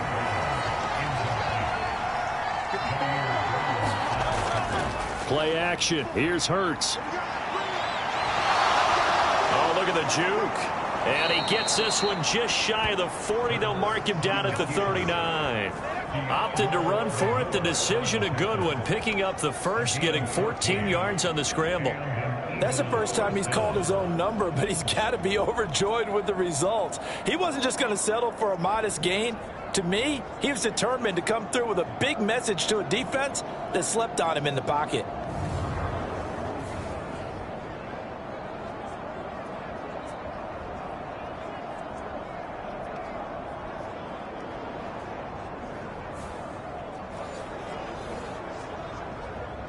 So from the 39 now, they'll come up on a 1st and 10. The first carry now for Tony Pollard. And he'll take this ahead for about 4. 2nd down coming up. The rushing numbers for Pollard last week. 19 carries, 83 yards, and a touchdown. After the last game, they have plenty of reason to be confident in their running game. And even though they're facing a top 10 defense, they're not going to shy away from doing what they do best. Make them adjust to them. Make them stop what they do before they go to any type of a changeup. Hurts throws complete to Goddard. It'll be a gain of just a yard, and it's 3rd and 4 now. Hurts. Here's a screen now for Pollard. And he's going to be a yard short. Needed 4, but got 3.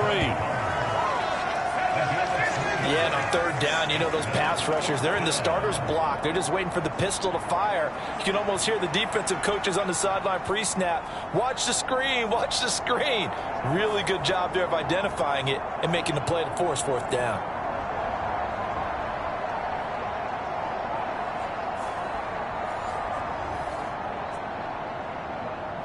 Out now is the punter, Braden Mann. They only punted twice in the win last week as he gets this one away. And that'll hit at the 5 and go into the end zone for a touchback. So here's the first drive now for the 49ers. And a glance here at their shifty mobile signal caller. I tell you what, when he is on schedule for that week, secondaries take notice because you've got to stay alert back there on every snap. A truly powerful arm, one that's capable of challenging any level of the defense on any given play. That's why so many scouts preach arm talent when preparing for the NFL draft. A quarterback with arm strength to make every throw in the book, he's an asset to have in any offense. And they'll get 8 out of this before being stopped at the 28. There are the numbers for Samuel from that game last week. 7 catches, 124 yards. And he was able to haul that pass in there, but he knows he's got a tough task ahead of him. This unit in the top 5 in the NFL against the pass. He's going to have to really work hard to get open. 2nd and 2. The throw here right sideline falls incomplete. A couple extra tight ends in the formation here as they line up 3rd and 2. They'll try and pick it up with McCaffrey. And he is going to lose yardage here. That'll bring up 4th. They had the 8-yard gain on 1st down, but unable to do much from there. Well, so much for picking it up on the ground on 3rd down. 3rd play of the drive, and this defense showing strong early. I wonder how much of that was scouting. I wonder how much of that was a gut feeling like, okay, let's just go ahead and sell out here and get after them, thinking they're going to run the football and stuff them early, because they've now set the tone. They've set a precedent right here that if you're going to try and run the ball against us, it could be hard going throughout this game. Wisnowski on to punt as he sends this one away. It's a 45-yard punt, just a 1-yard return. And the Eagles will have it, taking over 1st and 10. So back onto the field, here come the Eagles for their 2nd drive. And they, as mentioned, unbeaten to this point in the year, but you think this game, their toughest test yet. I absolutely do, because to me, this is a good measuring stick game because they've been able to take advantage of the schedule. But here, this is another team leading its division with an eye on making a Super Bowl run, so this game is crucial. 5 yards is the tally on 1st down. That brings up 2nd and 5. Well, this defense for the Niners, they put together a strong effort last week in the win over Chicago. And every defensive team that we talk to, they spend a lot of time talking about creating turnovers. And anytime you get 2 or more in a game, you've had a really good performance. They exceeded that number in a huge way. They got the football back 4 times in the win. And able to get this one across the 45 before he's brought down. 2nd catch for him today, and it'll wind up a 1st down. A lot of tight ends just use their size and their strength, try to occupy some space and kind of body people away and catch the football. But not this guy. He's a refined route runner. Makes me wonder if he took some dance classes in his background with his footwork.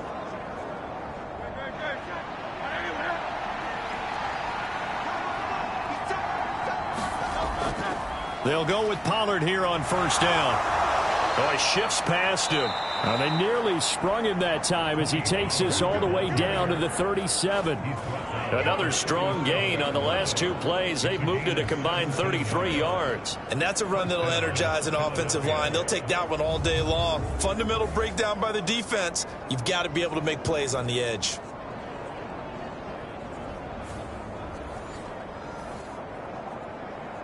So from inside Niner territory now, this is 1st and 10 at the 37-yard line. Going to run again here with Pollard. And he'll work this forward for about 3 at 2nd down.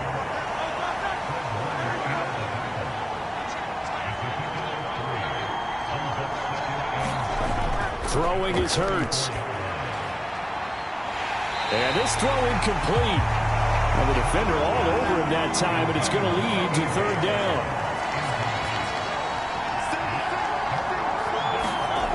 Hurts sets up to throw it. Complete. Smith has it. And he will be marked down short of the 1st as they get to him at the 29. Give him a gain of 5 on the completion. And it'll be 4th down. Well, we hear so often how tackling has become almost a lost art in the NFL game. But it's so important to tackle well on these receivers, especially in a play like this one. 3rd down, they gave him the underneath stuff. You got to go up and make the tackle right away. So Hurts is off, and on comes Jake Elliott for the Eagle field goal. From the right hash, it's a 46-yard attempt. The kick by Elliott is good. And the Eagles, they take a 3-0 lead.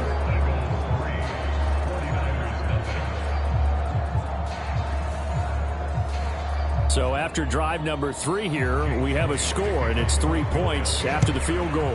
I would say the feeling out process for both these teams, I'd say it's over, partner. Everyone understands what's going on now. You've kind of probed a little bit. Now you want to start throwing the big shots. First 3 points up on the board could be significant. Back out there comes the 49ers offense ready for their 2nd drive. And, you know, it's certainly a lot of football left to play. We're not into December yet, but right now where we stand, they're in first place in their division, looking really good and looking to be a threat come January. And are you one of those early holiday shoppers, partner? Are you one of those guys get your list done?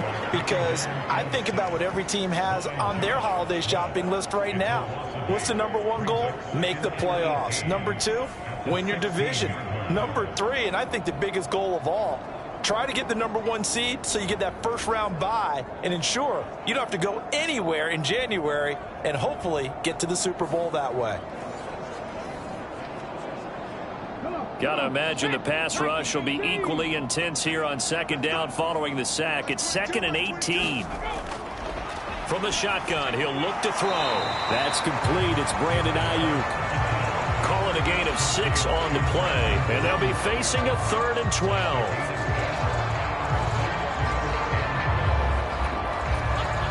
We'll see what they have drawn up here. A little bit behind the line. 12 yards needed to gain a first down.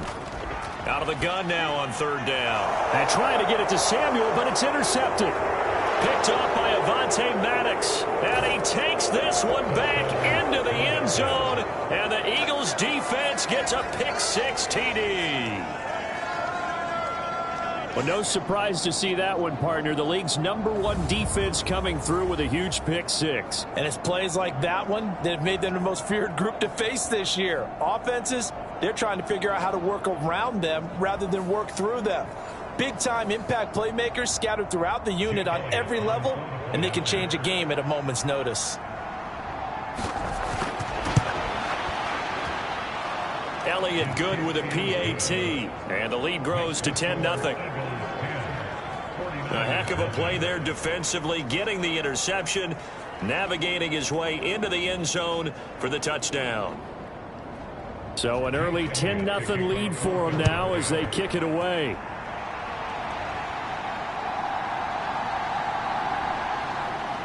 And he returns this to the 22.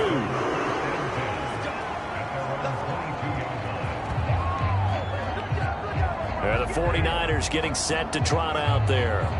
And, Charles, you look at these two teams, these are those kind of litmus test games in the second half of the season that if you're a coach or a player, you can either really look forward to them or really dread them, depending on your point of view. And if you're dreading them, you're not going to go very far in the playoffs. You need to look forward to these kind of games because here we've got two division leaders, both real contenders for the NFC title.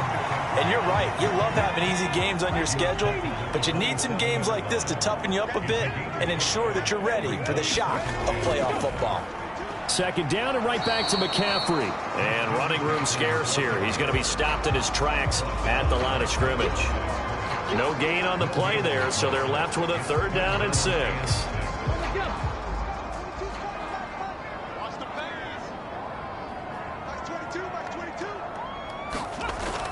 Now they'll throw here out of the gun.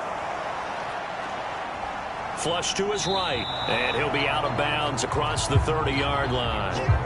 5 yards that time out of the scramble. But now they're looking at a 4th down situation. He didn't like what he saw downfield, decided his best course of action was to take off and run.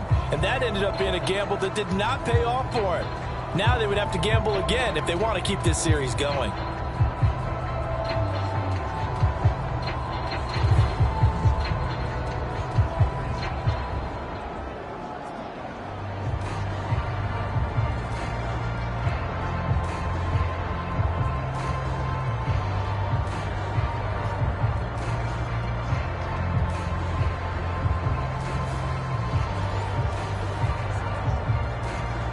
So on 4th down, here's the Australia native Mitch Wishnowsky to punt this one away.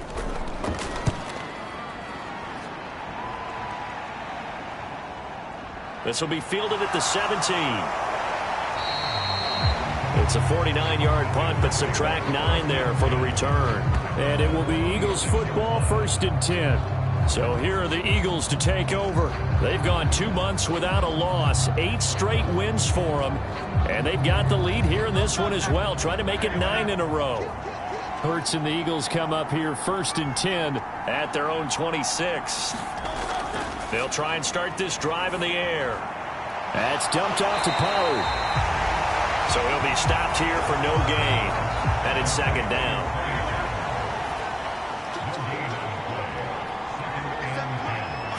They'll set up to run the quarterback draw. And he'll be upended at the 28-yard line. Just a 3-yard gain there. 3rd and 8. Here's Hurts to throw. And this is going to be intercepted. It's Jair Brown who's got it.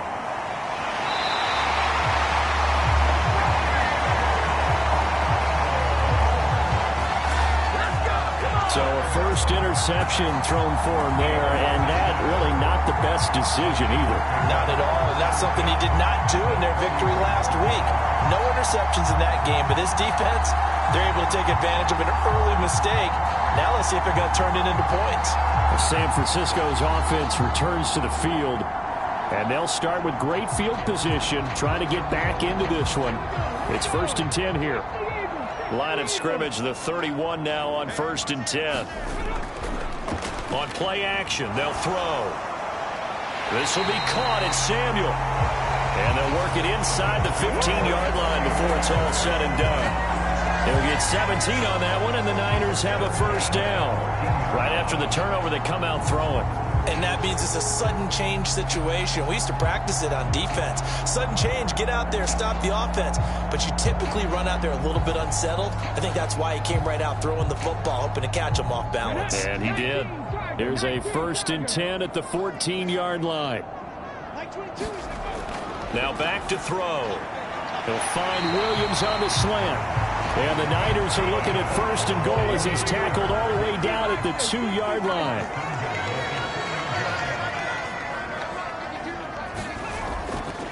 McCaffrey trying to get to the goal line, but he's going to be stopped just short at the 1. A minimal gain as we tick down inside of a minute remaining in the opening quarter. You know, when this offense gets down here near the end zone, they're going to turn to their bell cow, and this guy's been a touchdown machine all year. Excellent job stopping him there on 1st down. 2nd and goal from the 1.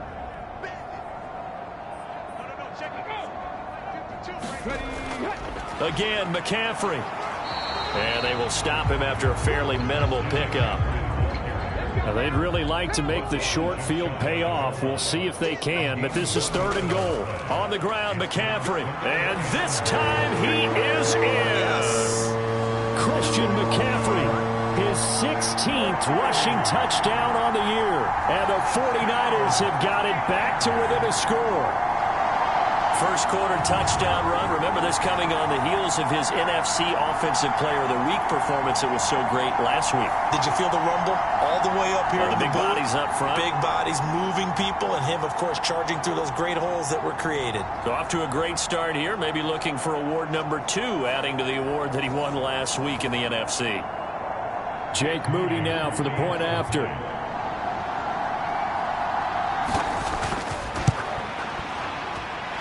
And they're back within a field goal. It's 10-7 now.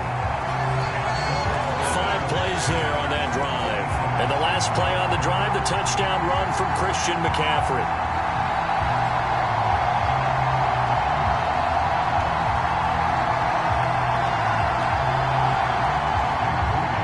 So following the touchdown, here's Moody back out to send it away.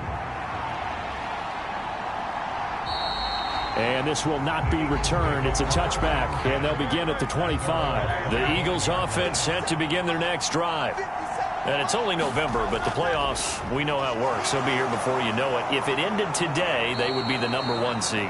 And that's a great spot to be in, but I love the phrase, if it ended today. And I'll guarantee you, that's what they've discussed in their locker room, in their meeting rooms. Yeah, we know where we'd be if it ended today, but we also know it's not ending today. Right. So they've got to continue to play the type of ball that put them in the spot where they're number 1 in their conference. But 1st down, Hurts. And this is going to be caught, but they'll say out of bounds. So it's incomplete. So, CD, you look at this offense and what they've been able to do. 8-0, perfect through the first 2 months of the year. Second half of the season still to come. We get that. But what kind of a percentage chance do you think that they have of running the table? Partner, I think it's hard to say because history would tell us that the chances aren't good at all. We've seen a lot of good teams get to this point, and then they have that one bad week and takes them out of the running. I'm going to say 25%, and I feel like I'm being generous with that number.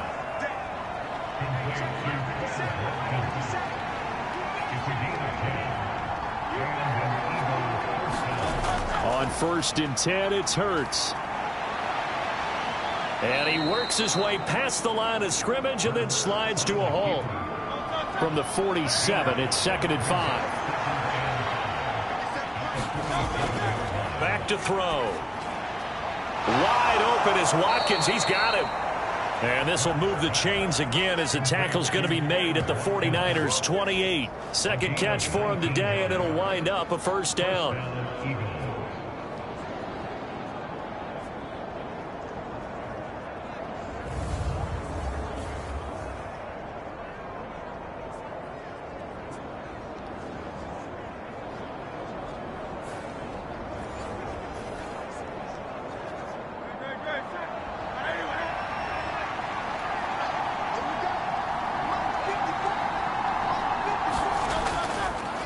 They run straight ahead here with Pollard. And he sneaks his way forward only for a couple here. Second down.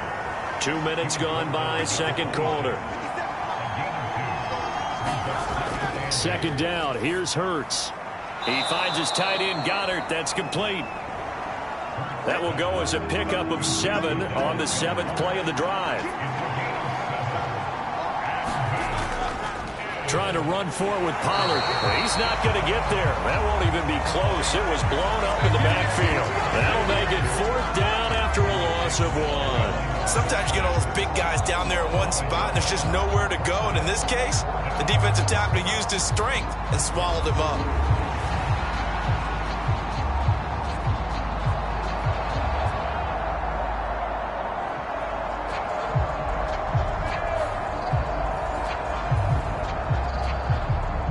So Hurts is off, and on comes Jake Elliott for the Eagle field goal. From the left hash, this from 37. The kick by Elliott is good. And the lead stretches to 6 here. It's 13-7.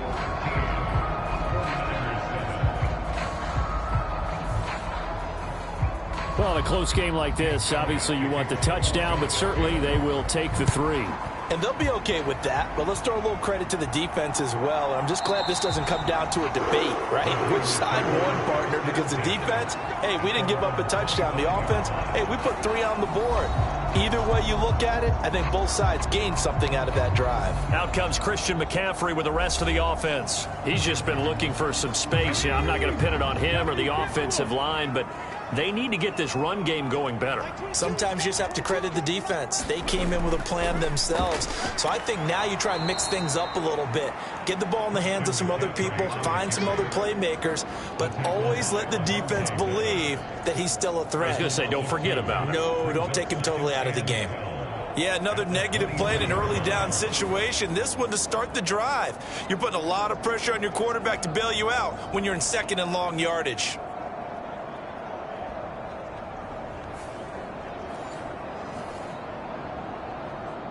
First play of the drive goes the wrong way. Here's 2nd and 12. They'll look to throw. Gets this to his running back. It's Christian McCaffrey. And they're able to get this one across the 35. 15 for the Niners there and a first down. And he is the NFC rating offensive player of the week. You got to think, all the guys that take the field each and every week, that's not an easy award. Always has to feel good to grab. It has to feel great because it separates you, at least for a week, amongst your peers. And for him to separate again, he has to have the same type of a game. That means being explosive off the line of scrimmage and catching everything that comes his way. On first down, this is McCaffrey. He'll work his way up the middle for a gain of about 4. 2nd down. He did have the touchdown run earlier, but not a heck of a lot more than that throughout this game. No, not at all. In fact, I would say that this defense has done as good of a job on him as they have on any runner in recent memory. From the 41, here's 2nd and 6. They stay on the ground. McCaffrey again. And the running lane's non-existent in this first half as they'll stop him behind the line. It'll go down as a 2-yard loss, and it brings up a 3rd down. This defense has really flown around in the first half. They've gotten to the ball carrier before they can really get started. Offense going to have to come up with something else in order to try and get this running game going.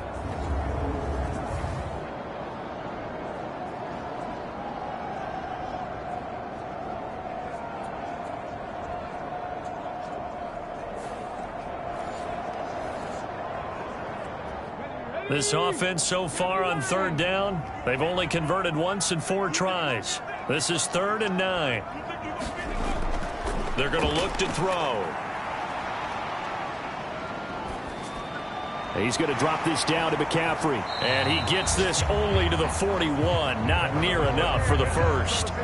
That's going to bring up 4th down. Only a gain of 2 there. One hallmark of good defenses is understanding the game, understanding positioning, and tackling immediately in the secondary after catches. I think we just saw that on display right there. Got to him before he ever had a chance to think about turning it upfield.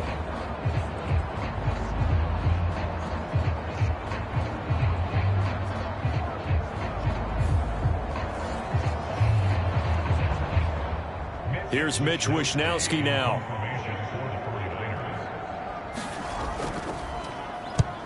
Averaging 50 yards a boot so far as this one's away. 43-yard punt, but they get 9 back on the return. Offense back out there, and we shine the spotlight on the Memphis man, Tony Pollard. He's over 40 yards here in the second quarter. Been nice and effective for them, hasn't he? He has definitely been dependable, and really shouldn't underestimate what he's getting done here, because anytime you're on a pace that's going to approach 100 yards, you've really done some damage in an NFL game. And now he's looking just to add to his totals. And a short pickup to about the 25. From the 25, here's 2nd down and 7.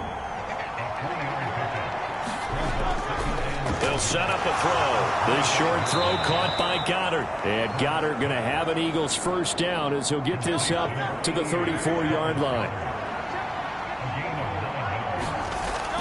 Out of the gun, they'll look to throw. He delivers another to Goddard, complete. And he'll be stopped right at midfield. Give him back-to-back catches now. That one for 16 and another 1st down. I know the halftime's approaching, but I don't think he's going to want to take a break. That's his 5th catch. Yeah, they've really been targeting the tight end.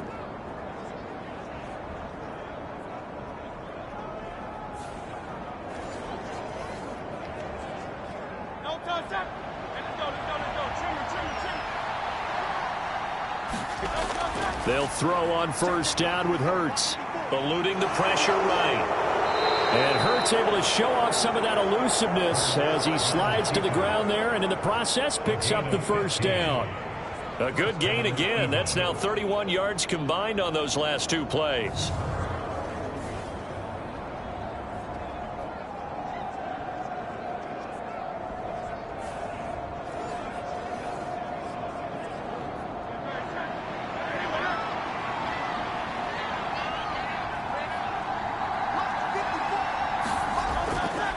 And they'll let the quarterback keep it here on 1st and 10. And a good-looking run there as he'll take this inside the 20 and down to the 18-yard line. 17 more yards on that one as they keep the drive rolling. Well, he is certainly dangerous when he spots a lane, and he keeps it himself there. Worked out well. And how about the moving parts on a play like this? You know you have to practice it over and over because it's almost like a ballet that has to be choreographed. But how about once he made the decision to go, he committed to it and went. Let's face it, most teams are going to defend the running back much more than the quarterback on that type of a play. Call it a gain of a yard, and it'll be 2nd down.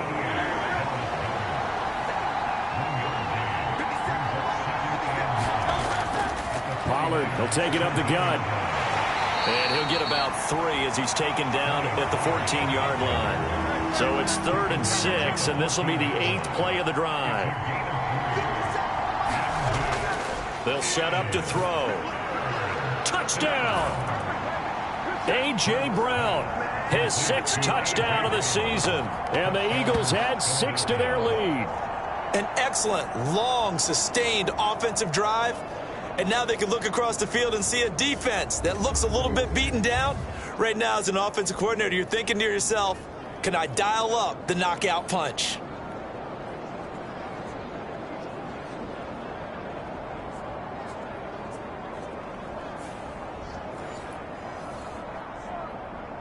Elliott now to add the extra point.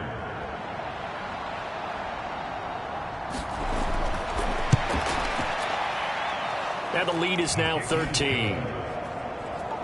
So that drive in total 8 plays. And it's capped off by an A.J. Brown touchdown.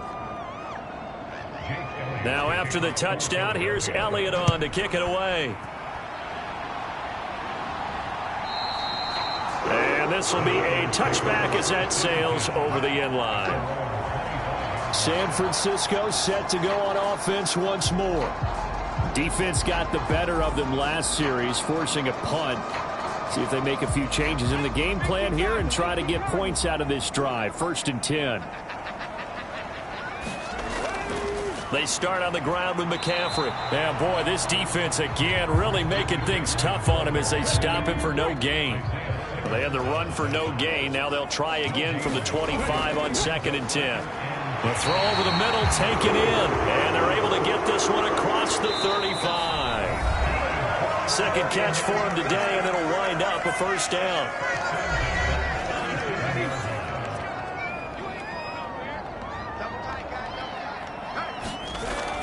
Looking to throw. Eagle pressure, too much this time. Down he goes. It'll be a loss of 7 on the sack, and it brings up 2nd. Well, that's a big defensive stop there, and it takes away a lot of the momentum from the offense coming off that big completion the prior snap. Give big credit to the defense for bouncing back.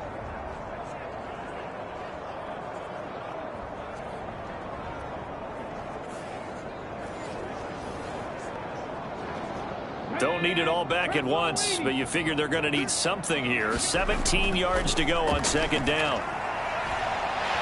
Here's a throw right side taken in by his tight end. And he takes this one down almost all the way to the 30. 39 yards there, a big one. And the offense is saying to itself right now, only they were all this easy because he was wide open. And once he made the catch, plenty of room to work his way downfield. That was a breakdown on the defensive side of the ball, one that they want to fix immediately.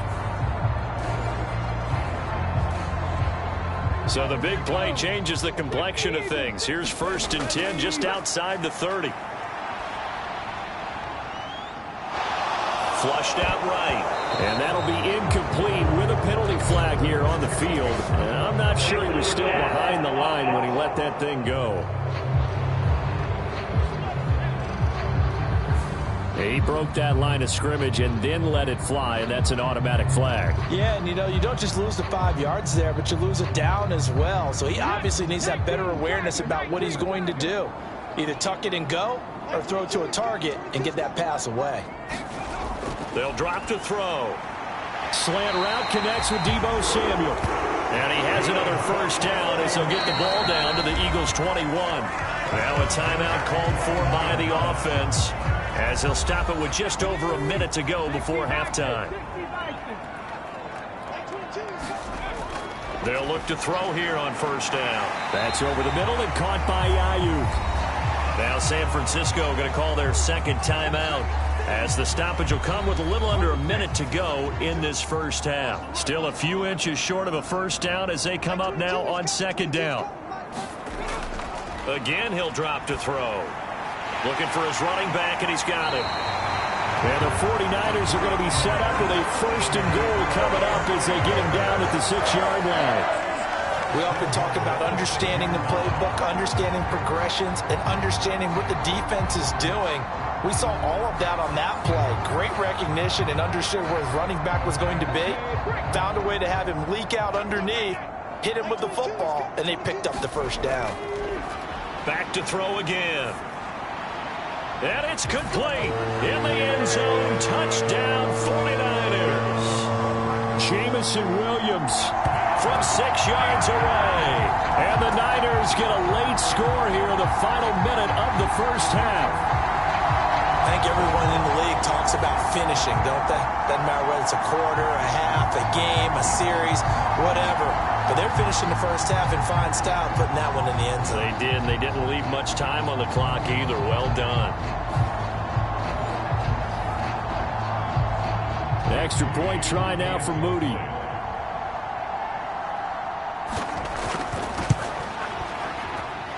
And it's good. The deficit 6, 20-14. So that drive goes 8 plays. And it was Jamison Williams wrapping things up with a touchdown.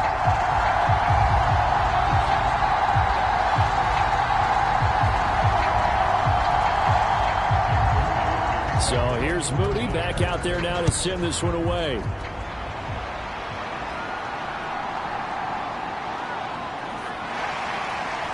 And he'll be stopped up at the 25.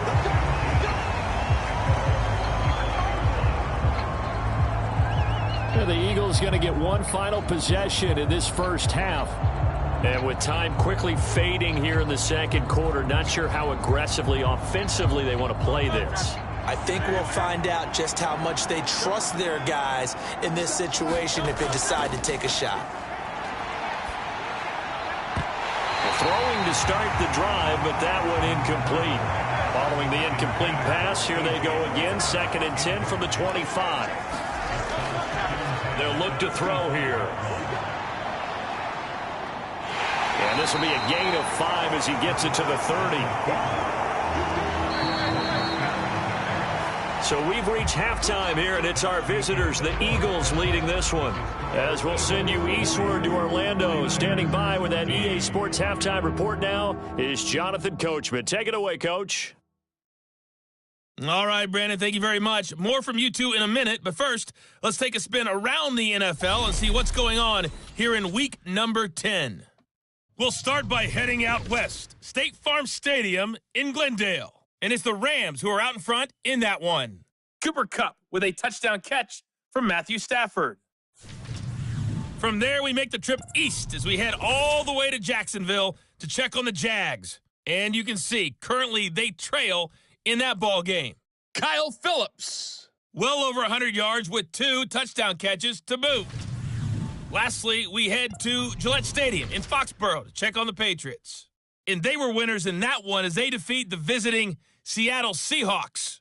Mac Jones, a touchdown pass in the victory.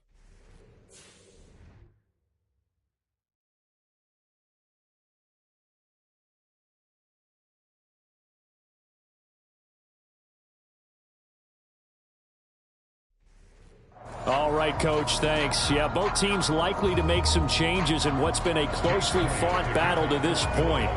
The 49ers going to have the football and trailing on the scoreboard as we get back underway on EA Sports. And he's up across the 25 and down at the 28.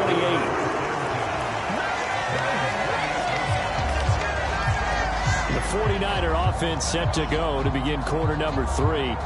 Well, Charles, in that first half, we saw a fair amount of offense on both sides of the football, and now the team trailing here will start with it in the third quarter. And we both know this coach pretty darn well, don't we? Because his game planning is always on point. And now that he's getting the ball to start the second half, how about all the offense that you already referenced in the first half? He'll put that all together and come out with something really strong, I believe, to get things going here in the third quarter. It's a first down, his 4th catch of the game after having 3 in the first half. That's a nice throw there, and he's obviously feeling pretty good because, remember, he had a touchdown pass on the last drive, and here he comes out throwing again, and they wind up getting good yardage and a first down right out of the gate. One play has him up past the 40 already, and another 1st and 10. He'll drop to throw. He's got Ayuk once again. And he'll be taken down, but not before they work this to the 45. So on the other side of the field now, it's 1st and 10 as they've got things rolling on this drive. Meanwhile, the throw here is complete, and he's going to get this inside the 30. 2 catches in the first half. Now he's got a third here, and it's good for a first. My goodness, they've come out locked in on this drive. Play calling, execution, they are fully in sync. 3 straight passes, 3 first downs. They're moving the ball downfield almost at will. This defense really struggling to find answers.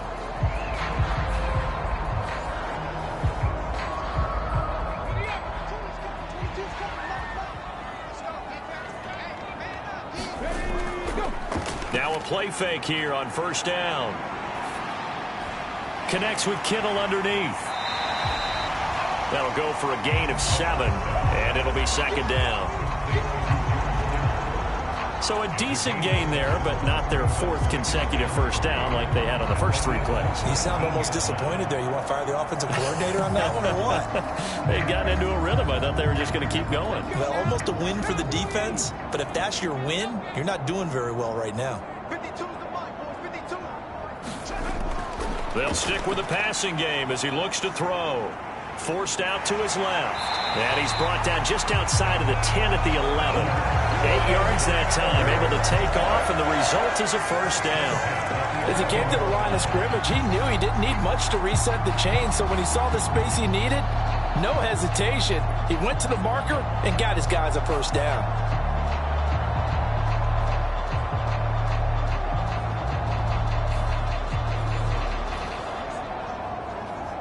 Now a 1st and 10 at the 11. From the shotgun to McCaffrey. And his rough afternoon continues. He's going nowhere again. Now a 2nd and 10. Now a shotgun snap as they'll look to throw. And this will be incomplete. Well, that's a perfect example of how he was named NFC Defensive Player of the Week from last week's game. He is just all around the football right now, isn't he? That he is, and it's funny because I talked with the coaching staff about drills that they do in practice, and one of them is called matching hands. And as soon as that hand is launched by the quarterback, you throw up the opposite hand and match that hand with the QB, and oftentimes you're able to knock it away, as we just saw there. So much about offense is what you call hidden yardage. You know, you throw the ball to someone, they catch it, and then they can make a big play. You know, they create a play, run after catch. They did a really nice job there of limiting that and keeping him from a first down. Now stopped him in his tracks. So the snap will come from the 3, but remember, they don't need the touchdown. They can get the first down if they get a yard, and the ball gets to the 2.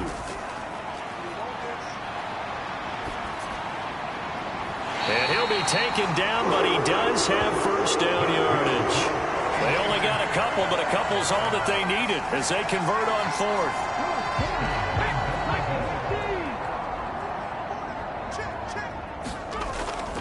They'll try to run with McCaffrey. And across the goal line into the end zone. Touchdown 49ers. Christian McCaffrey. His 2nd touchdown of the game, 17th on the year. And the Niners have tied the ball game with a chance to take the lead. And Charles, the 2nd time today that he has hit pay dirt.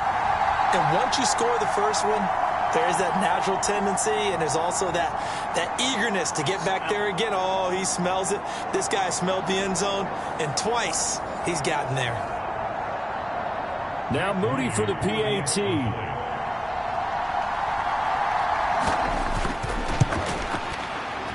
And that one puts them on top here in the 3rd.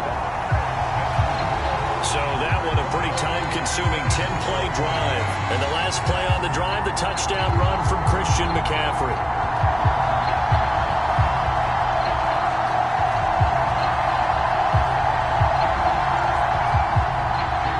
So after the made field goal by Moody, he's back out to kick this one away.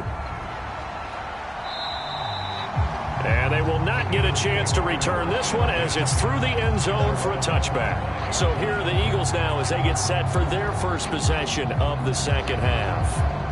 And Charles, it feels like we're set up for a good second half here. Came out of the locker room, 1-score game. Now the lead has already changed hands. Well, this offense they've got an opportunity right now to take that lead right back. Yeah, and it feels like you're going back and forth almost a little bit like a tennis match, right? And we're just already know our heads just keep moving. Which side has it? Which side's going to score? How are they going to go out doing it? A little bit of a challenge for each side trying to match each other.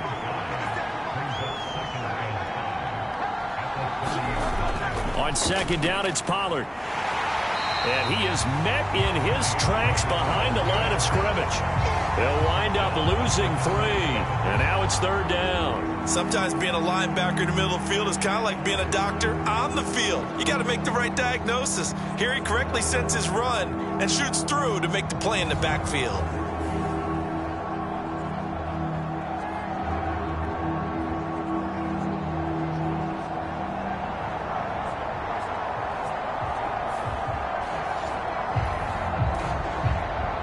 They'll see about converting this 3rd and 8. From the gun, it's Hurts.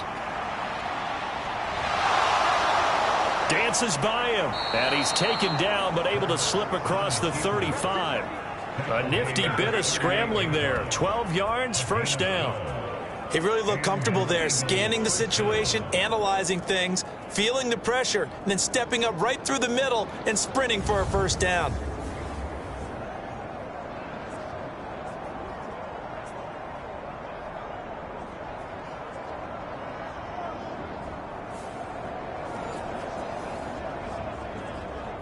So here's a 1st and 10 at the 38.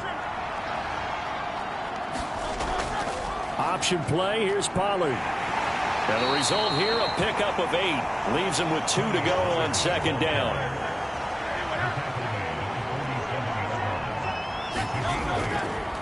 Hurts going to keep it running right. And holding it may be the wrong decision as he stopped in the backfield. That's a big loss of 3, and it brings up third down. Well, he's had success running the football in this one. Yeah, that's undeniable. But that time, the defense was on to him. And, partner, I think the more you see a play like this, the more they're able to diagnose it quicker and easier for them to defend it. I think you have to dress it up a little bit and show maybe some different formations and looks. They'll come up facing 3rd and 5. Throwing from the gun, it's Hurts. He had a man open, but he missed him, and it's incomplete. 1 first down here, and that's all, folks. Good work by this defense to hold things in check and force a punting situation. The Eagles send out their punter now as he'll kick it away for the 2nd time.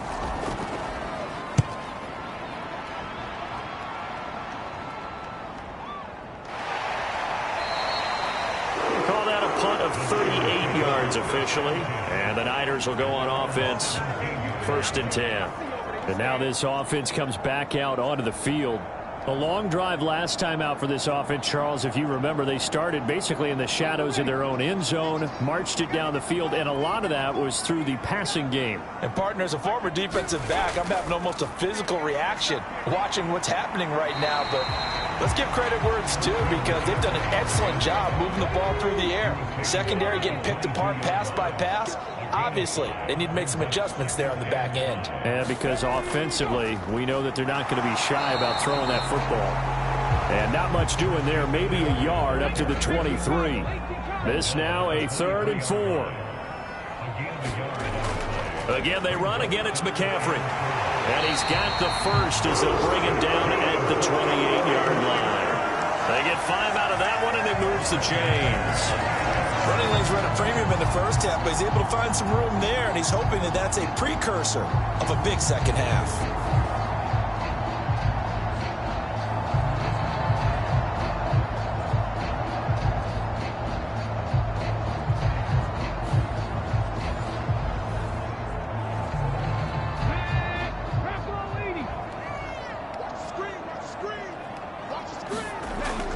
Now they'll switch it up here and look to throw. Ayuk bringing it in on the crossing route here. And he gets this one just shy of the 40, down at the 39. So from the 39 now, they'll come up on a 1st and 10. Back to throw here. Connects with Kittle underneath. They'll give him 4 yards there. And that'll bring up second down. He'll look to throw. Again to the big tight end, George Kittle. And he has another first down as he'll get the ball down to the Eagles' 44-yard line. Shotgun handoff now to McCaffrey. Down to the 41. Good job there keeping him to a short gain. Of course, he's coming off a really terrific performance, reigning NFC Defensive Player of the Week. And I know people get caught up in, well, if you're the reigning Defensive Player of the Week, you must have made a bunch of spectacular plays. I think you mixed in a few of those, but most of the plays are just like we saw there. Keep them to short gains, make the fundamental tackle. And that's going to be incomplete. The contact there enough to jar that ball free, and it brings up fourth down. They'll run for it. McCaffrey. And boy, is he close. Did he get there? No, they're going to say he's short of the line to gain. Christian McCaffrey unable to get to the marker. And this 10-play drive winds up yielding nothing. Good starting field position for them as they come up 1st and 10 at their 35-yard line. Hurts. And that is incomplete. He couldn't hold on through the contact. Brings up second down. Hurts sets up to throw it. This short throw caught by Goddard. They do get a yard there, but only a yard. Leaves them with 3rd and 9 looming. They'll come to the line here needing 9 yards to pick up the first. Staying on his feet. That is caught. And he is going to have an Eagles first down as they're able to get the 3rd down conversion. Kind of a dangerous throw there. He's off balance when he gets rid of it. But this is all about a quarterback knowing what he can get away with. At that time, it turns into a completion and a healthy gain as well. Throwing is Hurts. And that would not to be. It's incomplete. So they couldn't hook up as time has now run out on this 3rd quarter of play. 3 quarters in the books. You are watching the NFL on EA Sports. Here's 2nd and 10.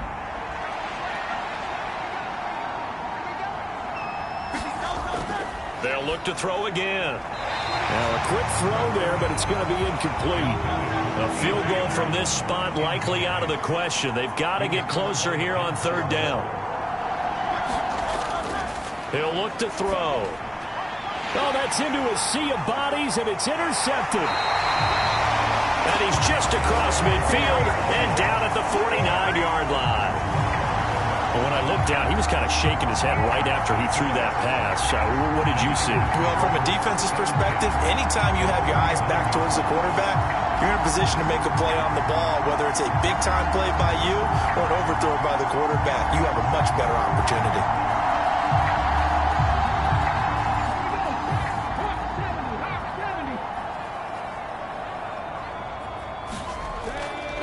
McCaffrey running up the middle. And he'll get it inside the 40 to the 39. It'll be a pickup of 10 yards. And it'll be 2nd and very short. Now, that was an excellent run. And when you see that happen, that's when you're seeing guys doing their job and then some people doing a little bit more. Offensive linemen and tight ends, they're expected to block. But the wide receivers, all they want to do is catch passes. So when they block on a big-time running play and create extra space, you've got to hit the jackpot there.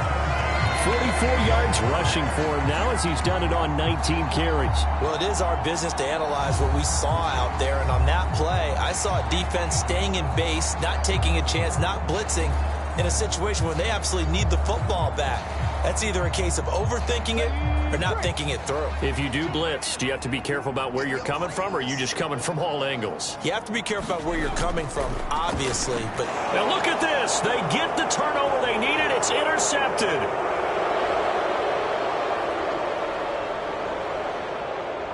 And he takes this one back into the end zone, and the Eagles defense gets a pick-6 TD. This game, it's been defensively oriented on both sides, so I guess it stands to reason that the play of the game comes on defense. So it's my kind of game. You know that. That's Anytime right. we have That's a right. defensive battle, but that, as you said, it stands to reason that's the way the game tilted. Someone had to make a big play, and the way the defenses were dominating, that's exactly what we got.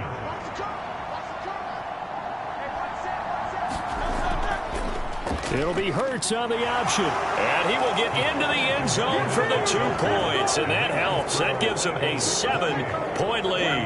And there's a quick momentum swing. INT return for a pick 6, and then the 2-point conversion good. And even if you're keeping your wits about you, you're thinking to yourself, okay, extra point block team going into the game now. All of a sudden you're hearing defense. Everyone's scrambling for their helmets and throwing down their cups of water. That's a great position for them to be in, trying to score against that team. A little bit disjointed. And Williams going to sit on this one. It'll be a touchback. And San Francisco gets set to go here. And can they regroup? That's the question. The pick 6 hurt, no doubt, but this is still a one-score game here in the fourth.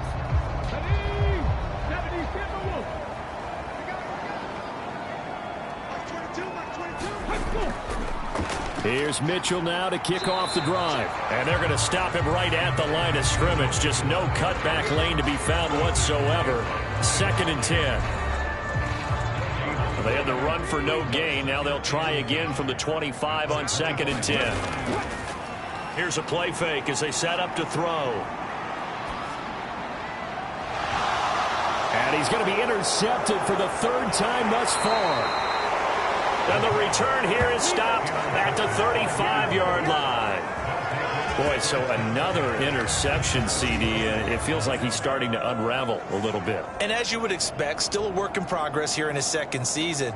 He has to start ironing out some of these mistakes, though, because now his head coach, his offensive coaches, they have to evaluate whether you keep playing him and let him work through it, or you start thinking about going to his backup. Here's the Philadelphia offensive unit now as they head out to take over possession. Another important fourth quarter series coming up. That last INT helping to maintain their slim advantage. Hurts throw there taken in by Smith. And he'll be out of bounds as he gets it down to the 30 there. Now 2nd and 5. Here's Hurts to throw. And this is caught. It's Brown. And they are able to stop him, but he does take it all the way to the 2. A very solid gain of 27. And these guys certainly are not hiding what their intention is. They're absolutely showing it. They're definitely not going to sit on this lead here in the 4th quarter.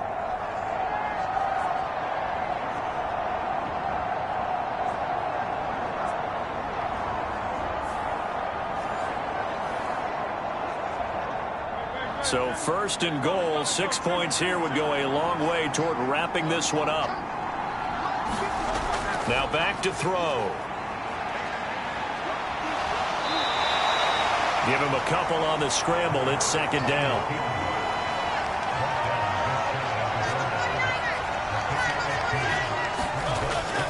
Pollard will take this one in for an Eagles touchdown. Well, nothing fancy there, Charles. You had 3 tight ends on the field. They were going to run the football. The defense knew it, but the defense couldn't stop them. And I haven't met an offensive line yet that doesn't get more satisfaction out of running the football into the end zone than pass protecting. They had determination on their side, and they got it done.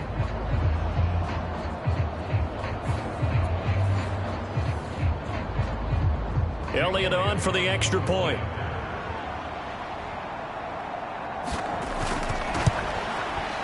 He knocks it through, and it's 35-21. Just a 4-play drive that time. The result, Philadelphia in the end zone.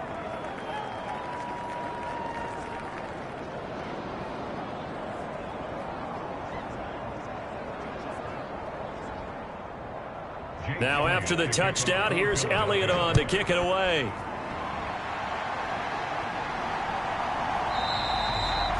And Williams going to sit on this one. It'll be a touchback. The 49ers offense making its way back out there. They are looking to make a bit of a 180. They are sputtering right now. And frankly, I think it's time to call your playmakers together and say, all right, guys, we're going to lean on you through this patch. We need you to get us back on track and get us going in the right direction. So you're calling plays geared to them. Not necessarily what you look at your plays, oh, this hurts the defense. I want the ball in the hands of X, Y, and Z and see if we can move forward. So don't get too cute. Go to the playmakers. You got the big lead defensively.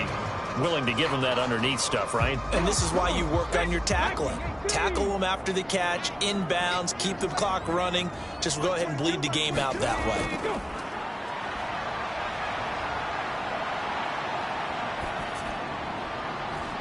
Now this one to his tight end out on the right side. And he'll be taken down, but not before they work it across midfield. That one good for 26 and a first down. Good yardage on the completion there. When they look at the scoreboard, they do understand a field goal is not going to do them any good. My guess, they're going to press the ball downfield as far as possible, try and throw it into the end zone and get a score because they know they've got to get that done and get the ball back as quickly as possible.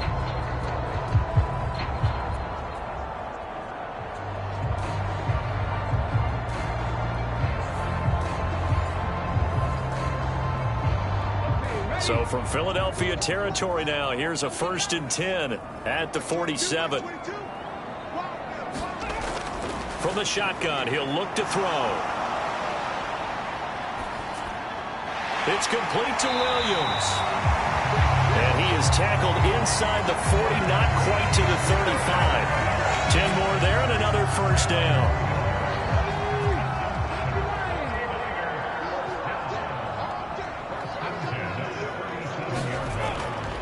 Back to throw. And he can't find a receiver, and he's brought down. Hassan Reddick in there to bring him down, and that is sack number 17 for him now on the year. Well, he was really focused downfield, but there was really no viable options. The coverage was too good. And the defense really quickened the tempo of that play with their pass rush because there was nowhere for him to go with the football. The only place he ended up, down on the ground.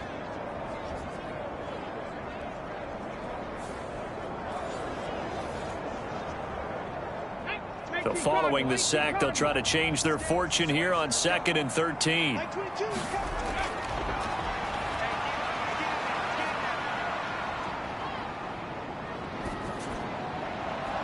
Oh, what a catch here by Kittle. And he has another first down as they'll get the ball down to the Eagle 16. That one goes for 24 yards. And with that last play, he's now up over that 300-yard mark. And in today's NFL, it almost feels routine. And I hate that when you talk about a 300-yard passing game. To me, 300 yards still signifies excellence, and he's achieved that in this performance.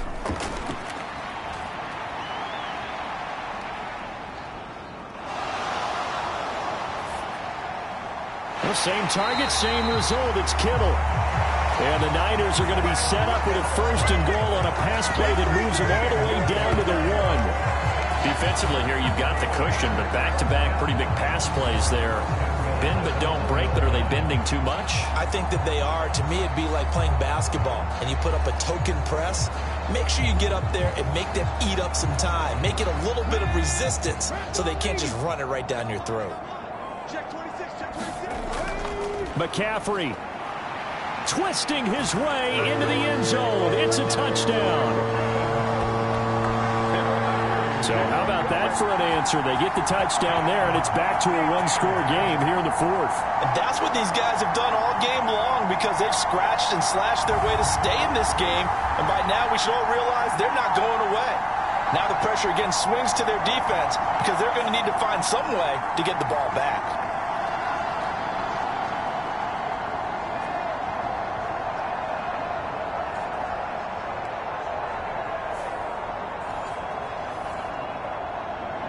The extra point try now for Moody.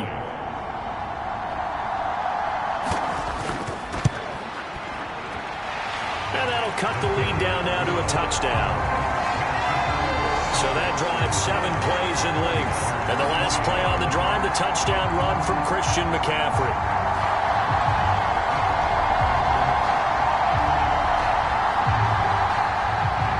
So following the touchdown, here's Moody back out to send it away.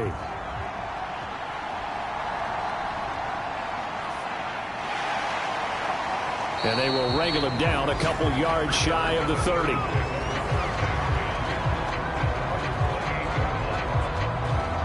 Eagles set and ready for their next offensive drive. Their lead back down to 1 score after the touchdown a moment ago. First down's a must on this drive as they start out here 1st and 10.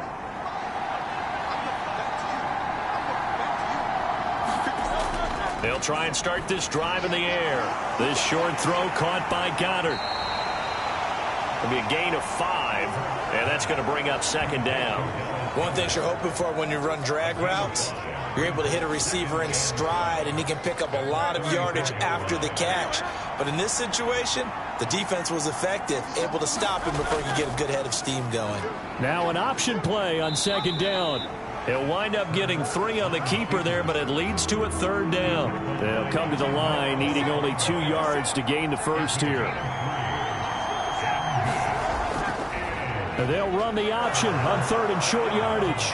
And he will have a first down here at about the 40. A 3rd down gain of 3 yards, and that'll be enough. So that was all you're looking for on a play like that. Get the first down and keep the drive moving. Yeah, it just looked to me like he just said to himself, I've got this. I'll take it. I'll pick it up, and let's keep moving. Get the first down, get a new set, and let's start over.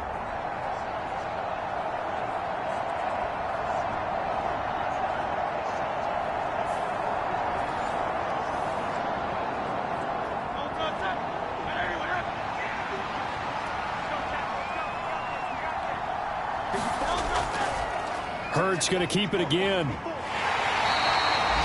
Give him 4 yards there on the first down keeper.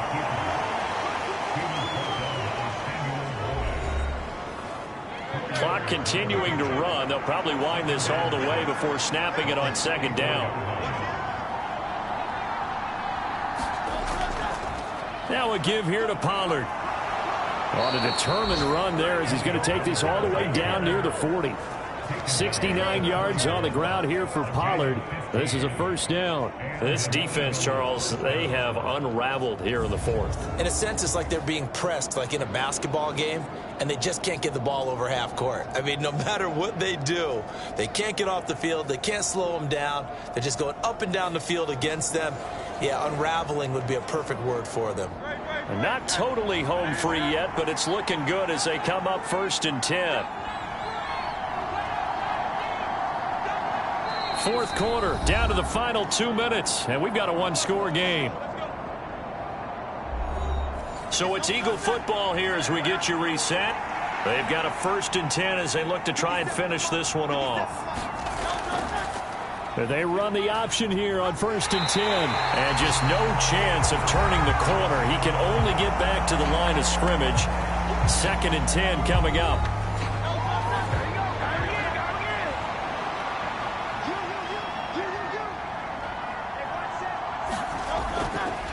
It'll be a handoff to Pollard. And he's going to have to protect the football and take his lumps here at this stage of the game as they stop him behind the line. And now with 1:52 to go, we get another pause in the action. A timeout here defensively. A long way to go here on 3rd down for the 8th play of the drive. And now a fake there on the jet sweep as they'll give to Pollard. Now the Niners going to signal for their 3rd and final timeout, as they'll head to the sideline and talk over what to do next. So the field goal unit is on the field as this is a big spot right here. And that's off the right upright. Thought it might sneak in, but it did not. It's no good. And this will remain a 1-touchdown game.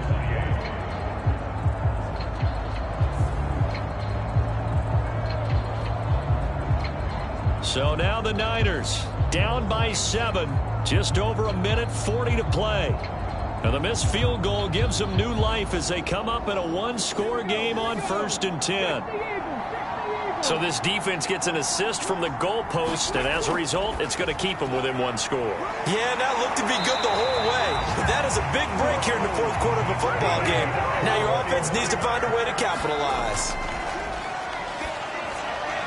Throw left side. McCaffrey's got it. They get him to the ground right on the cusp of the red zone after a pickup of 5 or 6. That's caught. It's McCaffrey again. And he's dropped just before the line to gain. 4-yard pickup leaves him with 3rd and 1. And he can't get a throw away. He's taken down. No choice but to go. Here's 4th down now. Now on 4th down here, that pass knocked away and incomplete. They had to go for it with such little time remaining. And the Eagles defense able to hold. So that's the second time this game they've given it up on 4th down. They're now 1 for 3 on 4th down conversion tries. But they must feel good about what they're doing, right? They continue to go for it on 4th down. Give the defense a lot of credit, though. They've stopped them 2 out of 3 times. Usually you have 4th down plays that you have dialed up and ready to go and you think are going to be successful. Not so far in this game. Hurts down to one knee, and that should just about do it.